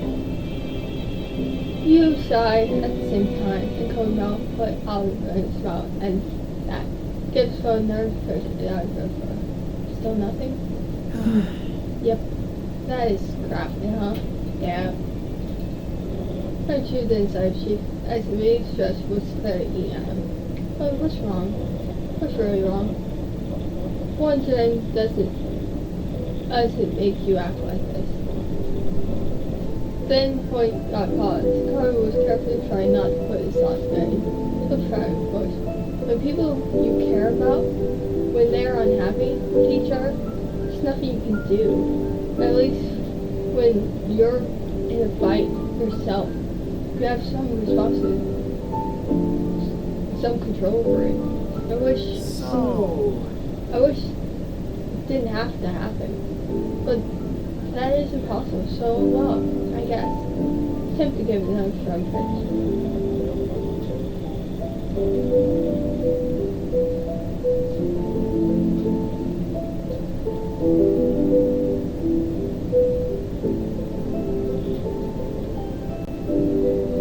It makes me feel horrible too. Your laughter that feel powerful and more than you're down. And look, COVID were red, hit by his understanding nod. Then you should ask, is it because of what happens with your parents? He ran a hand through his hair and showed spread across his lips. It made stroke in his heart. Just as quickly as it came, the smile was gone. Engaged. Yeah, you got it. Like my parents.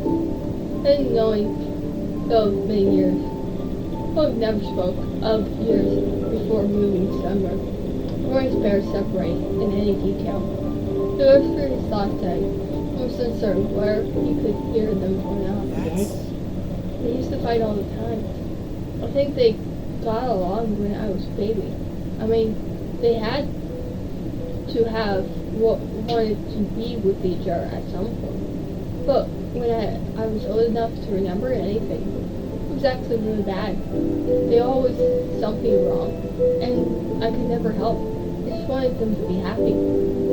You try to imagine your mom parking up at a very idea scaring you. But Chloe's not even for real. I'm sorry. Alexander. It's okay. He's in red, and Chloe transfers at you. It's not like that anymore. They're different now. I don't ever really think about it. Getting sorry, and with his eyes, you could barely hear him. Though, I guess it's pretty obvious. I haven't forgotten either. Obvious. Give me a hug. You crossed the room, picked up a little bit of speed, and covered your eyes wide. Shot out of the chair, stood waiting for with an pausing look. When you climbed in his arm, you wrapped his arm around his middle, knocking the air out of his lungs. All mystery was gone. Come, squeeze. Return to Judge longing. Then you press your cheeks against his warm skin, and tense and suck into relief, following the ocean that was Kobe. The firmness of his hug told Dakota to I don't let go anytime soon. You both need comfort and closeness. For just a little longer. He finally kept holding your hand. Both of you took a seat, and this time you sat on the bed. Table was a lot, huh? Yeah, it was.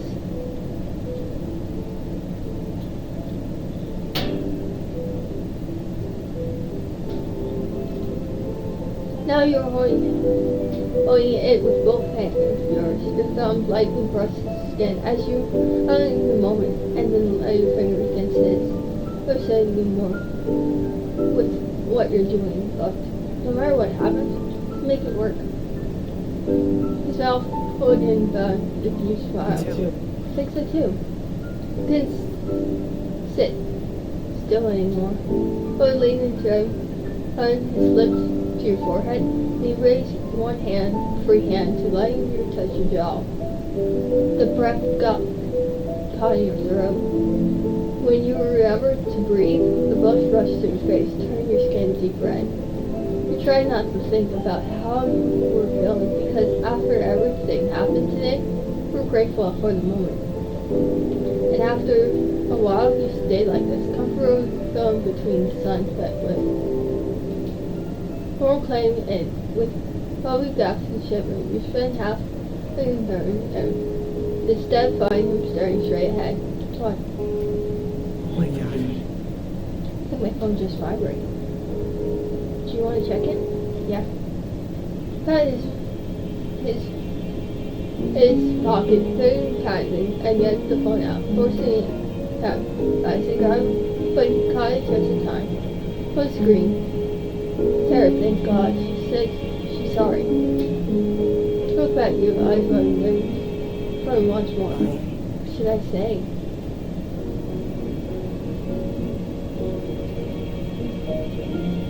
I said what's going on. Okay. Now it begins typing code with where his very words could somehow make others laugh, though he meant them to hurt. From God's meeting has been said. Harrigan, he's talking to us. So he watched the conversation unfold and goes, Right. He's gonna actually call. So hold his breath as you wait. His closest friends have always been so mad from stress to seeing his friends fight. Surprised he was feeling this even more because he was so uncertain that his friend was so important to him. Sobering out, including John had to run, and he switched the phone on speakerphone, allowing you to turn the conversation. But he needed action. His voice lacked some when he spoke. Hey. Attention to water flag in the air. Alexander's here too. Hi. Hey buddies. Her voice was very recognized without her quickly tired energy. Okay. Things okay? Oh no, probably not. So intense. His hands free and I said, what happened? Your turns over the phone and yourself. Pretty much I was right at Randy's house. We decided to watch him. She's super light and that I've never seen before. Turns out there are a lot of those. We watched one and then another and another. We had so much fun each time one finished. We would get She had another one to share with me. I didn't really think about the time. I only wanted to say yes to Rada and watch her movies. So, with her, but her words was full of them. It was Riley, you know, who wasn't thinking about my schedule or what time it was. Yeah. Then I finally saw the time, and oh no, it was too late. I already knew I couldn't stay. Took a breath and her voice became softer as she ran talking. I was stressed out. I just couldn't deal with it. But I wanted to help. She kept coming up with ways to make it better and trying to figure out why I was upset and stuff. Just trying to answer her question, and there were so many. But I couldn't really answer all of them. I didn't even know why some of her ideas didn't work with me. It made my head me a headache. I had the first problem and Raleigh there trying to help. But blast all these questions and suggestions at me faster than I could think of. Throughout I said, I got frustrated and told her just to leave me alone. She waited, but she wanted to talk about why I wanted that. And we had into a fight in the kitchen. Told her I was dad up. We told him about how I wanted to go home, but my parents didn't get me. Then I offered to do that. I accepted because I definitely couldn't stay then. Not after throwing a racket turning into a big deal. But I feel awful and embarrassed. Why did I yell at her and hurt her feelings? And I made her dad lose sleep by waking him up and having him drive me home. What do you say after that? I have no idea. I don't know what to start, and I don't want to make things worse and fight again. So I'm not talking. Sure, Riley isn't mad at you. Didn't you want to stay or that you fought? She just wanted to feel like you could talk to her. I mean, you can stay wherever you want. She listed not talking to her at all is pretty much the only wrong way to go about it. Her, on the other hand, but he had a point. Unless she faced Ryan again, there would be no resolve. Look at Kobe hunched over his phone and started into search himself. This could be his own arcade party. This was wearing them. The phone was still free.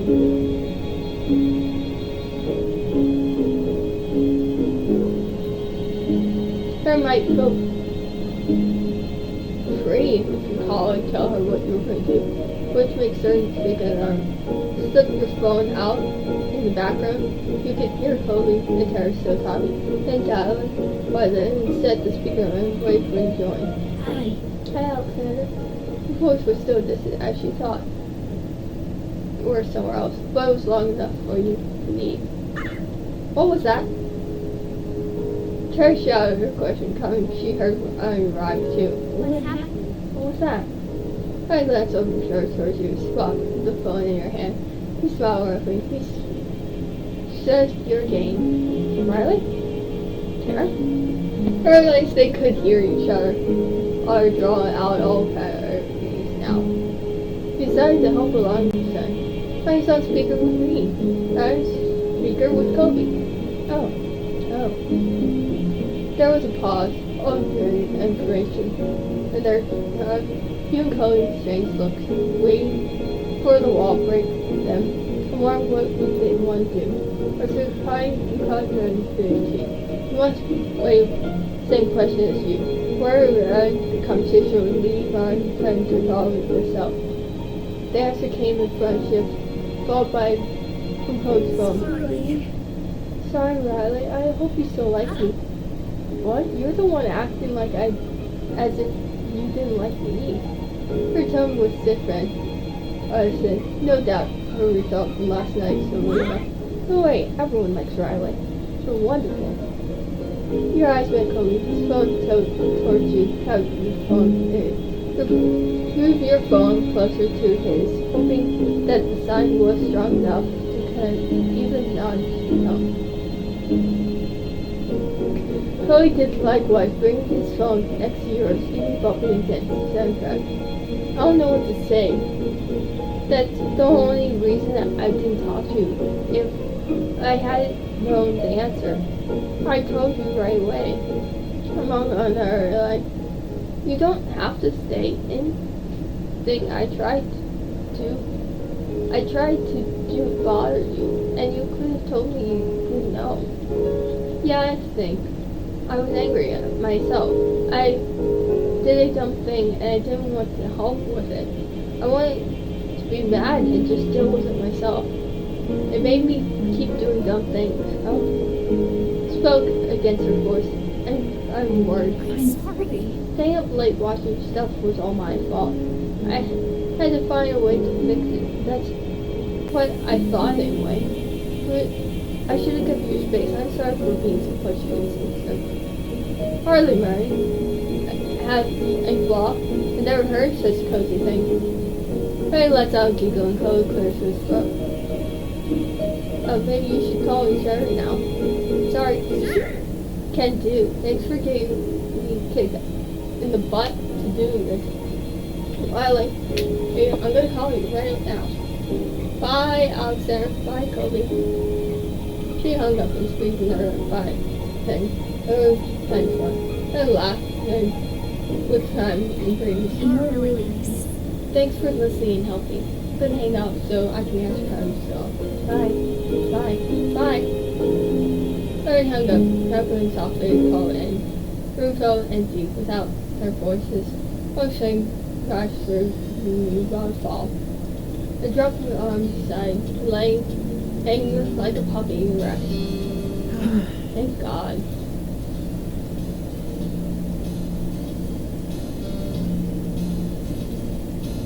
I stretched his face in his sunny cloud. I think I need to find a better way to deal with Colin because that was awful.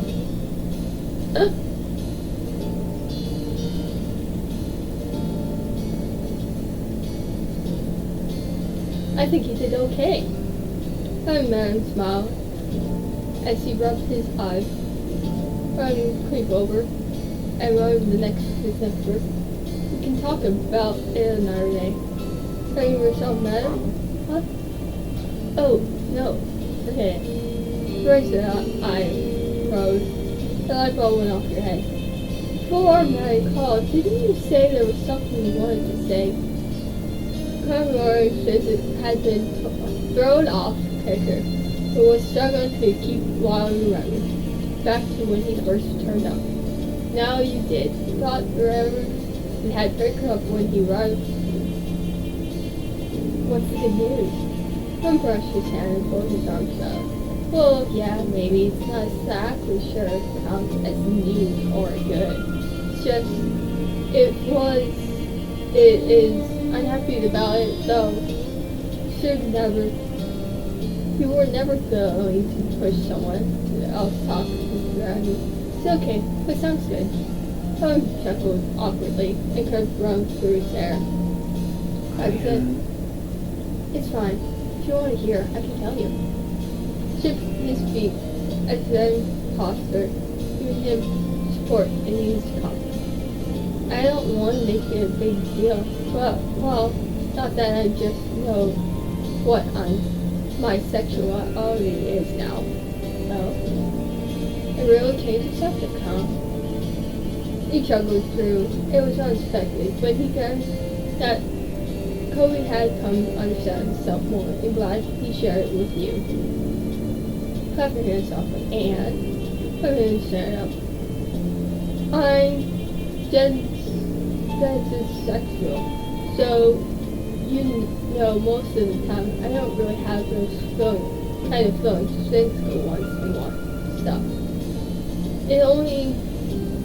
It's only in some situations when I'm already really emotional and romantic with someone that I start or ever thinking about anything sexual and in my own with them. I haven't heard the term underpaid. It's just maybe a lot since it's once I knew what it means. I had a word that fits how I feel. Yeah. And I'm proud, because I never had a perfect gender or anything, so yeah. You know, as he speaks, trying to understand how he come to fruition. Then I look down at you and being so open and direct about a matter that personality, which you were sure he would spend a long time trying to figure out, seemed to kind of weird for him. And that there was small pride and what it looked up today to say that.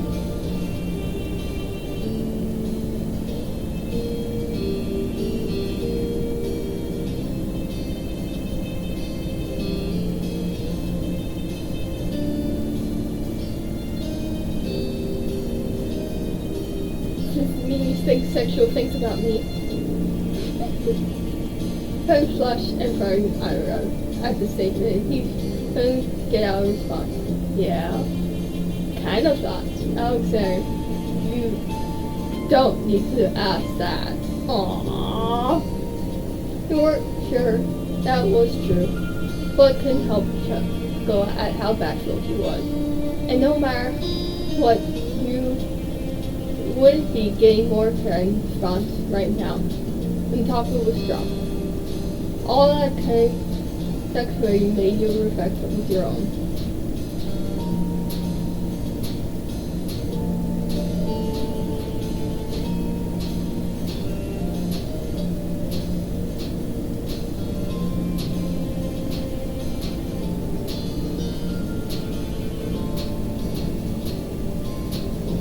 Don't have it later.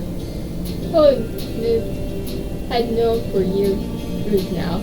It's heartwarming that he reacted at a point where he felt so you felt even closer. You felt 10 deep line of your bones.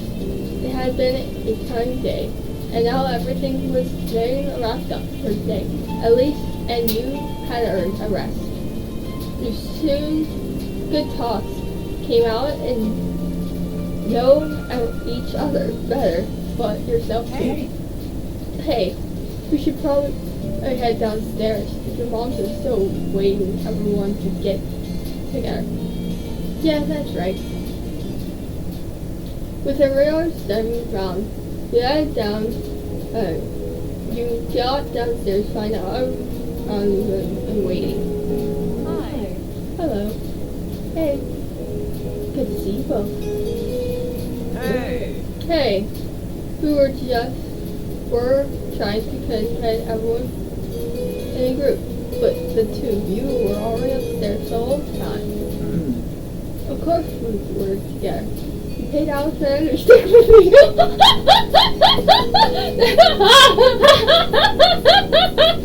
That's one time! I don't get paid $20 every time! One time! Dude! Or did you forget? The statement was meaningless to your family, who looked to each other for an answer, okay? Then who only got loud and clear to embarrassment. Chuckled there and rubbed the back of his neck. Ouch, son, you always know when to remind me of that one. Uh-huh. I can't let you live it down yet. Well.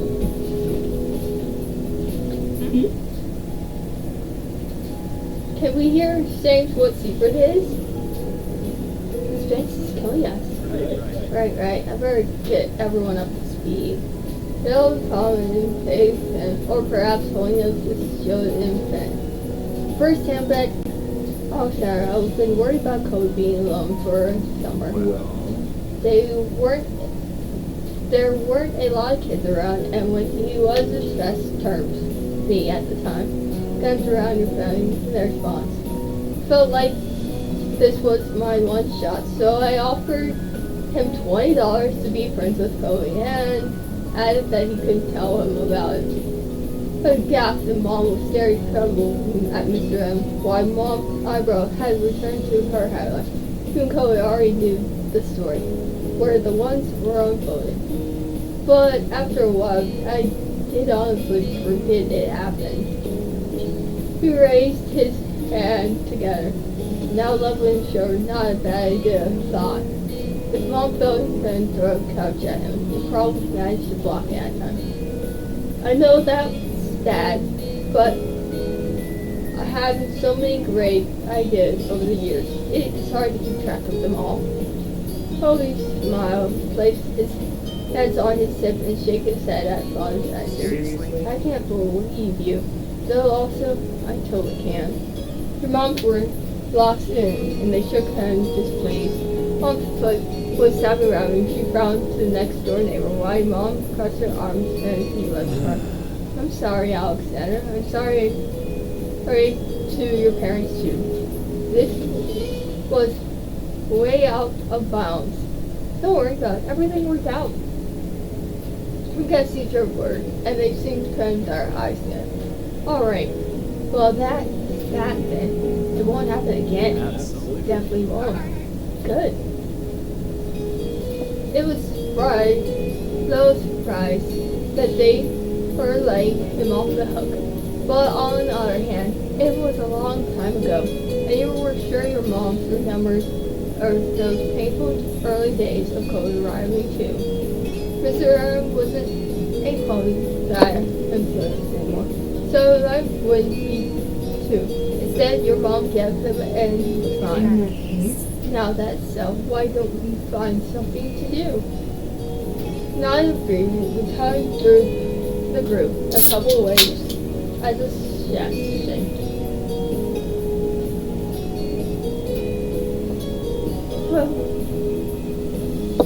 He then shrugged his shoulders on some tents and brought his hands down, tucking it away from his pockets.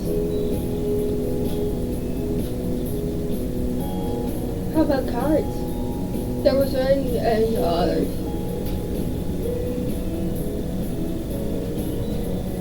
That's fine with me. Most of the group was eager to play, but Miss Sim was determined. I think I'll sit this out. Where's the fun in that? Join in. We're not too angry with you. Yeah, and I know a lot of people, but we can make it work. He shook his self-embarrassed attitude. Dad, you love playing cards. You do it at the house all the time. Dad? Son broke the kind of fun out of him. Kobe, you're an adult now. You serve the truth. You need to know the truth. I used to throw the card game so you win. I put up a good fight, but I always made sure to lose. A lot more rounds than I win. Tones with his end of his ponytail, Clary's great secret was revealed today. I know most people want to be serious and fake wins wouldn't mean as much, but I couldn't help myself. It was much better than everyone else getting humans to be fun. Harry knew it and went along with it. Kobe laughed and believed that was the thing his dad stressed out about hiding. And others been over the years. So what? A lot of parents do that.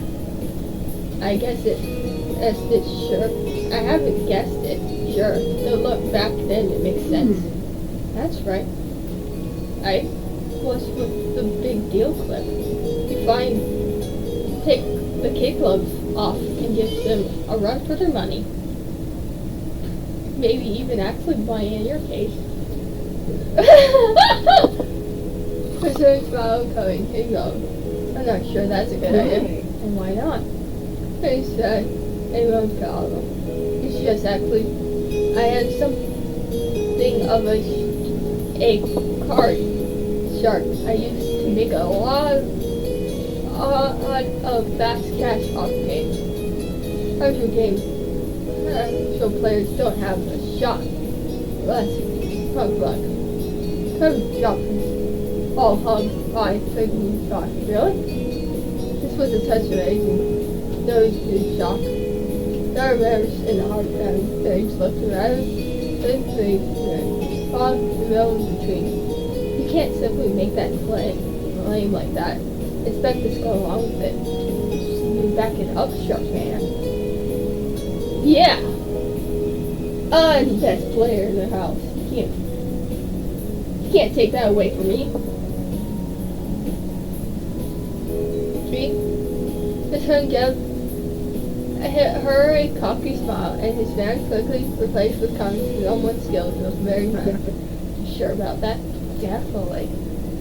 We so gotta be called a non-class of player. We're gonna see this so-called non-casual player action.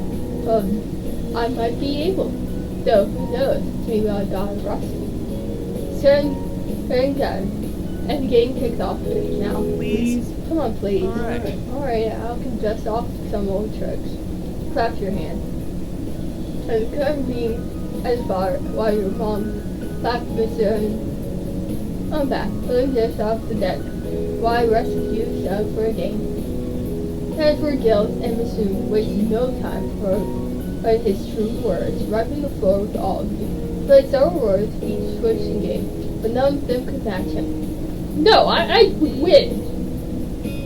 That's how All the Alex comes forth, and the rest join forces against Ranger, trying to increase the odds to beat him, which come after to pull off a few victories. Yes, was still challenging, but he clearly was a professional. If these were still his skills, now rusty turn, you could imagine what then often he'd been in the past. And plans, you still have fun, working time, after force to send time with the others, missing improved phase by this strategy.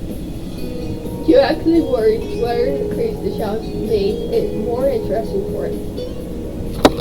You spend the rest of the afternoon with your family and the park, having fun. It was a good event for sure, with them and for everyone. It was very yet soon you felt more time together than you ever had before.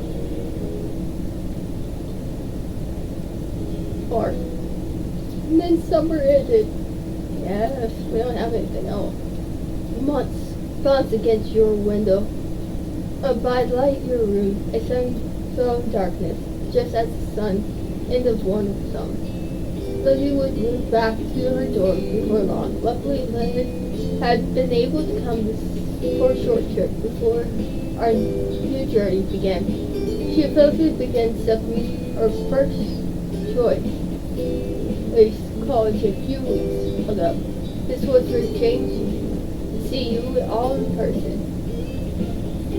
You took the thought of the plan for the next months, realizing that you didn't even know what next option for everyone to be the same place again.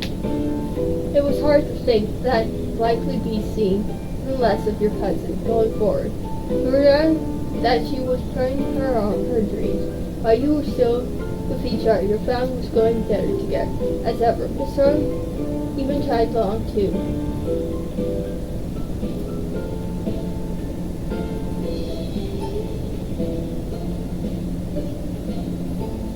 Oh, let's go to the Chinese restaurant. It was somewhere your family had always enjoyed going, ever since you were retired. Unconveyed then location for the final meal out before Lilith and Lynn were set off. Regularly, you were getting ready to go out, though your mind was half on the task, placing warm evening. The kind of vacation feeling, and you were not in the mood to spoil by running around. Idling Daisy room, you spot a small crack upon your own coat. It must have been left by your partner earlier. Then over time and took over the entrance. As a child, and due to her, you realized this was fun, but you were checking any mail you got recently lately. It was something you were expecting. You stopped in Crystal along your time to a school you applied to.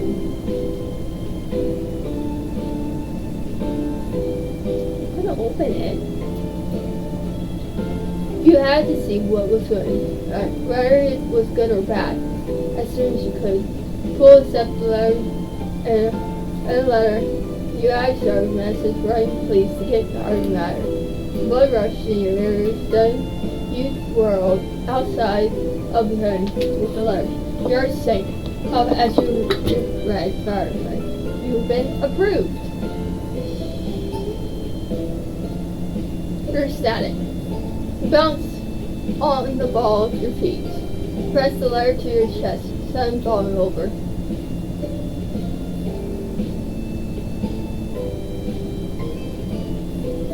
I want Cody to know first.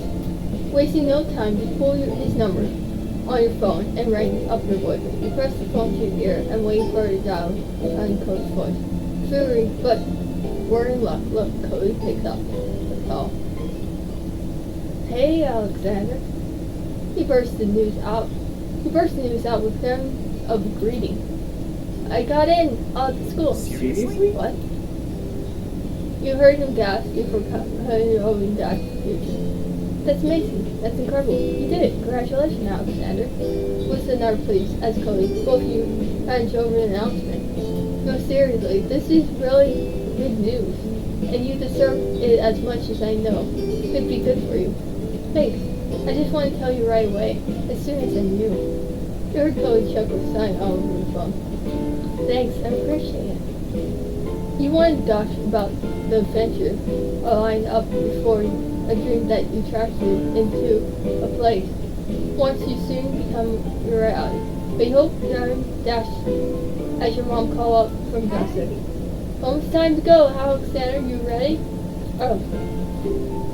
Cut me from with your free house and turn around his boyfriend, not wanting to have him come. And yelled and reached the floor's house, not a year inches away. Coming! Brought your mouth back to your phone. I gotta go. See ya later. Yeah, there's something I want to tell you. Well, we can do it later. We're about to have dinner together. What do you want to tell me? Friends covered, but you said goodbyes and hung up. And finished getting ready for dinner. On the next time you were away. Staying the afternoon time. Spend the phone. It's always been worth it to speak to Kobe. I'll tell my family. Tore down the stairs and your feet bring big to the floor. Right and creating the room. Noticed her mom's attention. Someone's hungry. I try to move. She lets you catch your breath. So what's the rush for? I got in. The school. Long moved on. I had high You're five. fantastic. Nice, Alexander. Friend had some woman vision coming up out. I looked up for a book and grinned and leaned her over. Mom slipped from the couch and wrapped around the arm, shoulders, and squeezed you close. What's wrong, sweetheart? Let me hug it too. She wrapped her arms around you, and you both, without, and placed her book near the floor. You tapped her hand hard as she waits for you. Good job, Alexander. Chloe didn't hide her respect and only jumped in joy as she teased you to come applause. Seriously? Amazing. You're going to be amazing. That's nice. But shouldn't you just stand there? There's a room for everyone. Your mom's opening up the arms and both your arms around you as they hug close and fight Liz and Italy. And Liz shoved into the hug. Liz rolled her eyes, but allowed herself to be bucketed into the group hug. Your mom squeezed everyone together tightly. Mom's long hair brushes against your face, and she turned to the clock. Let's go. We can take this party to the road. We're going out for dinner soon. Now you were aware that you tipped the fish get had big cast in favor. Congratulations, you. I have a couple more things first. It won't take long. Hurry up, get ready. Issue the hand. You can stop thoughts to trip in your future. From grows news, Scotty soon unfolded. Everyone piled in the car while it was working as being sent to hold 5 people. Practice it made for a tight fit. Your mom sat in the front, was fine. You, Liz, and Lily were straight in the back. Liz was in the middle, looking between you and your sister. My mom said every time take her efforts and put you near the road, up the next restaurant. I was getting out of the car was saying either squeezing in with much less time to think about them. You give Lil a hand as she climbed out of the milk seat and then headed into the building as a group. As we greet you, Mom let him know how many people there be in total, and they arranged a table to meet your needs. And really ready to sleep. You put a covered chair and you head on good fortune. Your friends settle around you, all cheerful, looking around turn. And then every ahead. You drink your order just by taking the powder and came through the door. They are pointing near your direction. So your mom waves in the air as they gather necessary. Cody joins you at the table.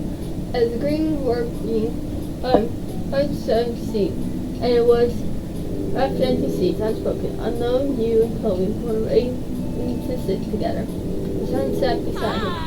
It's great to see you. Glad you can make it. Hey everyone. Would you believe how hungry I am? We came to the right place then. There was much laughter, though Liz grew playful, shaking her head as Mom sister came. Growing up, she had complained. Mom would respond by making another comment. Liz had grown over the years, but she still made a show to place upon jokes. Her reaction to them had became a joke of its own, right? The news were soon passed around and turned hush about the table as everyone read. It didn't last long, pictured by Kern, about the people who had eaten here before. Light cheer about what people were doing tonight. One story disappeared, you offered the 5,000. Okay. So I got some news. Kate made a trip out here tomorrow. Probably not turning too far to the table. Yeah, we talked about it and figured it would be a good time for everyone. Very nice. That's good. 8. Or reach her news, though Mom looked It's a wishful. shame. If only we knew. Here we are having a big meal without her. If we waited one more day, she could have joined us. Mom patted Mom on the back and nudged her around. What if? Back to the stove. Turned out Lily and Liz will still here tomorrow. We'll just have to throw another get together and keep the fun train going, traveling along. Mom smiled when Mom held her hand. That's true. They're playing sour right now, but there will be more good news and good times on the horizon. Right. And speaking of, that's not all we've got either. His eyes wide, and where his sunset chair faced Angel towards his son. Burton let go of the nudge, and Chloe still pushed him forward and Nelson. Very good, Papa.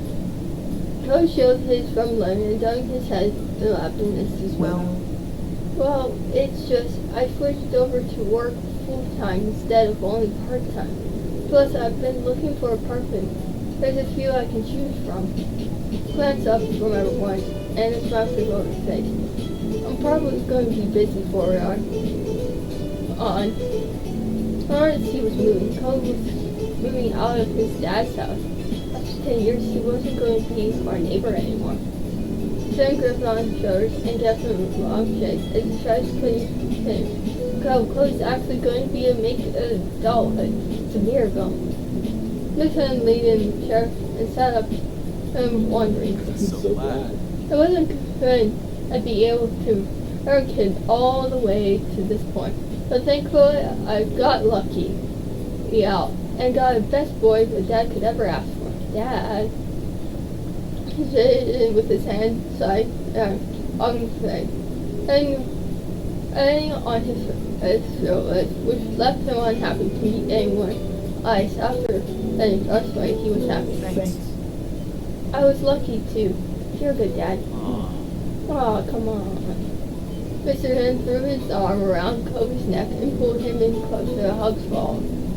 He rubbed his cheeks on top of his son's head while Kobe showed his affection to good. Mom leaned over and whispered in her ear, and her fingers brushed against her cheeks. Would you like to tell Kobe about what you told us earlier? Technically, Mr. O was the only one who didn't actually know at this point, but Mom didn't find out about you calling Kobe. You untied your tongue, then arranged the roof of your mouth, and taught him to drink and short life. It's something I like mentioning too, if that's okay. Of course. I gotta send you my letter. I'll be going to college soon. Give a thumbs up. Good. Incredible. You're a good kid. The words you want. And at him, he was still pleased for your reaction, but not being the first time to hear about it.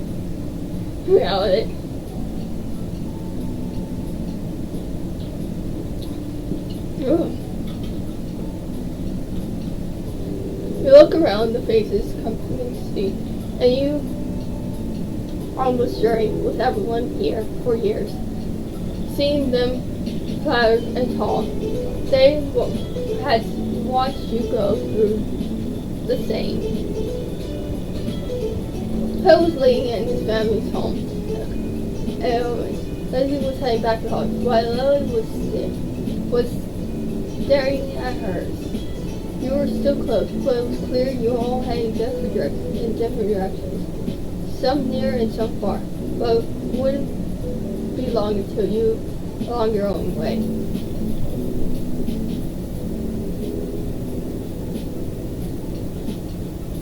It's bittersweet.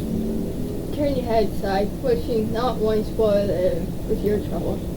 You were glad everyone was enjoying, but the idea of splitting up gave you time to regret. These people had been keep having in your life. Days ahead, without them, no matter how bright and shiny, felt a little empty, like a theme park after close time.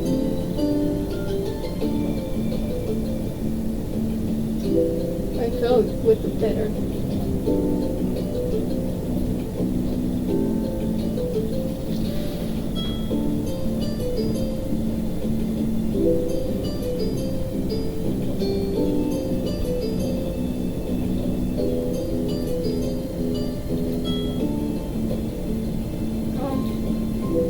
Brought attention to self with a clean set of head, small interaction.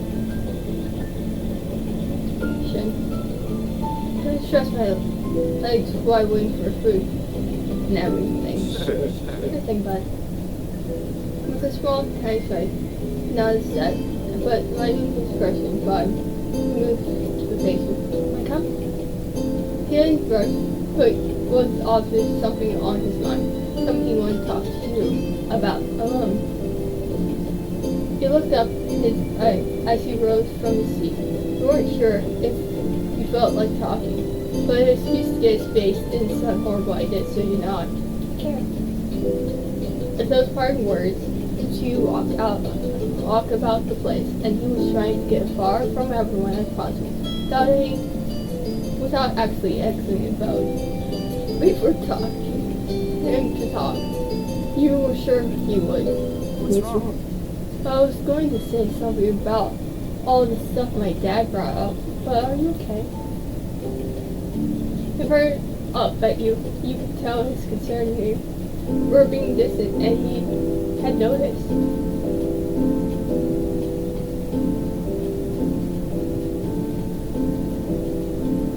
Do I look okay? That's... Are you worried about things ending?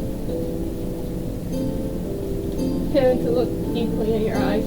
All his focus was the blue eyes and the turn of his eyelids. No, I'm anxious about it too.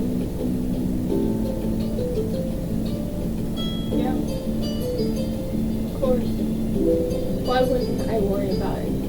I don't like that you won't be there anymore. At least not like before. I won't be able to just walk across the street and find you.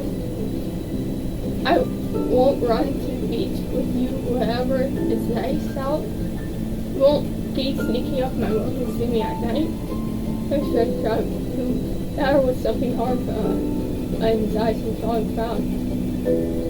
Even when I'm not across the street at all anymore, you can always call or text. I don't care how late. Talk every day, I'm sure. I'll make sure we'll do stand around and race tightly. I don't want to lose what we have, Alexander. Oh God. His voice was quiet and barely a whisper. Pause and takes you in, and then he whispered. And then his voice came out loud but me. This really matters to me a lot, more than anything else. And then there was sun in his eyes, and verifying as he didn't see from coming on him. You continued to feel upset. You felt had drug out. You had no chance of calming down now. So sorry. I don't want to make you feel bad by bringing this up. Just I don't know what I want. But I felt have to say something about this. If not now, then when? Out of the corner of your eye, you noticed the near table of people were staring. Chloe outbursts had attention. The eyes were on you and made things worse. So, Mom, you've everything gone. Couldn't handle this. Need some air alone.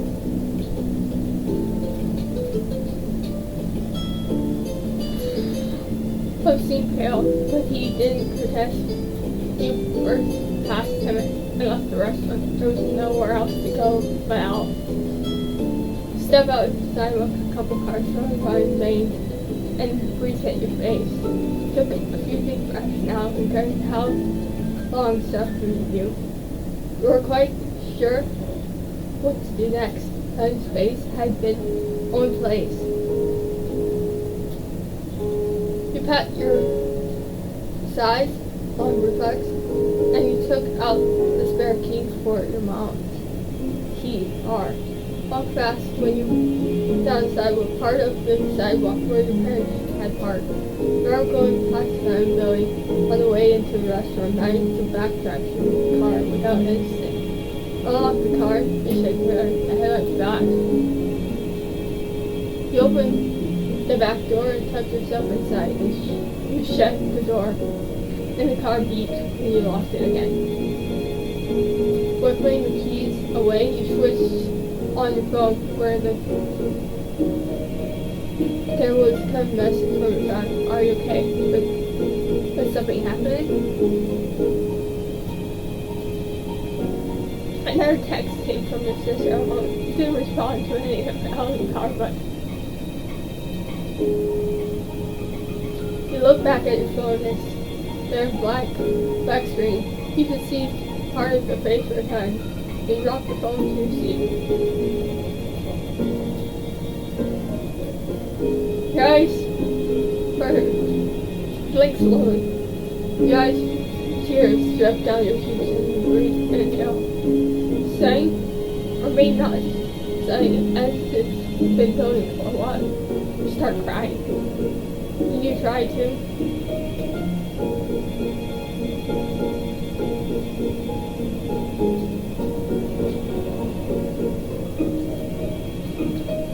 You respond to yourself so no longer cross the backseat. You stare at the car ceiling. There was a mystery slam on that couldn't remember how it got there. Instead of move on, if there was a dog or a sheep, I really thought it reminded you looked like the shape of a cloud as a kid. A few minutes passed. The breeze was fine. The car started to get warm. But you felt like turning. You didn't feel like turning on the AC or rolling down the window.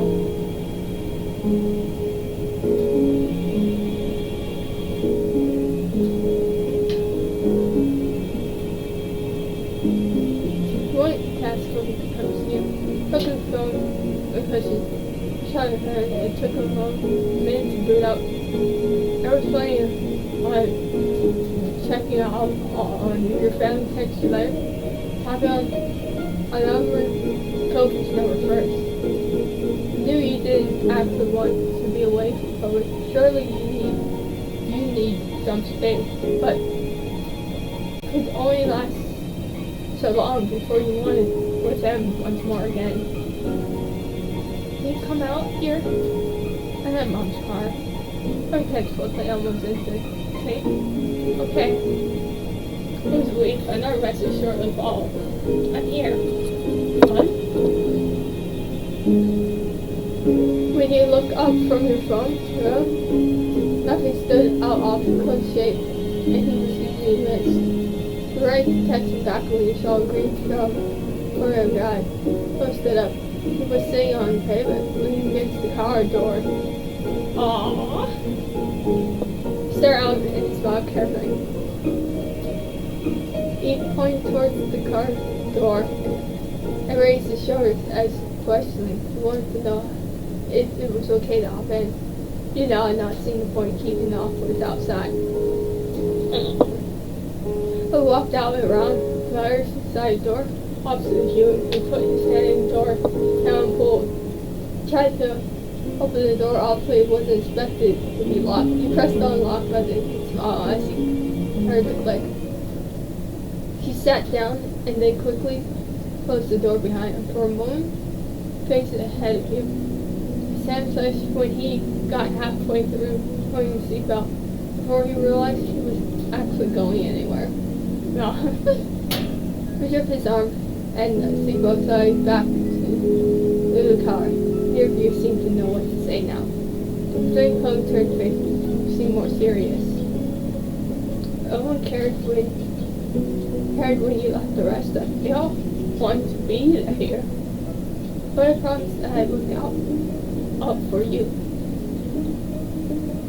He grabbed the side counter for her and locked. Like Liz, she told me I better not make things worse, or I'll never be a trusted adult for the rest of my life. But yeah, everyone's here for you, even if it's just me in the car.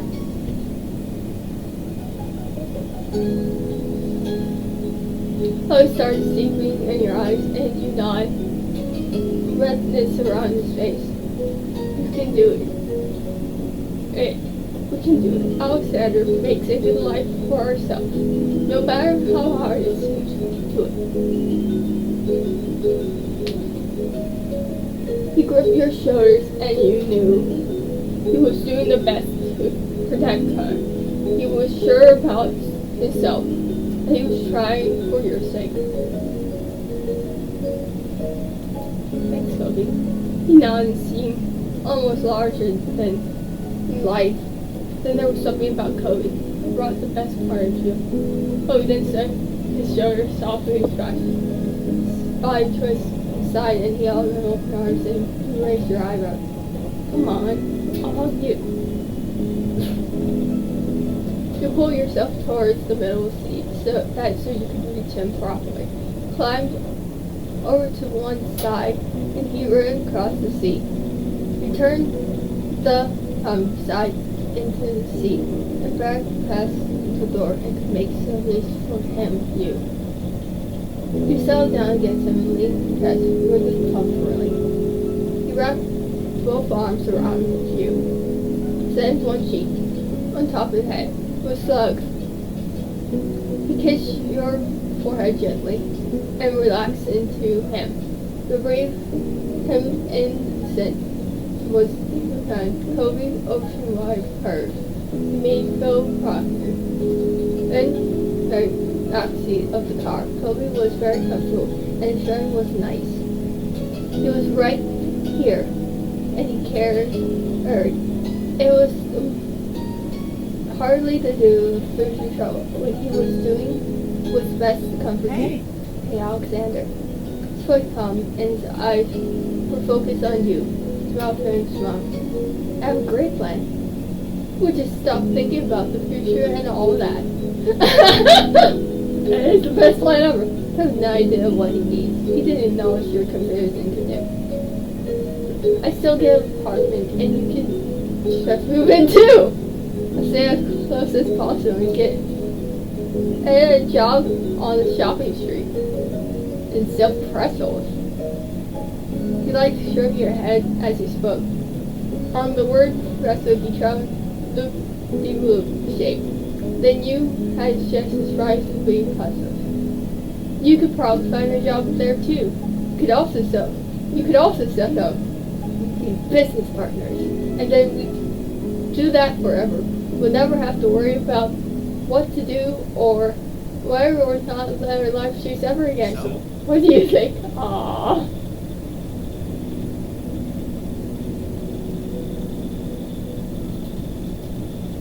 That's good. I should try and picture a life as a pretzel salesman.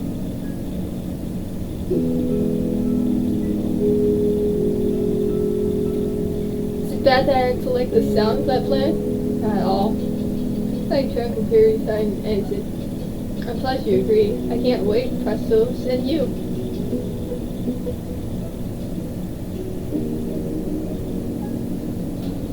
What kind of pretzel will we sell? All types. Cheese pretzels, semi-pretzel, pepper pretzels. I never even heard pepper in pretzels.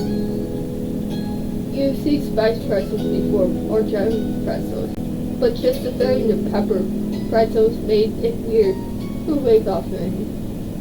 Pretzels already have salt. It makes sense to go for pepper next. It was fun to not be so serious for a bit. Though you soon goes to John Alexander. He started to speak but drift. All of a sudden his words outside were muffled in his face. It felt as if though no one except you and Kobe. Kobe ran a hand up your arm and felt resent. If I was able to kill himself. No matter what, you can count on me. Whenever you need something, or even if you just want it, will become more important than us. But you never actually love in the world, this world. I love you so much.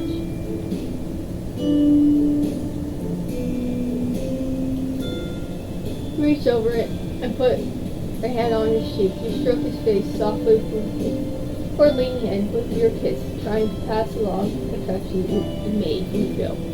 Or respond easily, early, and kiss back with a smile.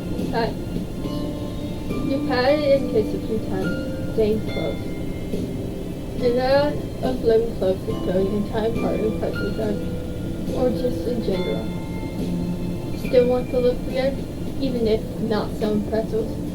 More than anything, I feel the same way. Cody, you felt much better than you did 5 minutes ago. It's ray of sunshine.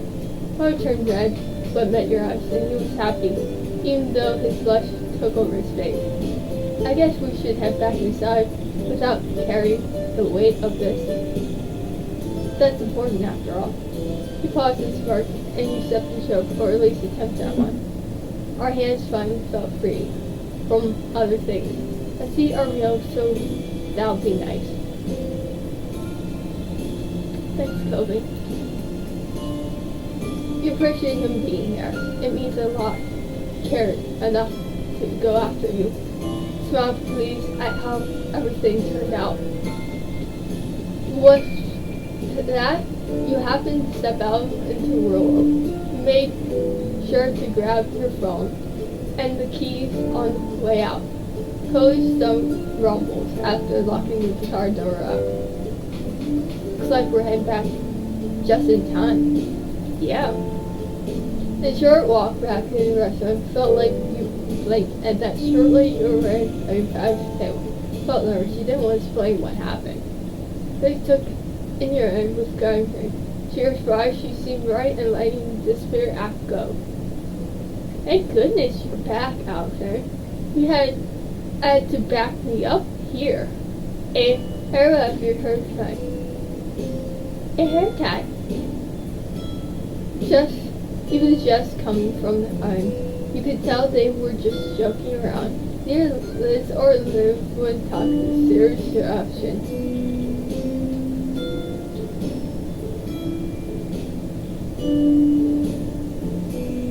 He's right, they're called hair ties. Treachery. Your mom's laugh, and you felt the stung a bit. Mom caught your eye. You alright, Alexander? You nod. Throughout the next few minutes, you found yourself on into time with each other, like going their own way. The warmth of everyone's love comforted you. You decided to chuck in this treasure forever, close to your heart. You want to remember as long as you live. Night fell soon after everyone finished their meals, and before you knew it, you were standing in the park, a lot, saying goodbye, and packing the car to go home. When the last of the chores were done, your family spent most of the time together. The rest of the night felt like it was going to be blink of an eye, and somehow time to retire to your room to sleep. Pull up the covers over the blanket and settle down at night, getting warm and cozy. And as you head back up, you close your eyes and your mind drift back to everything that happened today. You could see it all behind your eyelids as you thought it was all over again. And then imagine Code popped into your head and smile softly to yourself.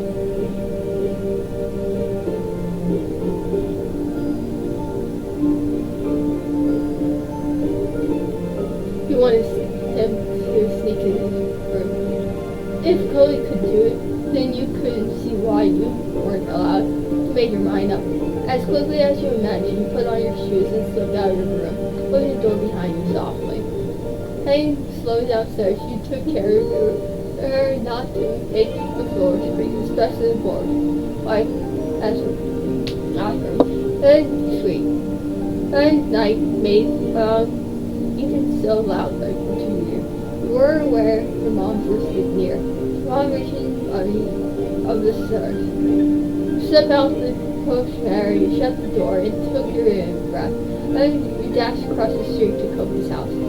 Earl was so sad at that, thrilling and yet strange. It might have been hard another time, but with how eager you were, you hurried paired. You attempted to find your way from the north path to find the code, but limits was making it difficult.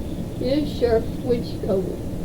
You knew for sure which window was Kobe, and luckily for you, it was on the first floor. Unlike Kobe, you wouldn't have to do any building scouring. All you need to do now is make it safely over the fence and pass through the bushes without being caught or injured.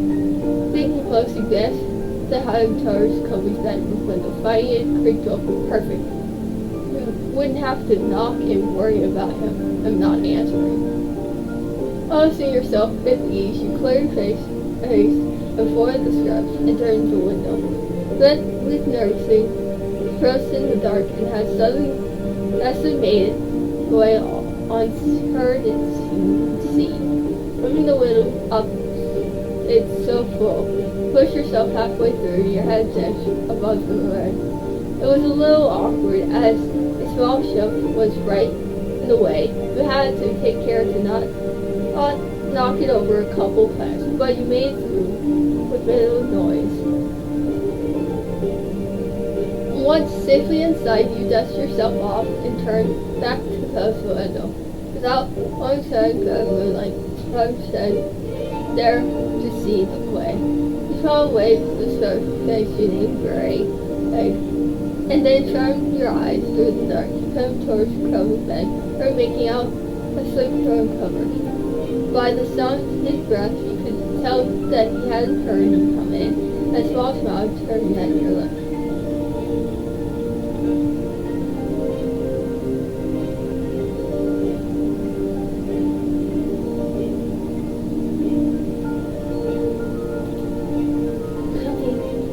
We figured he might be in a deep sleep. As he couldn't snore away, your lips turned, you tried again. Kobe, wake up.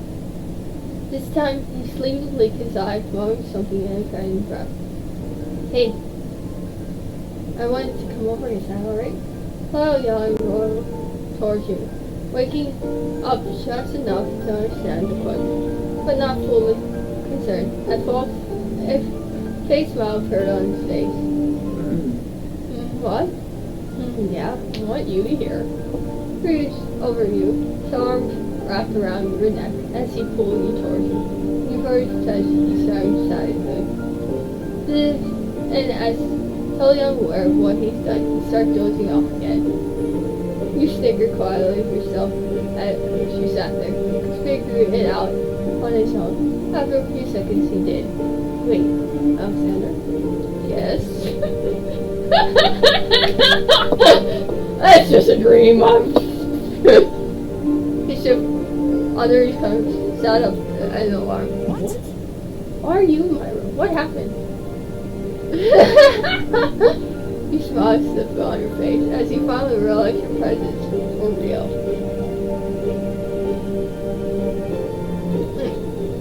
Leaning forward, you wrap your arms around Chloe, feeling him free for a brief moment. And then when he relaxed and hugged you back softly with a left side. It doesn't really matter why you came, it's okay. You held him for a while longer and let him hug you until you pulled back and did. Yeah, I know you do this. I should have known you'd do this one of these days. It's only fair. It is only fair. Out of breath, feeling relieved that he didn't seem bothered by it. In fact, felt kind of good. But this and was why Chloe did it so obvious. He pushed himself up fully, swinging his legs over the side of the bed and leaving a spot for you. His hand shook where he held in that he was nervous. Silence sat next to him, not to serve his thought. Stay as long as you want. Really? Yeah, really. Can I spend the whole night? Of course. Aww. He smiled, feeling relaxed that he had agreed. Then he groaned back. You could always count on him. I found sleep. I secret sleepover in my room before. It's fair you get to do it too. I secretly slept over in your room before. It's only fair you get to do it too. You snickered, feeling pleased with your jerk to do this.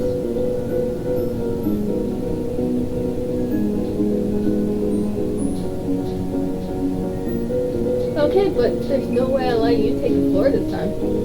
Here we go again. Roll your eyes and let out a soft laugh.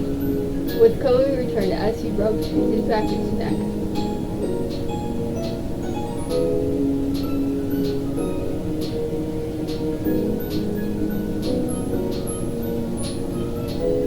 What's your bed? And we side-tripped as he got fairly nervous. It was expected. But after what happened last night, you did want for another chance, and you hope he felt the same. And see he did. Yeah, this time you can share. You really stay, you won't leave you on the floor. You nod so you're back. You try not to grin at his desperate off. We're going to share the bed. Ah, so shy. Could hear the trembling voice. His feet kept from shaking. He let out a breath in his hand and then put himself. It'll be alright. He felt steady then as he found his hand fist into her orientation.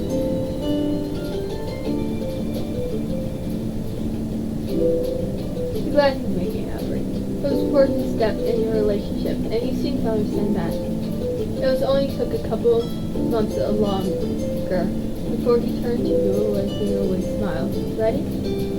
Smile. Nod. Smile of your own. Took another deep breath and then cover, making room for him to get in after you.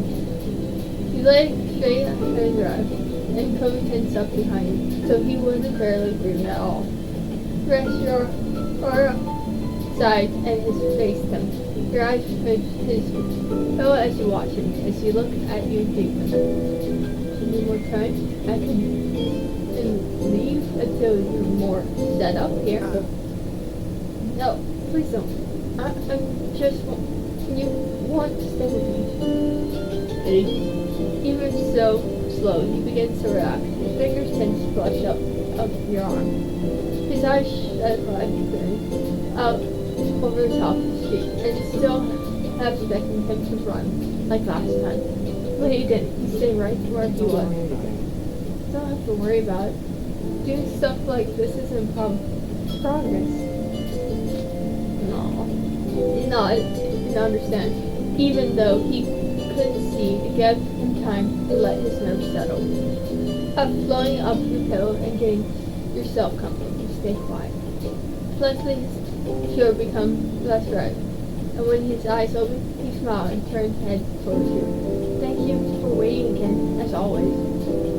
He laughed shyly. His soft eyes meet you with a dim light. Are you okay?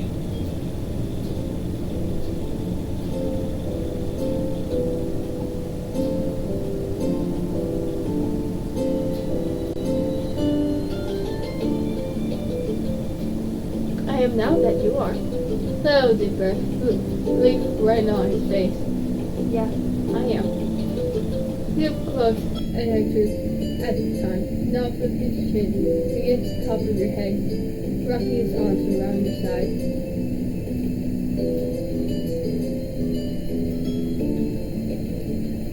You hold on to it until to yourself, letting it fall to warmth. Room grew quiet. around you. The sound to be heard where the farewell crashes overseas, boom, in the small space between you. My heart was pounding. A thump around through you as he spoke again softly. That's... No, I'm not scared of you, right? It's just so many other things that scare me. I'm afraid of what if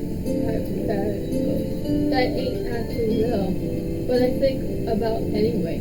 And some nerve can mean that I barely scratch them. I'm scared of my own feelings and how much I feel them. And I'm afraid because tomorrow things will be different between us, but I'll be alone again. He'll on you, his breath shone even so slightly. It's not right now to see you during the day and part way at the night. Especially for special occasions. He laughed a little laugh as they kissed him before Summer once more. It's easier to stay where I am than it is to make myself move, to not take a risk, and to not know what I would be missing, but it has to, and you reach to blush for 2 seconds of hair. Say, as he slowly fixed your eyes. When did doing the easy things get so hard? When it comes to you, I don't know how to stay still. I want to keep taking steps forward. Honestly, when I see your face or ration, and when it starts spinning. But when I try, I hit a wall. It's just like I physically can't do it on my side of my mind. There's something blocking me.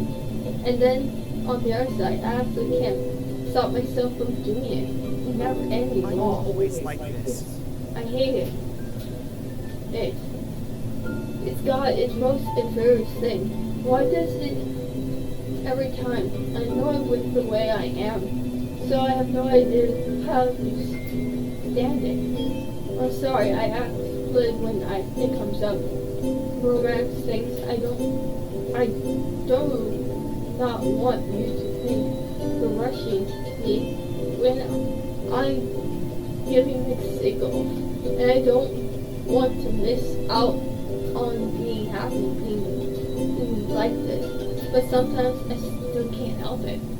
So basically what I'm trying to say is, I'm glad that you never give up on me. It means a lot. It means everything to me. I said it's who you are, and I said that. His eyes glossed over and looked, as he squeezed you close to him and smiled. His heart relaxed as normal rhythm. Good night. Good night, Alexander. Good night. Lean forward in case you turn. His hand moved to the back of your head. I love you. I love you. I love you too. You were still smiling as you snuggled in close as you could. Then it forked you easily comfort next to him, feeling him ease into you as well. Before long, your eyes grew heavy and you drift off for a sleep by your side. Right before you woke up slowly from a comfort room with a small stretch, you open your eyes, full sun through the window. To one side, you was close, but beside you, bed, sleeping soundly. Smile around tired night. It's been nice spending next night together. Getting to do it with them in all different ways. You definitely get used to it.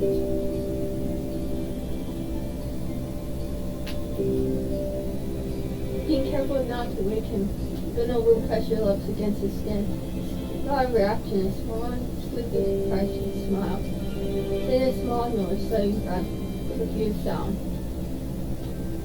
Oh shit! The small door opened and Frank took Mr. Jones, smiling brightly.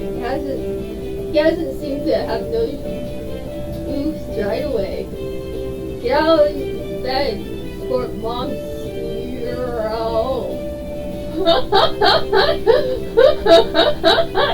Oh, 17, may I cried out. He froze where he stood. He smiled stuff from his mouth. Oh,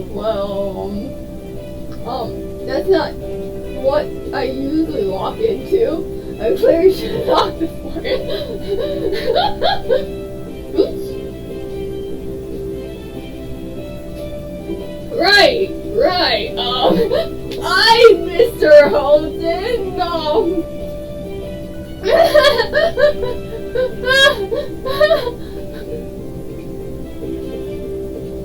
Of course, Chloe. Should I pretend I didn't hear that? Yes! Yes! Pretend you never heard that! I blink his eyes, try and mumble something before turning the door. Both you and Miss Holmes stare at him for a moment. Neither of you know what to say or do. Holmes continued looking at his engine, was obviously having a hard time processing the situation. Then his eyes wide. Dad. Ooh. Coach drove out of bed, attempted to get his feet, pushing the covers back. Off from the both of you. Forgetting there was a tiny cell above him. He started off his head and was ouch. Yes, he flopped back to himself, pressing a hand on his head and groaned loudly.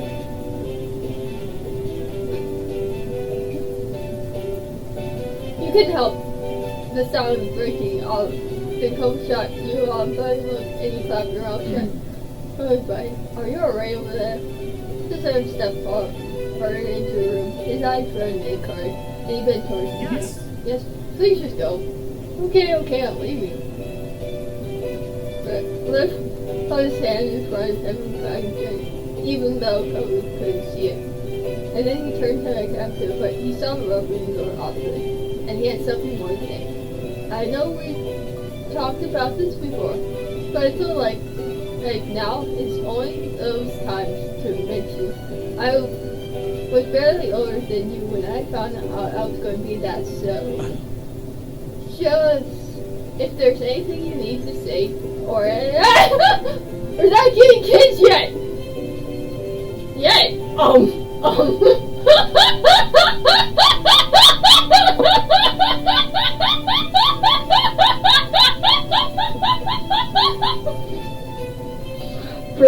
Breathe. Broken home! Kobe, you're not supposed to tell him! Kobe! Oh shit, Kobe! He goes outside, rubs her hand, to stop himself from saying, you know what? It's fine. We'll chat about this later. Kids are waiting. Oh no! I'm going to die of laughter. With that, he stepped out of the room, giving the two of you and one last look before pulling the door shut behind him. He rubbed his eyes face before rubbing his head onto his hands and then mumbling between his fingers. Oh my god.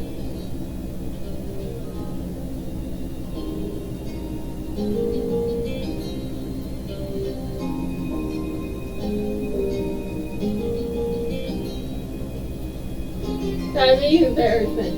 With a heavy sigh, Kobe forced himself to sit up, and he frowned his head and stared at the closed door. Sorry. Oh, what my dad said, that was really dumb. It wasn't something he should have brought up. You knew which conversation Kobe met. The one about how Mr. Hunter had got Kate pregnant by mistake. There wasn't something that would happen with you and Chloe being together. Being both boys, yeah. I think he was just trying to show us how serious the night is in general. He was trying to compare us with him.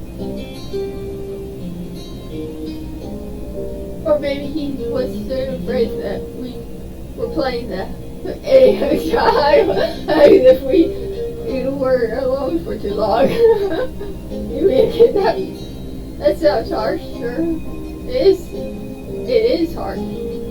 But we could probably pull it off. We could. He has the right to be worried.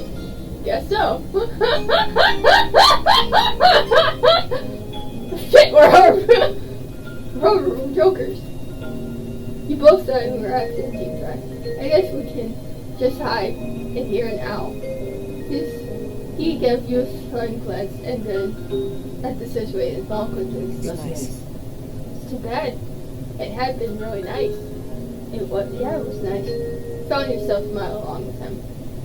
Though, when you thought about having to go there, you faced both Kobe's and Mom's dad. You weren't too thrilled. Then you took a few minutes to get up properly and get yourself as ready as possible. Kobe put on his glasses back before heading out to Kay. Kay was waiting partially in the living room. She was high spirits with her eyes in hollow. She got out on when you arrived and Kobe froze. It didn't take long for her to realize the secrecy must have been long enough for her to hurt from there. When I tried to look unsurprised, eyes narrow over Kay's shrugged to feet. Though his face had already turned red, his mom hadn't said anything yet. He straightened his shoulders, lifted his head and faced forward. Hey, Hi, Mom. Hi, baby! And how old are you too, Alexander? Her tone cracked in her greeting, and that she gulped in and laughed, unable to keep a bit. Chloe frowned and his front forward. Sorry for the intrusion. I didn't know you already had a guest. He frowned, wondering as you become even more embarrassed by this moment. You could have mustered up any words to defeat him. Well, is that like anyone's right? I'm sorry! The words left your lips. You were quite upset and embarrassed by this whole situation. Oh, no, don't be. She's we're both guys. That'd be more trouble for the girl, probably. Oh, God. I was still unable to say anything other than that his teeth bit into the inside of his cheeks. He stood up there, frozen, and he studied you both for a moment. It's okay. My not so little mister is big and petty and sweet. I can't complain about that. Or not? I don't know. This is a very weird topic to go on. I don't know the answer to this question. Like, can you not get mad at your child if they're sleeping with the same sex?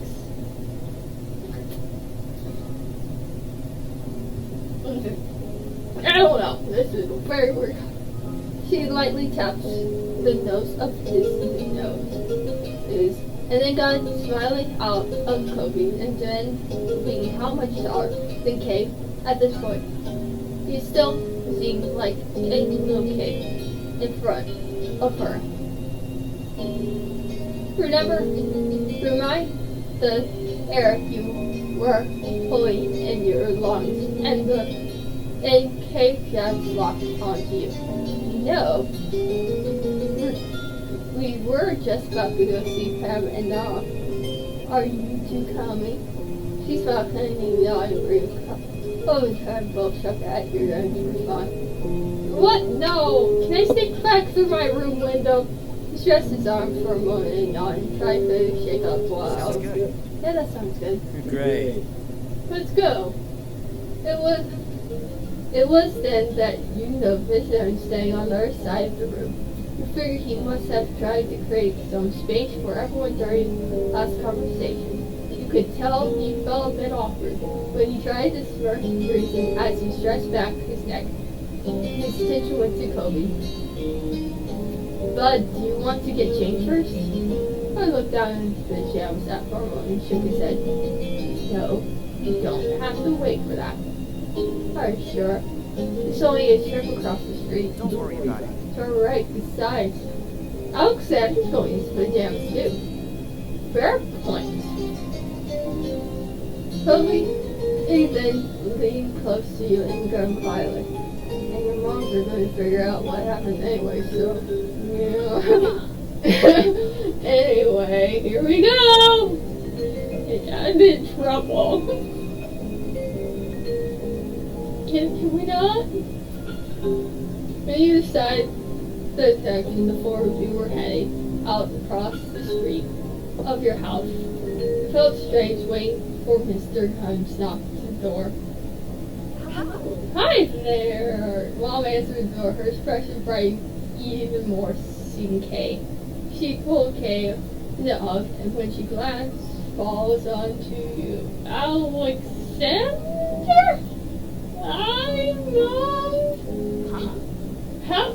When did you get out there? Why are you still in your pajamas? Eyebrows raised as she gave a deep edge there. Meow, you co-share side glancing each other. Before you could answer, more heads popped into you and Dora. While Liz and Lee all chuckled. To be honest, I always assumed Chloe had been the one sneaking around. What? Her eyes sparkled with amusement, and you had to look away. You noticed Chloe's face was burning bright red. It was a solid fear, but most like they've both been breaking and entering. I wouldn't put it past my baby. He takes after his parents. You're right. I can't believe my Alexander has gotten up to all that mischief too. Hey, I've been a good boy. This is my first time breaking and entering. Though I've been letting him break and entering, so I made a conflict of letting him break and entering in my own house. Or your house? Buffalo Cove looked as he wanted to disappear, while the adults chuckled and said what you and him may or may not have done. Fortunately, they left the conversation there. Now, standing around, come on in. Come move aside to the group and grab them up in a room. Where we can send Mom spoke up. You're all welcome to stay for breakfast. We will still have some extra spice from the farmer's market. Be thrilled to host you. There were eager nods and Mr. Hunt and Miss Kay, but Chloe looked around the room with filled emotions before speaking up. Maybe instead of staying here, why don't we go to the beach? A Shinteca, eh? He turned across his arm, an idea. Saki had turned. Oh, we really have a day out. Well, might as well enjoy the ocean while we can. Sounds lovely, Kobe. Helen put their own hand in Kobe's desk. Before long, both families disappeared, getting everything ready.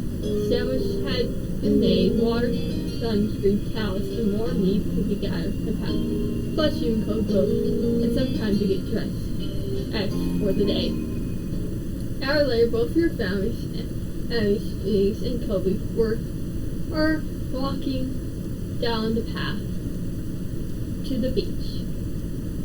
The morning was already turning into a bright and beautiful day. We honestly couldn't ask for better weather for a beach trip.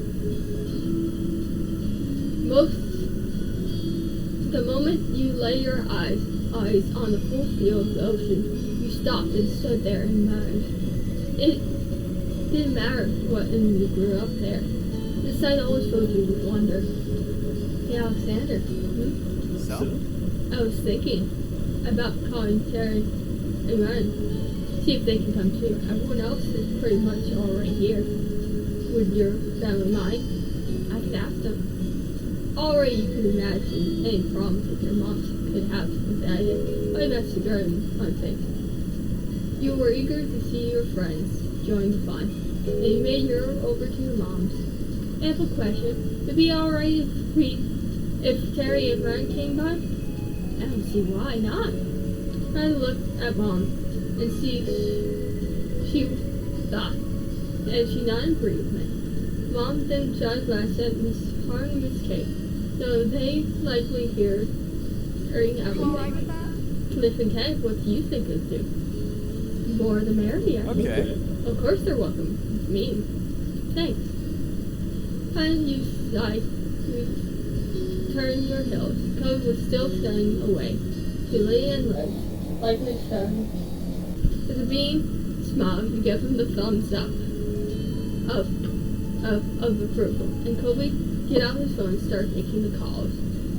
As that then, you help him pick his setup. A spectrum phone starts to ring. You dug out hearing of Sierra without the hard drum answer. Who's there? Hi. Sup, Alexander? Voice came from through much deeper than it been when he first met. Chloe was same now as kid. Have you been enjoying these crazy summer days? There's been its up and down. Yeah, that happened. Bright side, at least it's almost over then. What about you? How was your summer been? You were about curious to know Derek's been up to since last time you spoke. He chuckled, nose and tongue. To be honest, it's been a slam. New stuff, college approvals, and scholarship. What else is new?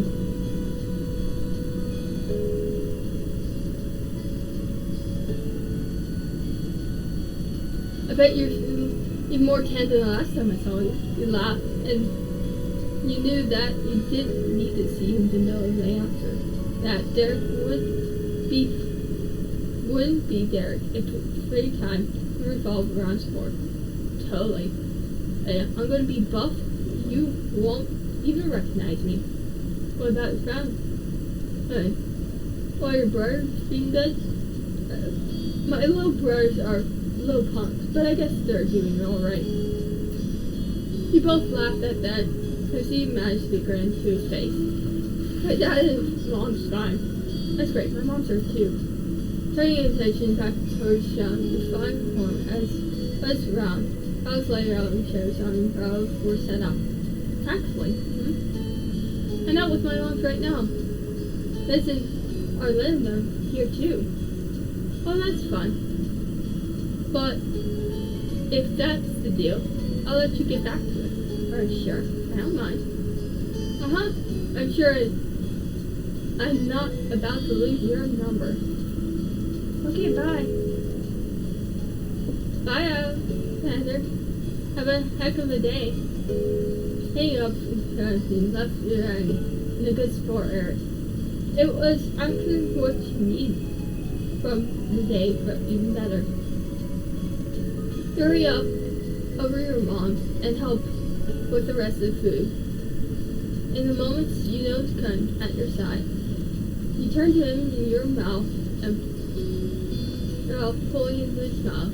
Wait exactly what he had to say about the earth. They're coming. Yeah? So crying. And smile at your dreams. Yeah. They'll meet us later. Shouldn't be too long. Can't wait. Why on topic? You quite I agree. You realize what someone you could call it, but you got breakfast number. Or is it summer? I'll message him. No one else was going to be here. You don't want him to be left out. You send him a text and hope he'll show. After that, make sure to mention what you've done. No one seemed to mind. Once you set up, everyone was comforted, digging into their food. You couldn't remember the last time breakfast tastes so good. But absolutely gorgeous ocean field with smooth sea beach. Morning sun gave away the afternoon, and a very red face came along the shore. It was Baxter. He came. Then waved. Hello, folks. Hello there. I appreciate you invited to the party. Of course you're welcome with us. We bought playing towels and food and screens. Yeah, you're the one of our neighbors. Kick back and relax with us. Thank you. You're welcome. You guys were in COVID, he smiled. Oh, excited COVID, long time no see. Hi. You wave, and sad and Kobe nod. I'm glad you said to come. So am I. It was that, and that Baxter knows the faces. He didn't mention Raccoon from the neighborhood. Turn up charm for more than excuse me, I'm Baxter, and sorry we haven't met before. Well, we're not typically from around here. I'm just visiting Kobe's mom. A few giggles escaped Lily as she walked past her carefully, when his attitude turned to her now. She held out her hand. Hi. I'm Lee. And Alex, and her and Liz's cousin. Friends looked shook it, and then took a step back. Lily smiled courage. I'll remember that. It's nice to meet you both. After that, Baxter spent some time getting better acquainted with everyone. And Terry and arrived, and then steps to all what to do next. In that case, We could do a few rounds of volleyball. There's plenty of us now. is that alright? Can I play? Of course. Or I'm Brian, then with plans. And when I looked up to see if there were any other characters. I don't feel like playing like have to change, but it'd be fun to watch. Be a ref. I could be a referee. My eyes won't miss a thing. I'm in. Excellent. We almost have enough for 2 teams. Oh, there's a good idea, but there should probably be something happened for those who aren't a fan. Ooh, I have some craft supplies we could use to make jewelry, or we could use stuff we find around the beach. Hire them. Really? What? Really? I want to make a necklace. That's great. Press to try my hands at that too. Absolutely. A handcraft is my type of party. I'd like to join that too, please. I'll play the volleyball. We look at Mom, ready to jump in time mode. She looks thrilled you're on board. Now the plan for sales the group and split too. Anyway. Alright, sports star. Gotta pick a partner and then it's game on. A shard lets Rush spin and turn his set to draw the card in the sand. Well, Wow. She walks over to you, hook her arms, and you laugh. From the Alexander's team. Oh, fine. I'll go against my boyfriend. Alright, I'll be on me. You wanted to have fun with your mom, and Code put his game failed. Now, and it could go easy on you now. You were opposite sides. Cody, just because I'm a sports person too, so. When his son finished drawing the court, he went to finish the volleyball from the phone and other supplies, and he brought it there. Sounds like we have our teams all set, right? Yes. Good. Now to get to your side. Before you send one side, there court with your partner. Serve the tossball to Mom. And with all inside it, I think it's fair if she gets to serve first. yeah. Ooh, Mom, show them who's boss. Go Alexander, make them eat the sand. You could make a smile, have of sand out of the way of the court to making her laugh. She turned towards Mom. Don't go back. I won't think of it. With that, Mom got the person inside, practiced serving. Then the game began. In the battle over volleyball, both teams scored points. There wasn't a set amount to reach to the end, so it went back and forth as long as everyone would play. And the game went on quite for a while, and everyone got into it, especially with the cheers and added crowns. Isn't Mr. Hunt made the whole game better with the humor weight. For the jewelry made group also cheered when they heard shout come from the court. On top of that, they would hold up each other's big pieces in the air, and the players would take a breath to applaud their courage. And it wasn't until you were exhausted from running, spreading, and driving colors. It was called. Enjoy every moment of it. And happened count drift, but it was fun, going strong. Someone held back. Someone would head back to the houses using the bathroom, rest away from the sun a while to return. Sometimes they did, but they always came back. The beach was never empty, and they always enjoyed your company to take part of the game to join. At one point, Mr. even broke out his pack of cards to go all group into a round of goldfish. There was only one thing to stop bringing the beach to no end, and that was the day in itself. Before anyone realized it, the sun began to set over the sea. And that happened. You were taking a break, staying on your couch, your legs stretched over past feet, burning in the sand. Shortly you look up to see your mom crew. They stood in front of you and smiled. Hey there, kiddo. How are you? How you doing? Good. The both of them sat down, squatting between you. Mom leaned her head against yours, and Mom then rubbed your smoothly. Nothing more was said at first, but Mom sighed and turned, and Mom looked at you willingly. We're both really proud of you, Alexander.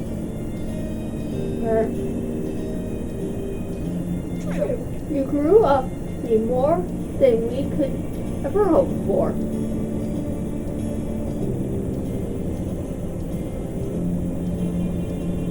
Thank you. You were touched by their words, and your voice came out to a whisper. Your mom chuckled. I like right to your hair.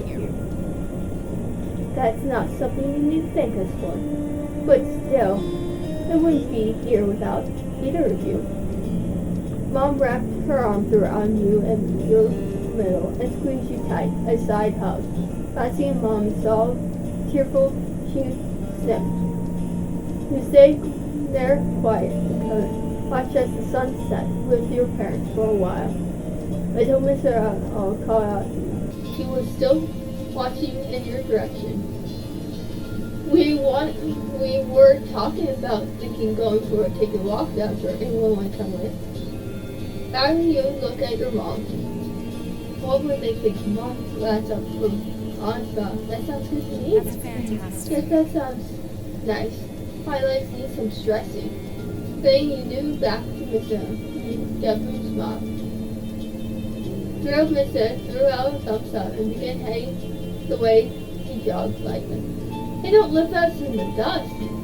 I'd keep going forward, but flip around, walking backwards across the sand so you could face us. No worries. Don't worry. We wouldn't leave without you. Alright, we'll catch up. Ready to go? Uh-huh. Both your moms held a hand to you. Hoping you gave them each one of you all stroke back to the rest of the group. When Lizzie was in reach, Mom used her free hand to pull her into. Then shook her head, but her mouth opened and whispered she couldn't resist. Together as a sound, you followed behind the others, hand in hand. You fell squished into the wet sand as the waves rolled over them, and you didn't have a single care in the world. More stars began to go outside. Once the sun had long rest and finally time to pick up. The closing of the day and everything approached. The end of summer seemed to entwine. It was quiet. The moon blanket over the ground. On the beach, Bud and Maud returned in a hug before moving on to do the same for you. You chuckled, still overjoyed that you got to see them today. I'm sorry we have to go already. My parents aren't here. That's okay. But still, I wish we could clean all this up. Don't worry about it. Just thanks for coming out today. It's cool having you here. Yep. Oh yeah. I'm super glad we came here. Hopefully we can do this again sometime. Then you turned her attention to Tim. She wore a large grin on her face as she held out the whole body to your side. Take care of yourself, buddies. We will. With that, they walked towards a wave to to you and Kobe as they head down the shore, Kobe waved Violet for a small smile on his face. Have a safe trip back. Goodwill. Bye. Taking you by surprise, Sarah jumped and twisted around. She kept up with her end by walking backwards. She kept the mood of your farewell like by shouting fire guns at you, and Kobe then bumped her with a hip. If left, everyone laughed just as they disappeared behind. Alexander. Come on. Hey Kobe, could you come here? Kobe prepared for going training and two went to them. Tons of things beat the course of the day. So there was so much backup and the parents needed help. With that nod, you got your stuff in your bags and rode uptown. Once things were ready to go, everyone filled their arms with as much as they could care. Absolutely no one wanted this back and forth kind of task. They'll walk back home. Would have been mostly crying. Even people seemed to he felt the effects of the day, and a cool breeze carried her along the sand and onto the road. The sigh of relief went from the felt group all the time. They arrived back to the neighbor, carefully placed what he was carrying to the ground. Thank you so much for helping with that. Thanks. No, thank you for allowing me to join. You all shared with me, helping me carry that at least I could do. Moss nodded, and the others started collecting the things from the pile. Actually, I'll step over to you and Kobe. It really was a pleasure to get to know both of you this summer. Yet, said Phil towards you and smiled, and offered you a hand. Oh, he earns it. In a moment, but after shipping what you carried, you were able to put one hand into enough and pull it into a quick hug. Jay laughed and looked at you, fond when you let go.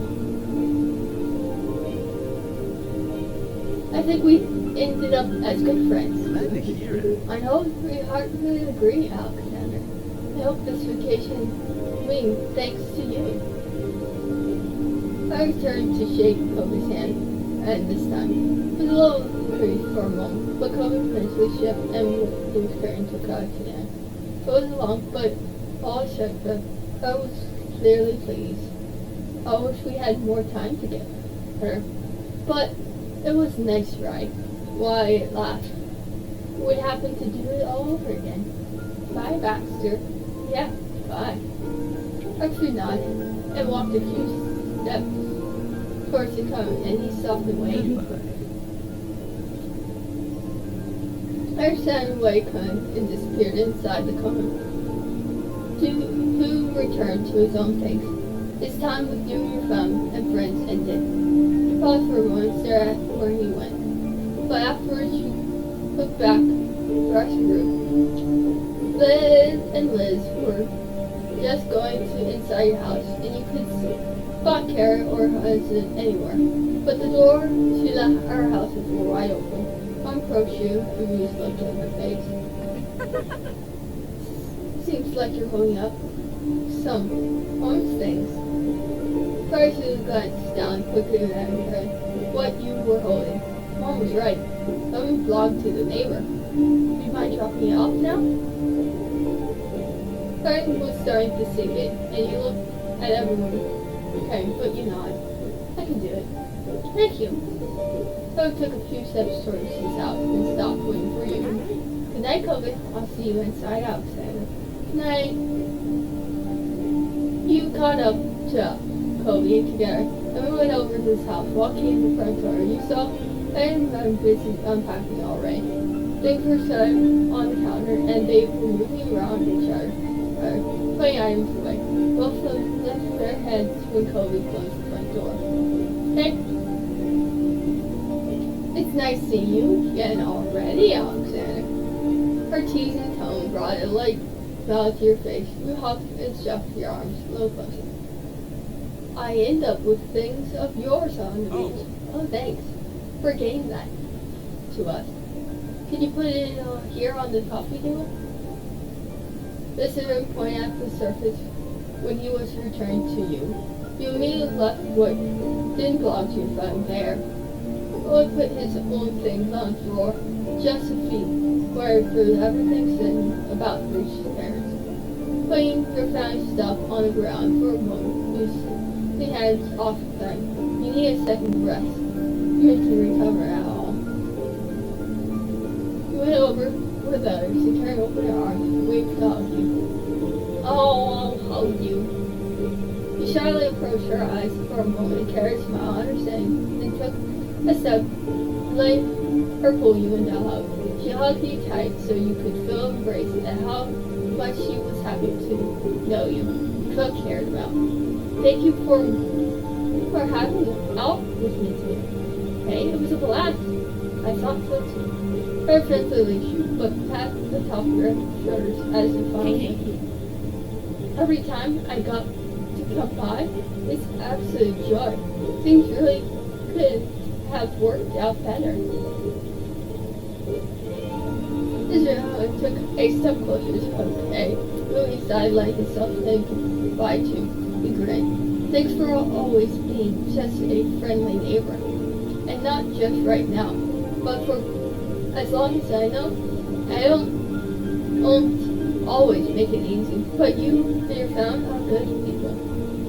I really appreciate it. Thanks very much. Thanks again, Alexander, so much. And that Miss Simon reached out over and gave you a soft pat on top of your head. You're good people too. You smiled softly. Mr. Huns looked away for a moment and said, when he met your eyes once again, mouth closing on after. That means a lot to me. His hand was staring at you, but his gaze seemed far away. Maybe he was looking back at who you used to be at 8 years old, and he asked his son to be his new Hey. I Alexander. He smiled softly. Then Kobe took a step forward, and he grabbed a pile of things he carried into the house. Don't worry about it. Don't worry about all that. I'll put stuff away in a few minutes. Right. I need to do the same with my family. I figured. Chloe walked over to the door and held it open, taking one last check around to make sure all the things you used to bring your house you went to the road. He leans his body against the door for a not following you out. So is that all? Actually, that's not what I mean. Trust Jose as he shook his head like he was trying to vouch for his life. It's just saying goodbye. Bye. The single word came out in a whisper, and your lips parted in a smile. Everything felt too fine for your liking. Chloe reached forward and gently cupped your cheeks with his hand, and held her cheek at a heartbeat. Memorized by the blue eyes, stepped forward, then on, regarding his eyeglass. He met your halfway as he smiled into you with a kiss. It was soft and loving, and your chest and knowing that you couldn't be anything but that, at least for now. One of the hands grabbed onto the door handle for Pelican as he was stopping himself from coming along with you. Aww. And as you walked out the front door, you stopped. Turned around, your spot covered right where you left it, laughing quietly to yourself. For a small pause, you both stared at each other across the street. I'll blow him a kiss. Chloe reached out like he catched it to the side, and then he carried it to his fist, going to kiss Chloe. Your lips curled into a beam smile. Things couldn't be dragged out any longer.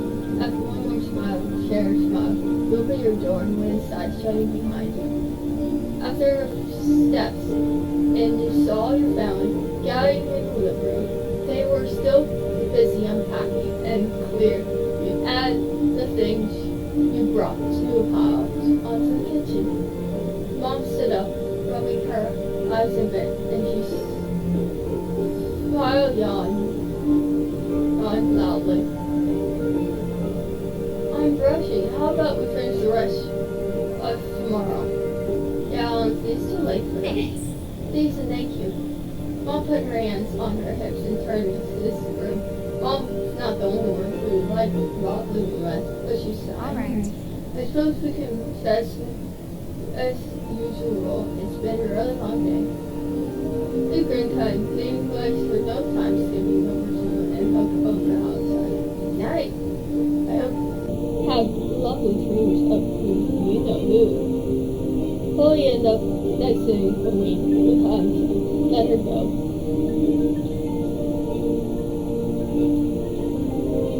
Then grinned wide as she took the bait. Her face flushed even more, realizing that. You end up shaking your head because you were too embarrassed to get any words out. Lil giggled, and then she put a hand on your shoulder. Don't worry, I'm not judging that you do in private of your own mind. Sorry, I'm done. Here's to us out there. Good night, tomorrow, and forever.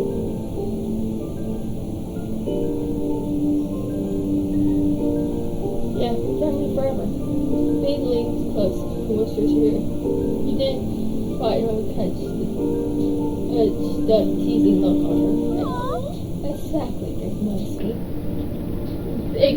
I'll laugh at you and you let the person her shoulder. You see her arms tied her head. She yawned long enough at you and tired. I think good night.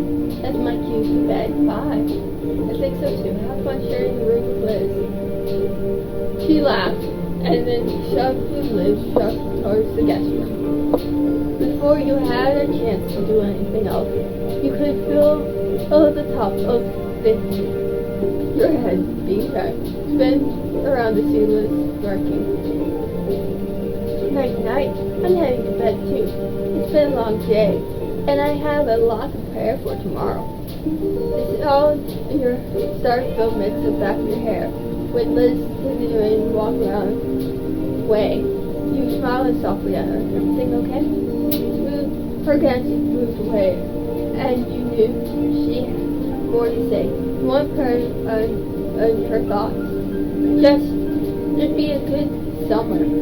It's nice to come back home. You nod, and you tease and nod, giving her what she wanted. The long turned and watched her go. I love you more than you, baby brother.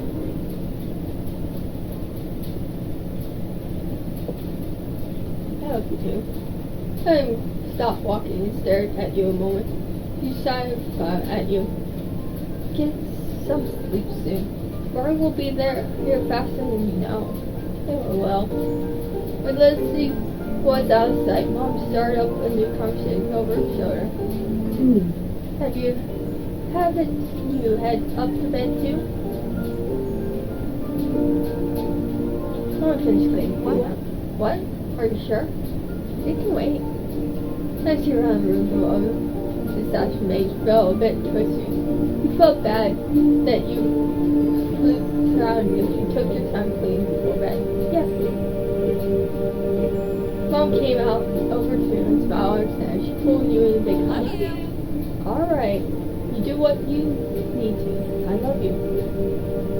But when you were done hugging, Mom pulled you in their action grace, handing you Oxford, and you laughed at her. I love you so much. I love you too. Aww. They both couldn't resist taking turns hugging you again, and you smiled. It felt good to be loved. Night, kiddo. Sleep tight. Night, sweetheart. Night. After that, your mom set off towards their bedrooms.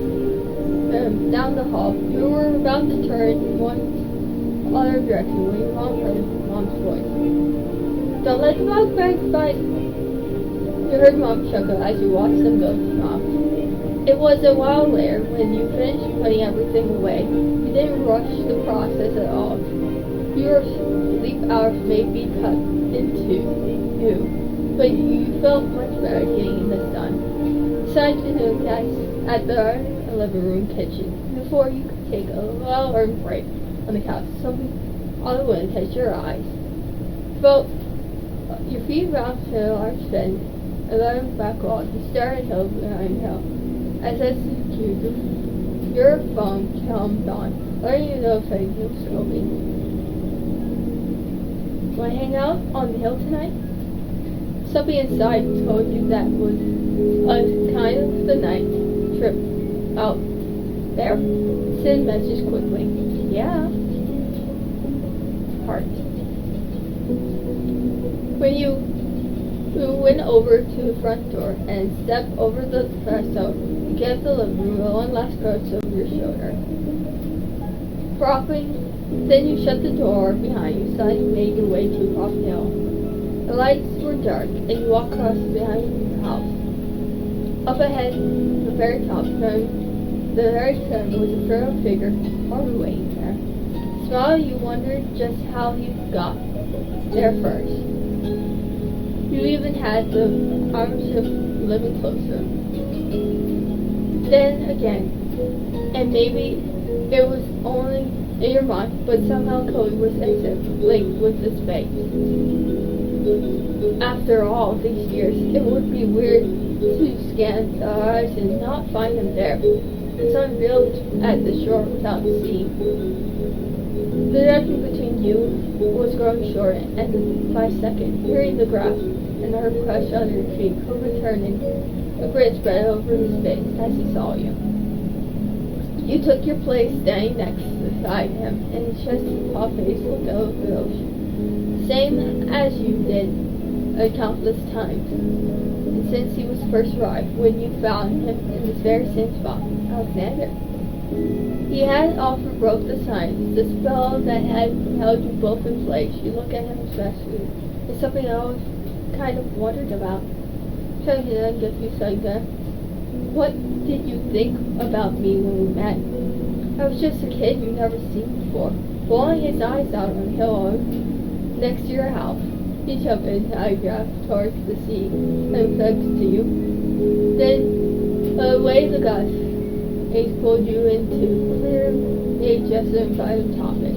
Looking for him, you remember what then stuck the moment you saw him. It was only that happened yesterday. However, noticed the sad face look on your face. Or hide the frown from you right now to get you Yes. Yeah, I guess I would have been kind of hard to miss. Trying to have found the first meeting. I also remember trying to cheer you up. I remember that too. Hand ran through his hair, and you knew his dying cry wasn't at the end, even before he spoke I again. mean, Do you remember what you thought about me? As a person? Was I annoying or maybe more? I wanted to get to know you. My eyes wide, open and amazed by your response. Really? I don't know what I did to deserve that. It's nice of you. Helen's hand pressed and discarded his arm. His fingers unturning the mark. It was much less noticeable than it had been when he, nearing pink cast, had first came off. The sun glanced over years of his body healed, and the drop of hair grew up by. Still his fingers came back without thinking. Touch sun not meet your eyes. I feel bad now. The thoughts I had were, well, considering what you were thinking. I came across a lot worse as a kid. You didn't like me? No, it definitely wasn't that. I lifted his head, come knee inside once more. I remember you that day. I remember it well. I don't think I'd ever be able to forget. I can picture the way you looked back then. When I first saw you standing right here, I still knew the exactly expression on your face that you chose to sit next to me in the grass. That was self-done and its own around you. You scared me at first. I figured I'd be alone out there until I had to face my dad again. And then suddenly another kid appeared out of nowhere. It was startling, but I got over it fast. For the first a stranger person in a strange place. But in that moment, you were exactly what I needed. Someone that I could talk to freely about what happened and how it made me feel. And you listened to me and you stayed with me. Sigh, and then as he gave a small smile, I was little. Oh, I was a little bit spoiled growing up. For a little. Teeth rolling and Chloe replied. He looked off and started saying night. What I'm trying to say is, when I was young, I feared myself based at the start of the river. I couldn't imagine it wasn't like that. The thing didn't simply happen. That would be weird. According to my little kid brain, it made far more sense that everything in my life has a secret connection to me somehow, right? He sounded and he tried to explain child logic. So at the time, you felt almost unreal.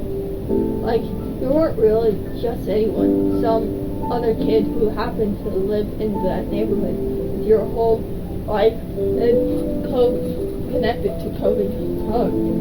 Not to me. You were there to find me when I was lost.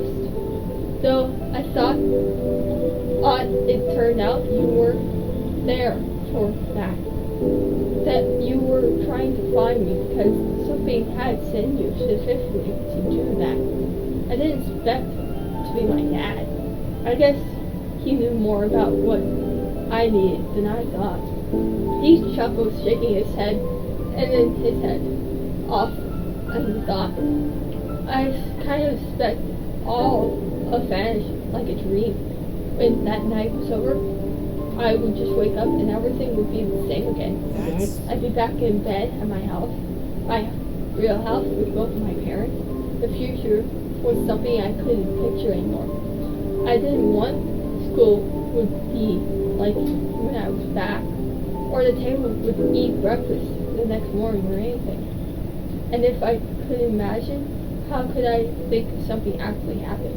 I could grasp the new reality. It's too big for me to hold at once. So I never thought I'd see you again. And I never ever been able to guess that 10 years later, when I grew up, the two of us be still together.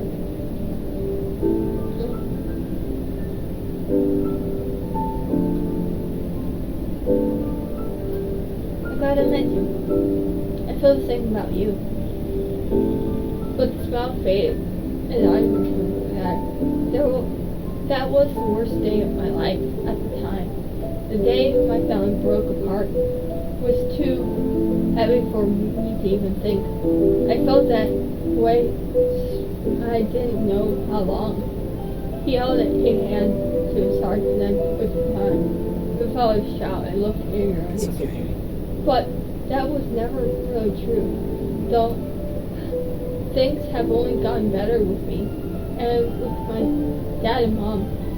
It's the change we all needed. His eyes were misty. So when I remember this time, right now, no point that my life was over. It was only the moment that I met the man I love. When I cried to a stranger over the what I thought I lost, I didn't have any idea that he would be the one thing in the world I would actually would be able to be living without. I love you too.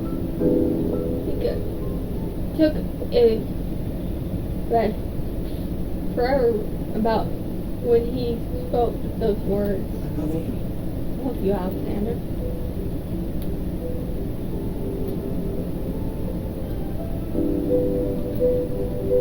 He leaned up to kiss his soft lips, yours. Chloe sighed his voice as he turned and on the poppies, the crowd in his hills.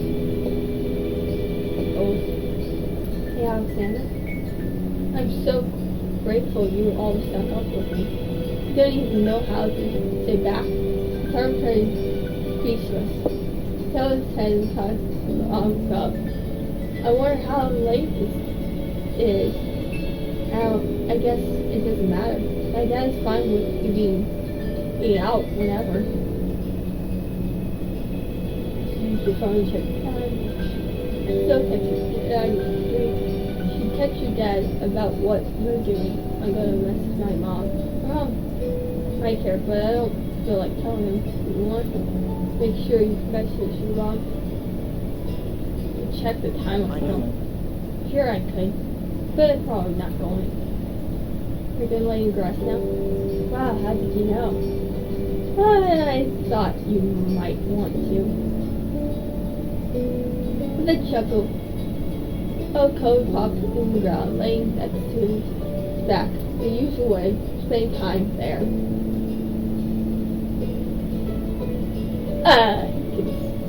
Lay down and snuggle against him. Lower yourself against Kobe's side and lay in the grass, wrapping your arms around him. Kobe smiles up at you as he uses his free hand to caress your face. Both of you felt your time, staying relaxed on the hill. You felt just the beginning of your end, but then you realized the sun was turning the horizon. Kobe woke up and tunnel. It really was like her neighborhood wasn't a stranger from being awake. John, however, not like this. He was no early sleeper, early riser. Expecting the sunrise privately on. The two of you watched on sunrise begin the world. Chloe then propped herself up and back and looked at you with soft face. You wanna go home? I can carry you if you're too tired. She shook her head. Couldn't persisted young, but you were serious. It couldn't be time to go already. But if I exert your love longer. I get it. Okay, but it's been a long day. We've done a lot of things, like really a lot. It has to end sometime.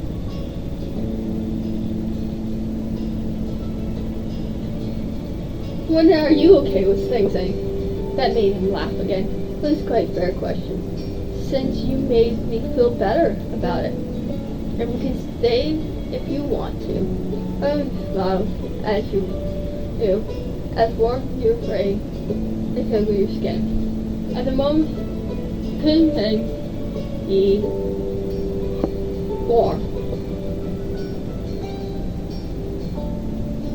And then kiss you. He moved forward, giving Kobe a small kiss. He tilted his head against yours.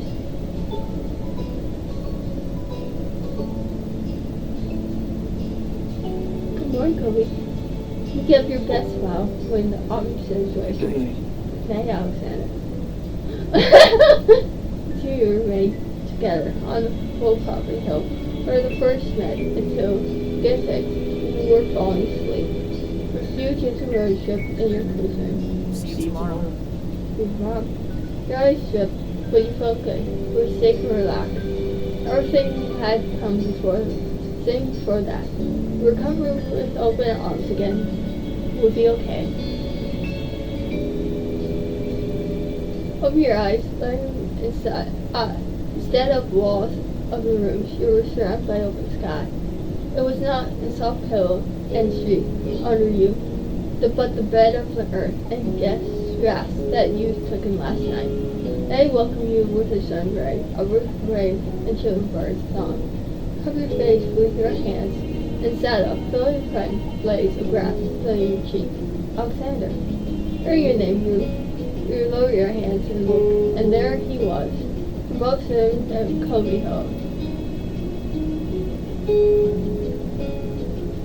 He had made himself very comfortable, laying on his stomach, with a drool and shoe of taking off the flower from his hands. Morning. Morning. Chloe laughed and tickled with the overstatement and forget it would spend time like this. Told you I'll see you tomorrow.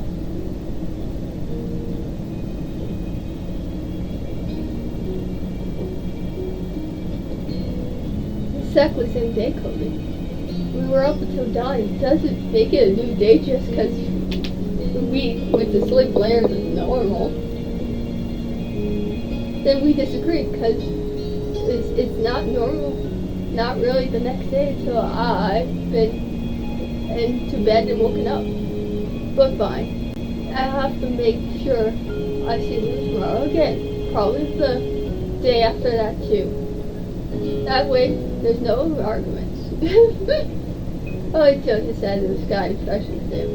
Looks like it's going to be a nice day. We have to come up with something to do the most of it. Shows up blink of sunlight. Someday, when we're even older than we are now, I wonder what we'll end up remembering these moments for. What will we feel like when we look back on it? Or because as we felt right now. I can't see what the future's going to be like, but I think that's alright.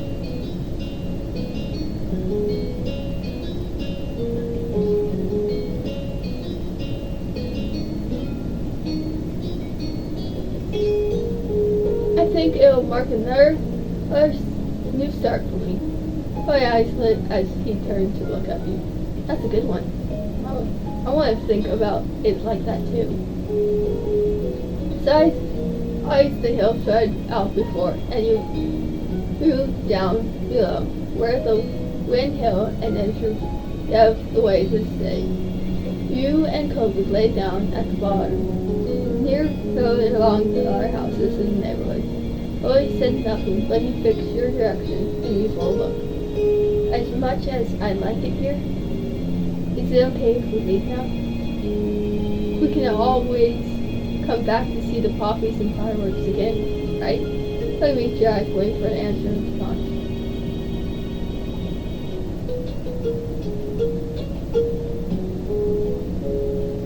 You're amazing. He didn't know where that came from, but Cope blinked suddenly and his eyes locked on you. Though you don't need to see his face to know that he adores you. If there has been any room for doubt, the hint is that way he spoke for having it up. You're the kind one, huh? Kobe being at you, his expression was so unlike his own Ward or when you first found him. So in sadness and concern. Yet you couldn't help but glimpse the boy once more understand his expression. Sad features. Come on. He offered you a hand and you stepped in your palm, fetting around with Kobe, lift yourself up, pulling you along too. Our parents probably are going to come running for us this time. We've got to make our own call. And say that we can't hide away forever. Poppy's Hill is only part of the thing. The more out there for us this time. And this is the place alone. Let's enjoy it. Then say whatever you were on the break of into running. And if Chloe had been the one to start it, or if your feet made you choose both. In the end result's the same. Go to you dash down the hill like children. But now I'm only adults. As the wind whispered past you, you knew the family and friends were waiting at the end of your shoes. The more memories to make after all. Life takes another step forward.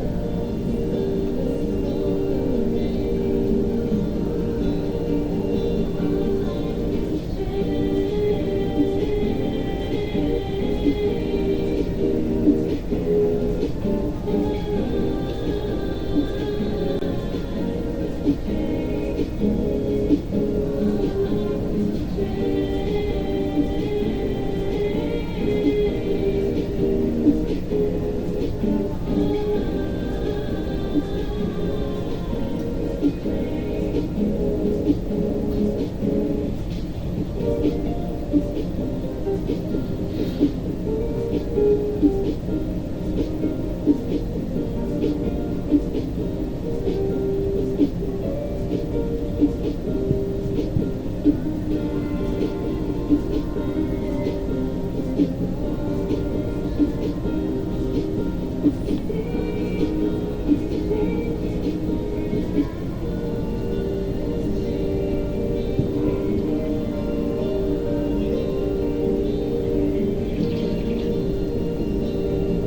it's Borders.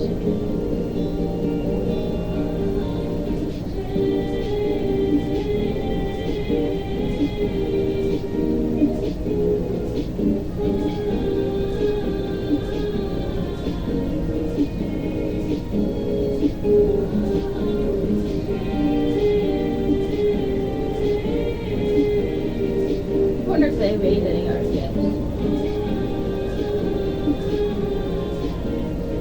Might have to look that up.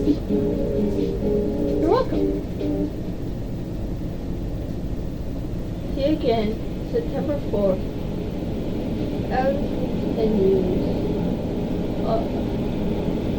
Step 4, out of the 21. Ooh, there are planning to make the next one. Cute.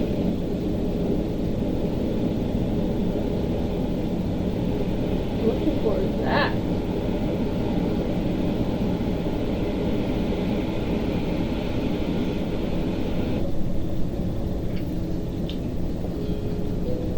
That's a. What's Earth doing?